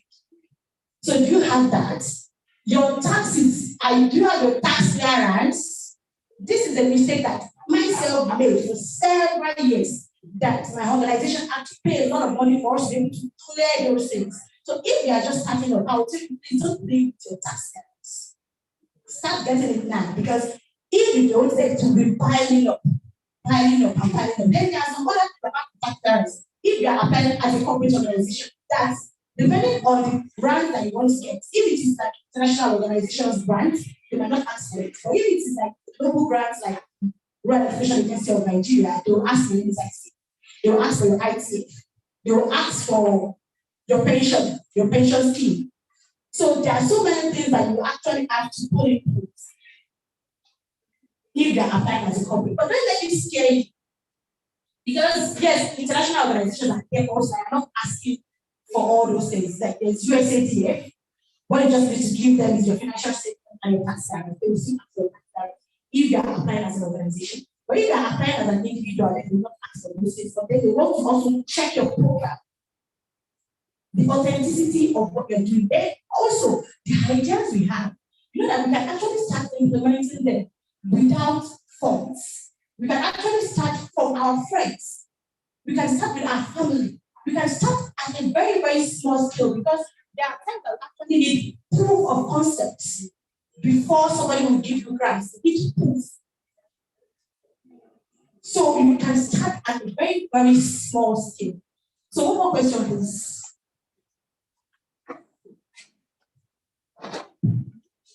Good afternoon, everyone. My name is David Ema. Thank you for the session. Thank you. I was just thinking, and the thought came to my mind that the engagements we are having now, talking about how to see that we manage our carbon sustainably. But all these efforts, are they actually enough? Earlier this year, in January, February, we have the Vera scandal, Vera award the carbon credit certifier, using their calculations, so to say, to generate some kind of profits for themselves. And those are the kind of people we actually try to localize every idea from the Western world. Talk about carbon offsets, carbon, different steps like that, and we try to localize the context. But I'm just thinking that are these efforts actually enough? Dangote is building a refinery. What has the government or what are top institutions doing to ensure that the carbon that will be generated there and every other environmental pollutants, how do they account for it? And not just accounting for it, what measures is being put in place to ensure that all these are being well taken care of? And not just that, how can we push the conversation beyond the micro level to a more macro level in our country to ensure that things are being done much more properly? Finally, A friend of mine was talking with me a few weeks ago, and he's saying all these sustainability things are scam. Why? Because right here in Africa and many third world countries, the amount of pollutants we generate is not near what countries like China and even the US, what they are generating. Okay, it's not near what they are generating. Yet, we are pushing the narrative here as though if we don't do anything here, the world is going to come down crashing. So how do we ensure that we don't just internalize Western ideas, pushing for let's do climate and sustainability? How the adaptation process, how do we ensure that it's tangible, yet not a way of just sinking in everything that is coming from? Okay, so I think I get your question. So number one, for the refinery, that's where the government comes in. That's about government creating implementable and government activities. I wouldn't be able to talk much about that. Governments, they have to actually act. And now for what we are doing, sorry, I was not following that questions, but for what we are doing as regards to carbon emissions, any solution we are saying about sustainability should actually be localized. We shouldn't bring ideas, or we can bring ideas, but we should not localize it. We should localize solutions. So we actually have to have local solutions that will work relative to Nigeria. We cannot say the way they are doing plastic recycling in overseas is how we're actually going to be doing it in Nigeria, or collection. You cannot use the collection method overseas and use it directly for Nigeria without adapting to Nigerian context. So we must always have local in our ideas. There was something that I saw online that a renewable energy company actually took a solution to a community, not understanding that community, they didn't want that solution that way that it is. So we actually have to do solutions for our community. We have to put what we call design thinking or human thinking in what we solve for sustainability. So thank you so much.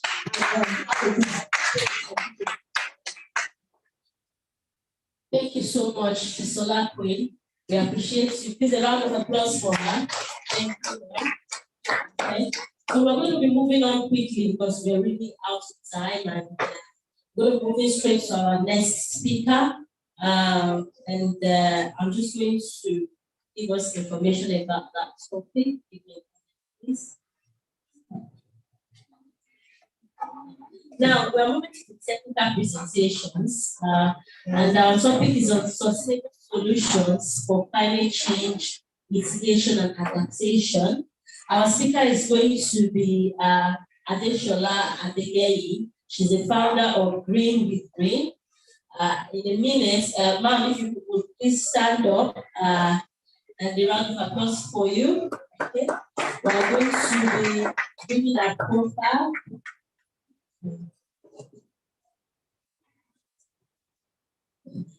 Thank you. Now, Adeshola Adegeyi is an inspiring young environmentalist and a green entrepreneur with a background in engineering and a strong commitment to sustainability. She founded Green with Green, an organization that spreads environmental awareness through engaging and informative content. Adeshola's green entrepreneurial journey started in 2021 and led to the establishment of EcoBees, a social enterprise that offers high-quality, eco-friendly products to promote conscious consumerism and more earth-friendly choices. Our exceptional work led to a selection as one of only 2 Nigerians who participate in the prestigious Girl Movers program, the global leadership initiative endorsed by the United Nations. Adeshola's significant achievements are not gone unnoticed. In March 2023, she was honored as one of the most influential women in Africa, a testament to her remarkable impact and unwavering dedication. Her diverse experiences as an engineer, environmentalist, and entrepreneur continues to inspire and motivate those around her to contribute to the collective efforts of creating a better one. Let's make welcome Miss Adeshola. Please come on. And just before I hand it to my friend, I'm quite impressed with the quality of people we had at this conference so far. As a woman, I'm very proud. Thank you so much. Good afternoon, everyone. Like she already mentioned, my name is Adeshola, and I'm so excited to be here. I actually came in from Lagos today, and I've been seeing the speakers come up here, said a lot of things, and while I wouldn't want to repeat a couple of things that you said, but I'll be sharing some strategies to mitigate and adapt to climate change. So I'll run through it quickly because of our time. And I wish I could share the slide. However, do you want to connect my laptop? Not to worry. So, strategies to mitigate and adapt to climate change. So I'll give you a little bit of background to how I found myself in this state. One day, I was just in school. I studied at the University of Illinois, by the way. I don't think they are any better about that here. Okay. So I was just in school. I was the president of Association of Professional Engineers of Nigeria. That's APRE, the students' body. And so we had people working working. So there was a global recycling day. And we just decided to do what can we even do for this particular, just to have a program around that period or celebrate that, to commemorate that day. And then, somebody suggested amongst the team, okay, let's gather plastic and hand it over to a recycling company. It was a good idea, so we started a recycling company, everything was supposed to do, contacting the recycling company, and that was so they came and we went just around a portion of the school area, and we were able to recover over 1,700 PET bottles in less than 2 hours. So it was wow, we had that much. We didn't go around the whole school. And it's very big, but just covered a little portion of the school. And then, that number just hit me. How come we're consuming this much? We have this, huge plastic. So I started making a little bit of research. That was in, I think, 2018, around. And so I started I didn't even know why do we have this much? And I discovered a couple of things, And I was shocked because I was in school. I mean, I'm in school to learn. I didn't even know all of these things. So I didn't know anything about, well, we did a little bit of saying waste, just this, but I didn't have the full knowledge or the full grasp or the full impact of how these things were even affecting the environment, not until that program. And I think I was only in my 4th year at that moment. I don't know anything. So, it struck me, and I felt there was a knowledge that needs to be covered because I was in school and I didn't know some of it. I started seeing a lot of things. How plastic does not even biodegrade, how it takes, over 500 years, this is our normal PET bottle. So it struck me and I started to cover that knowledge gap. So this is just a little bit of background of where I'm coming from. So basically what Spirit Green does is trying to spread the green word, like they often say, spread the knowledge, go to schools, go to different communities, communicate to understand their language. So briefly, I'm the next slide. Thank you. So I'll just talk briefly about what climate change is. I mean, we've heard a couple of things about it already. Climate change refers to the shift in weather conditions, where this is the pattern it follows, and all of a sudden it's turning, it's changing. Meanwhile, as the climate is changing, our actions are not changing, which is why this was what led to conferences like this, right? So it's one of the most complex issues facing our world today because it doesn't just cover, it's not just about saying, I take climate action. Different things like you mentioned earlier today, politics, you have to consider the social part of it, the economic part of it, the science part of it, because there has to be a balance. And while humans are alter this balance, you have to look for a way to bring and restore that balance. I remember in those days when centuries ago when plastic came, there was like a breakthrough solution. Yes, finally found a particular element that can, like lightweight, that can help preserve maybe a packaging a product, was like a breakthrough solution. They didn't know then there was going to be a disaster that we're combating today, we're facing today. Imagine, all of this climate change we're talking about is from from the greenhouse gases, and if you come to some people just get a lot of terms from the green or sustainability space, but they don't actually understand how it came to be. Can you just explain a little bit on what global warming is or how it starts? So the Earth, as big as it is, just like a sphere or a globe, let me put it that way. And there are some tiny gases that we cannot see with our own eyes. Just like, let me give a quick example of parking your car under the sun. Your windows are wound up, and then there's no there's really no gases or anything. But when you come back to your car, while the car is parked under the sun, you find out that the car is hot, and you're wondering, but I took 1 year before I switch off the car and all of that. So why is it really hot? Well, there are some gases actually, and that's how the Earth is. There are some gases that you cannot see while the car is wound up and all of that. There are some gases that trap heat from the sun. So those gases that trap heat from the sun, they in turn warm up the space, the area. And that's when you come back to your car and you find out that it is now hot inside. Meanwhile, you'll be expecting it not to be like that. So that's how the Earth is as big as there are some gases that we cannot see with our eyes that are trapping heat from the sun.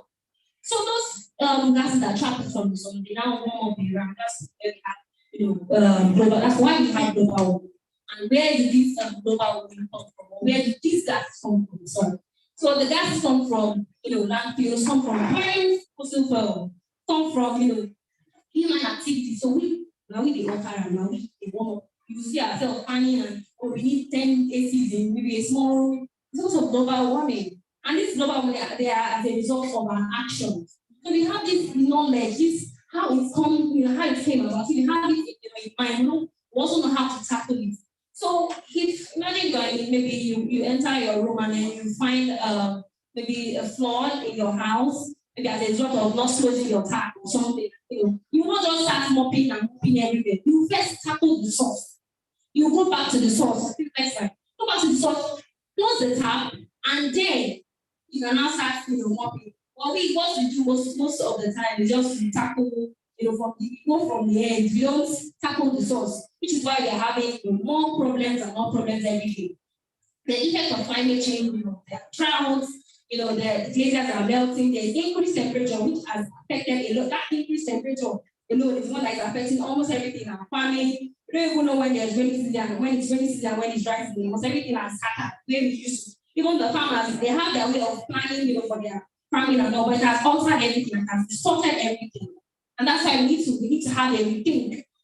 This topic is adaptation and mitigation. And so when it comes to the adaptation part of it, we know that there's already climate change. It's not so that climate change is something, it's here already, it's happening. We can feel it. We can see it happening. It's not a myth, like some people would say. It's not us, like some people would say. It's happening. We can see it already. And we have to look for a way to adapt to it. And to try to, while we try to adapt, also try to stop, we are trying to mitigate it. So we can see the effects, flawed everywhere. We can see the effect of climate change. And so I'll just quickly move to mitigation. So mitigation is just like the word mitigate. How to put a stop, how to pause, how to slow it down. So there's a direct relationship, like I mentioned, between the average global temperatures and the concentration of greenhouse gas. So the more we have carbon in our environment, in the atmosphere, of course, carbon is not the only greenhouse gas, and we have methane, and etc. But the common one is the carbon and methane. And the more we have this carbon in the atmosphere, the more we have global warming, the more our temperature rises. And I think the Paris 20% agreement is to try to limit the temperature to 1.5 degrees Celsius. While this is looking impossible, what is still happening, I think there has actually been a good move or a great move to trying to limit it. And so when it comes to mitigation, we have some strategies that can actually use to limit or to limit those carbon emissions. Like I said, we tackle it from the source. We can reduce carbon emissions, we can reduce burning of fossil fuel. There are different ways. You can either reduce the sources of the gases or enhance the sinks that accumulate these gases, right? So move to the next slide, please. So we have reducing sources of the gas, that's tackling the source. So, for example, rather than we burn fossil fuel for transportation, we burn fossil fuel for liquefy and all of that, we burn fossil fuel for electricity, people dislike like, how it's generated. It's also from fossil fuel. So you can move from this traditional way of generating energy, so generating energy, and can move to renewable energy source, solar, wind, etc. We find out that we can gradually, mitigate, like slow it down or reduce drastically the carbon emissions. We can also see that when we reduce our emissions, reducing our emissions requires us to reshape everything we do. So from if you don't want to rather than maybe you have to get something that is even close by, rather than driving to the place, why can't you just take a walk? It also helps the body, you are even healthier. So rather than taking only you inside the car, why can't you just one of the speakers mentioned something like that? Rather than just only you and you're just, while we, of course, we know what's happening in the security function, but if you have someone in your neighborhood that you know very well, why can't you just help the person as well and you move to the same destination? You're not only reducing your carbon footprint, but you're also like reducing the cost as well. You can even share the bill. So these are ways where we can reduce the sources of this. So when you use renewable energy sources, you can reduce your usage of fossil fuels. And when I talk about rethinking, how we do things, even from what we consume, if we have companies, I've been in the manufacturing space for a while. Like I said, I'm an engineer. So when it comes to most of these companies, most of these manufacturing companies, actually, they produce for you. You are the one that comes to what they produce. So if everybody is actually very knowledgeable and they know that, okay, the consumers are not demanding for this product, they can even shift because they are not going to consume, people will not consume all the bottles by themselves or the staff. They are making it for you. And if all the consumers, we don't actually know the power that we have as consumers. If we say we don't want, they drink, they buy, and it's that their statistics or their sales progression is getting low, they will move to other things that will sell because they are there for business. They're only there for the money. No matter how well they try to pay, they have some sustainability commitment. However, they are there for you. So it's what you demand that they will produce. When you say you don't want it, I already have my reason what I want to be. I don't really need to take some of this. They will move. You'll find out that as most of the time when you talk about having a shift or buying things, what will become of these companies? What will they eat? How will they survive? But they will move to another business. And funny how the sustainability space also creates opportunities. And when they see that the one they are doing is no longer working, they will move to another one. That's just the same thing. They are working based on what the consumers want. And if the consumers are not buying, if they are not selling, they will move to another thing. So I want us to have that kind of thing when we're talking about trying to mitigate and adapt to climate change. Next slide, please. So when it comes to enhancing the sinks that accumulate and store the gases, so like I mentioned, we have two things. You can either talk about the sources of the gases or try to enhance the sink. What are the sinks that we have? They are natural sinks actually, like the oceans, the forests, the soil. So they can help trap carbon, they can help hold carbon in them. So that's why we also encourage to mitigate climate change, you have to plant trees. Don't the oceans as well, so they help trap carbon as well.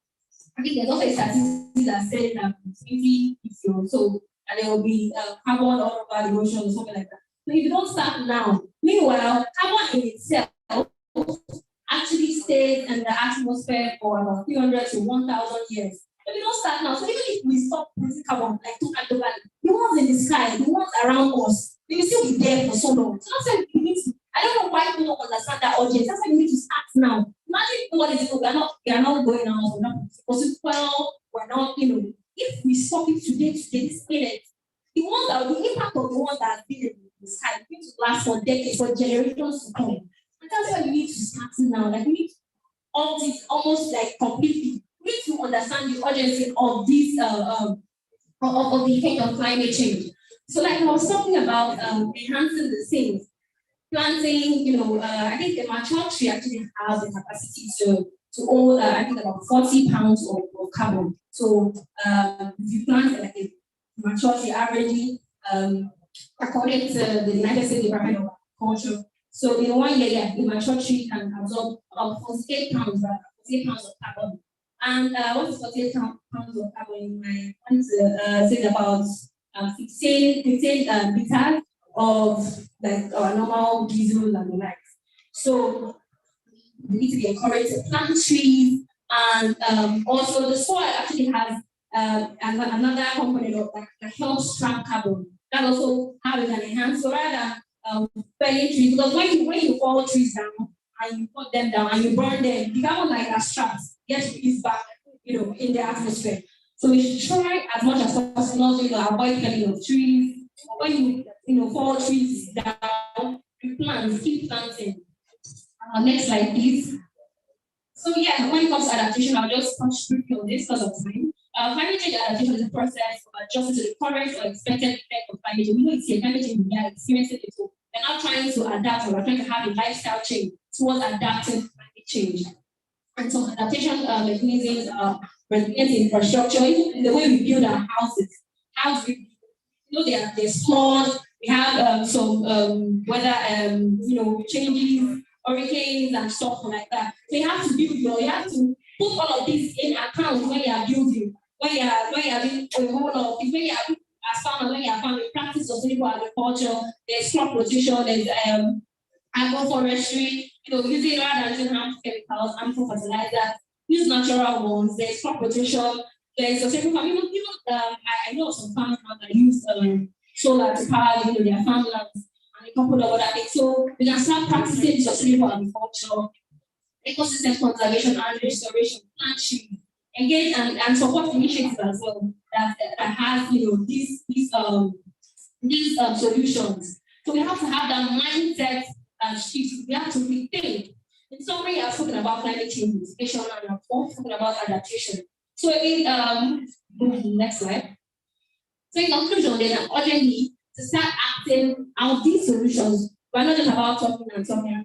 My organization here in Green, we focus on spreading the word, like not only talking and actually taking action, telling people how to take action, how to adopt eco-friendly lifestyle. If you keep thinking, everything is politicized, so we cannot get anything like that. That's not true.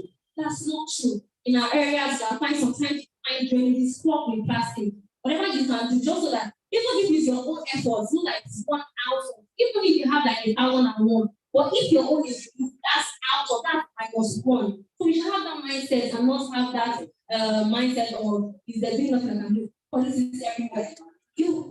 There is that. But your own contribution, your own little action actually make a huge difference. There's a saying that it's just one toothbrush, said 1 billion people. People that use plastic toothbrush. So if this one says my action does not count, this one says so little it doesn't count as well. When you bring all of those, you see that it's actually huge. So if all of us start taking those little steps to combating climate change, start adopting eco-friendly lifestyle, you're going to your shop or to buy stuff, take your reusable bag along. We are going somewhere that is close. No, you are going out, take your reusable bottle. It's even like, it's fancy and stuff. So when you start adopting these eco-friendly lifestyle tips and habits, it helps you and see that it helps to go a long way to combating and mitigating climate change. Thank you all for listening. Thank you very much, ma'am. I'm sure you all enjoyed a very master presentation. Please, do we have any questions for Mr. Desola, please? Any questions, both online and of course here on the floor? Do you have any questions? Can we have it, please? I know we're all getting a bit tired. We have just one more session to go, and we're done for the day tomorrow. We are sorry, ma'am. Thank you so much, Mr. Desola. It was really great having you. And thanks for the lovely presentation. We take a lot of time today. We're really sorry. But we're now moving on to the very last session of the day. And I want to first apologize to my sister. She came very early, and then she said that she's now wonderfully closing the presentations for us. That I think I can do it. So we're going to be having a presentation. We've been talking today, but we want to know what are people actually doing after the field? What are the solutions that are available What are the innovations that you carry to this next phase of our conference? And we're going to be starting with the Africa project. I hope I got that right. And she's going to be talking about development, production, and distribution of reusable tank cars for babies. That's the topic at the next. Thank you. Thank you.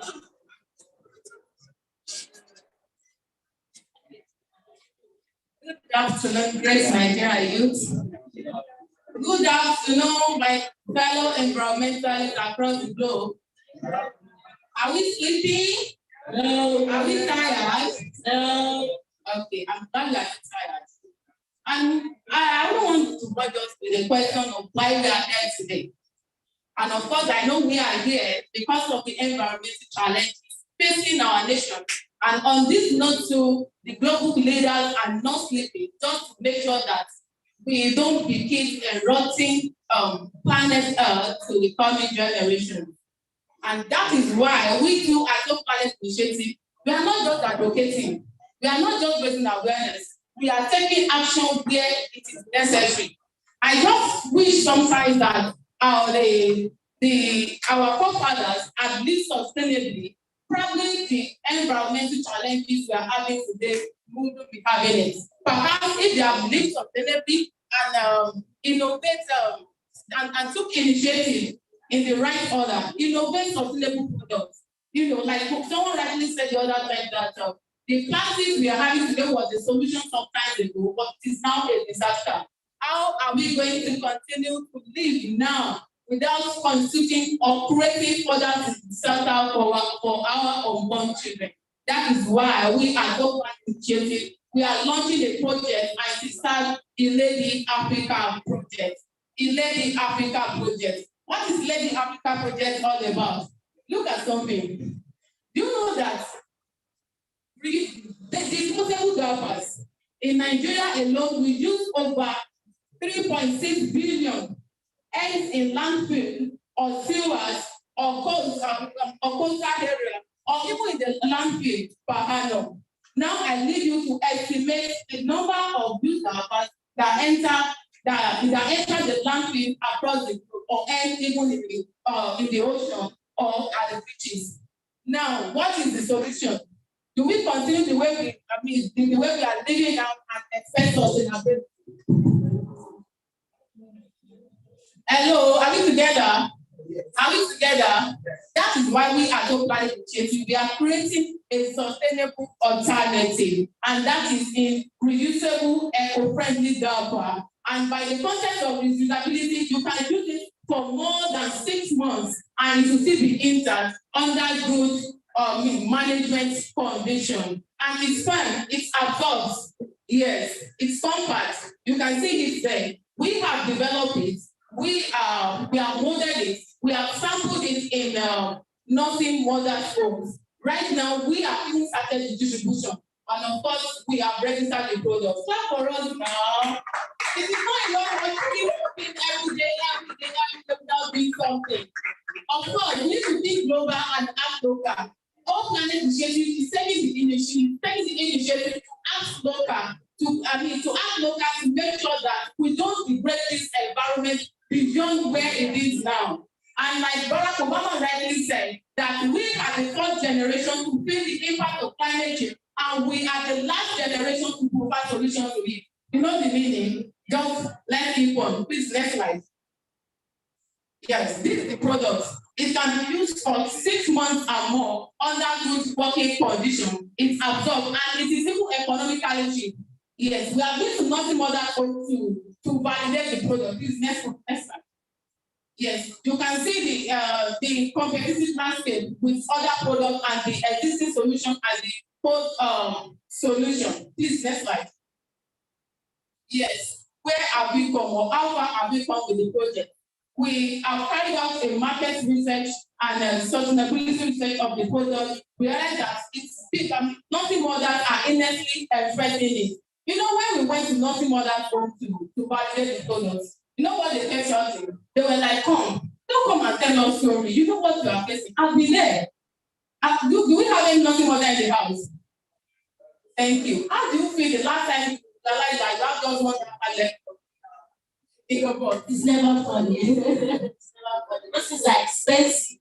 Aside the cost of disposable diaper, the moment you realize that you have just one or two diapers left in your baby box, your system will scatter. I remember at the time I fed before, I was like, I went to meet my neighbor, come, this is what you feel in my head is hot right now. Because I didn't even have money to buy another. And no, the next she was like, come, that is what is called motherhood. You are no longer single. That is motherhood. That's part of the challenges that come with motherhood. You mean because I'm a mother, I have to be sustaining headache over what my baby will use. And you know these products are not sustainable. I mean, they are not easily affordable like before. 2021 November, a pack of Dabba, that 100 units was sold for 4,000 naira around November. But right now it's running to 7,000 naira. I mean, fresh prices. I mean, other home necessities. Then how do we sustain the system? How do we sustain the system? How do we encourage our nursing mothers? You know, mental stress is higher than physical stress in most cases.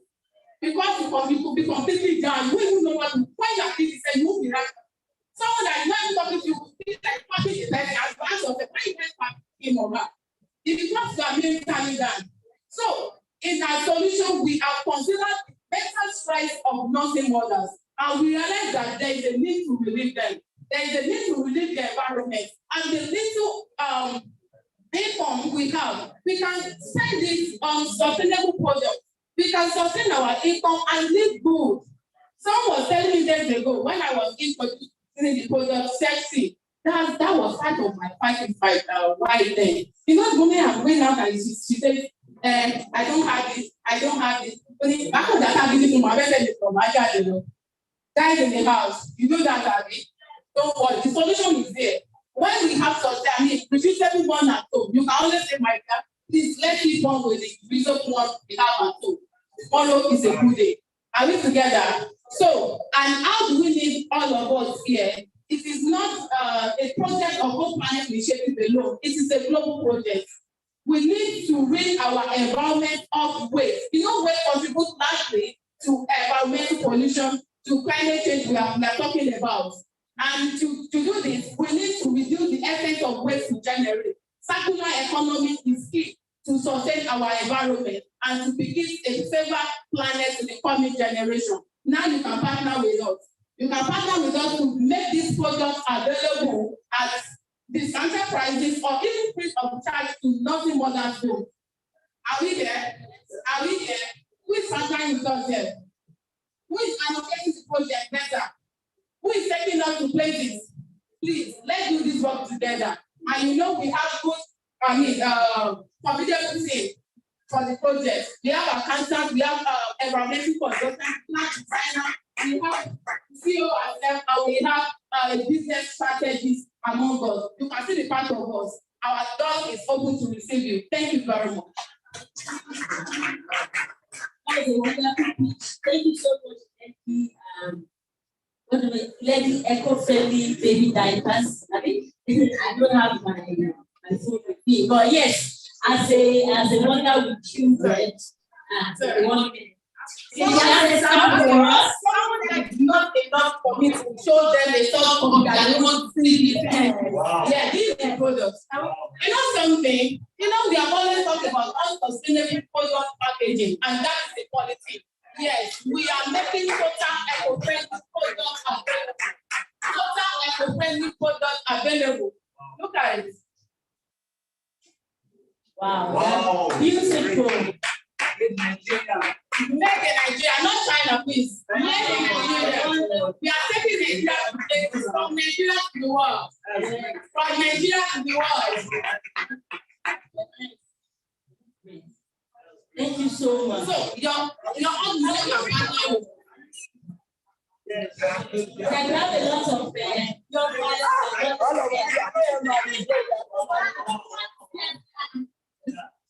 Wow. We have it in different colors, sizes, shades. You see? So what's the absorbent material?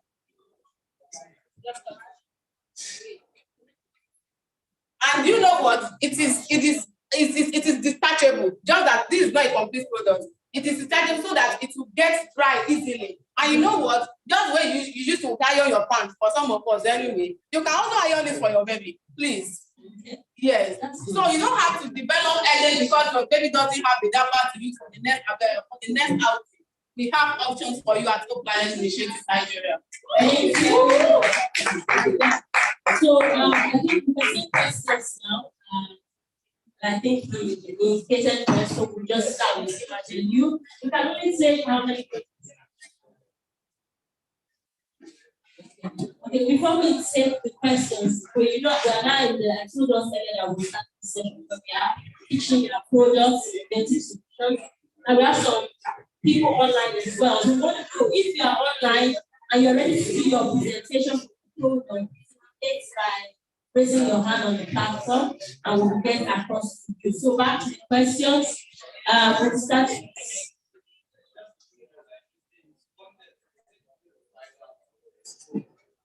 No, not so yeah, so that answers because then, I think that our mothers used to, that's how we grew up. Yes.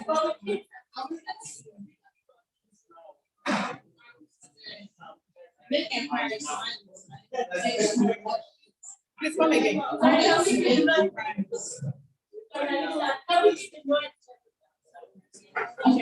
How does it make empires about the time it takes to wash, dry, if it's stressful for our mothers, and if the washing is not stressful at all? It's not stressful. I use it. That's it. Please help me to display my picture with my baby. We like it when people provide solutions and actually use their products. Some people front products that they don't use. So we can see that she's championing the products and she's wearing it on her own baby. And baby is very beautiful as well. So she was not safe, she not use it properly. After him.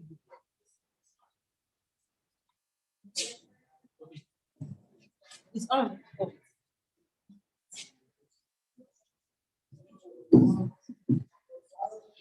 Okay, so let me just say you did a good job.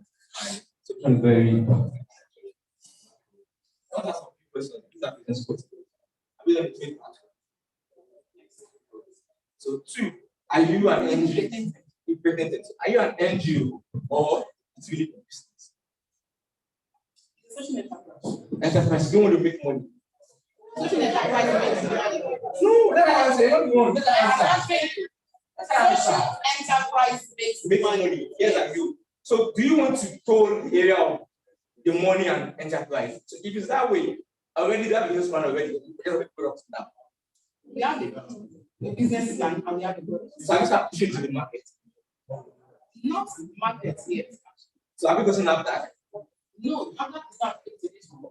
So what I do because one thing is this, you can't keep, I like for one thing very, I'm a business person, you can't keep bootstrapping. The more you're bootstrapping, somebody is doing it, I don't like Canada. Before you know it, you don't take the market, you're like, doing this thing somewhere, and nobody gets to know about it. That's why I have to take 2 steps. So get into accelerator, get into incubator, where I can incubate you, and I give that funding to the next stage. So please, that's yeah, thank you. Please, I not my concerns.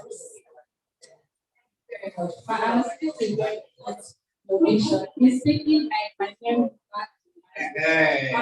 napkins and I like the mention. But I would really want to ask, for the babies, do you think that this particular will not actually cause for sensitive skin? It's very present. Because she's fair in complexion. And she doesn't, yeah. No, she's fair in complexion. No, if it's going to cause scratches, it's very, very evident on her even than dark skin babies. So she's using this and she's fine with it. And we have distributed to some nursing, for some babies, and there have not been any complaint about it. Because most of our Nigerian parents are very used to if I use it on them, do you know that even that has sometimes some scratches? It is the heat and the baby skin. And again, you have to be very hygienic to take care of your baby. You don't just dump your baby things anyhow, the way you dump your clothes. No. You need to have a designated place that you keep your baby things and you make sure you manage the place properly. If you really want to have peace with that baby.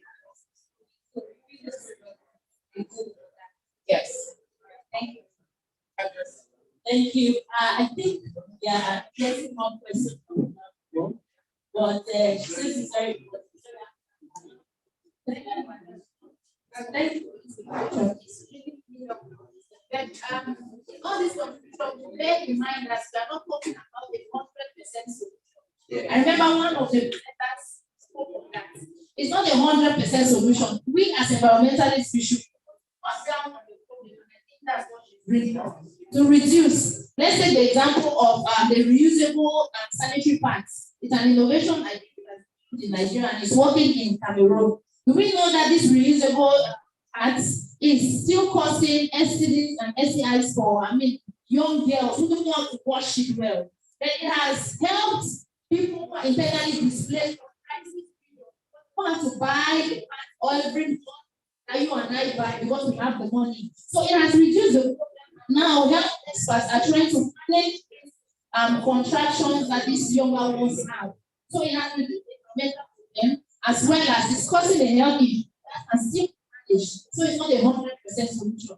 Thank you very much. Even in addition to that, if you are coming up with an innovation and it is 100% at the start, it is not a solution, it's a walk over. Thank you. Thank you. The last question. I think with I want to say that all the missions that and that I was looking at your partnership model. I think I am more interested in your SIS model. Okay. Are you open to traveling to pitch those that you are there? Of course. Of course. I am from UNEP. And I don't mind bringing you to this. And of course, you know that your invitation is fun and right from there. Thank you. So that's part of the reason so we're here. We want to collaborate, want to meet each other and then be able to move beyond just seeing each other in conferences and be able to do business together and make money together. Thank you very much. I'm sorry,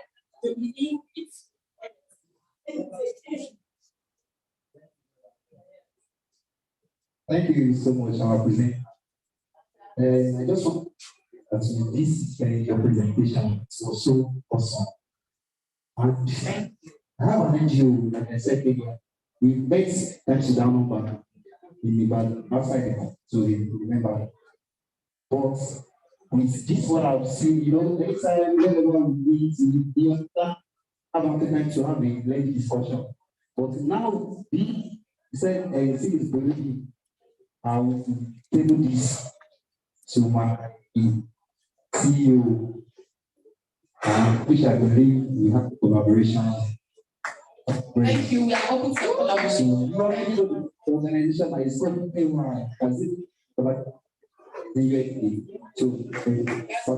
thank you. So more partnerships for ladies. So you see, I made you wait and you are not telling me thank you. Thank you for that wonderful. I really like it. Aside just advocating, we're actually bringing the solution right here. And that was also the reason why we had an assignment for this. Rather than say they don't use this use that to brush and the likes. And I have said I'm open to when if you need distributors or you need to advertise, I'm open to bringing this on my platform and sharing it to the world review. So that's it. Thank you so much. Thank you so much. Thank you. So we're going to thank you.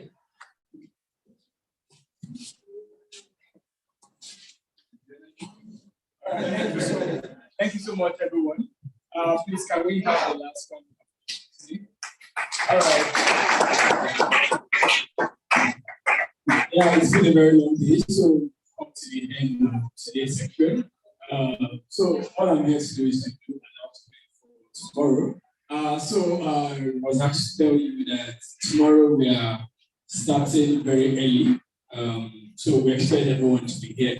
We start the exam by 10. That's 10 a.m. the section will start. So if you come by 10:01, maybe I'll make that meeting. All right. So then also you have a card with you.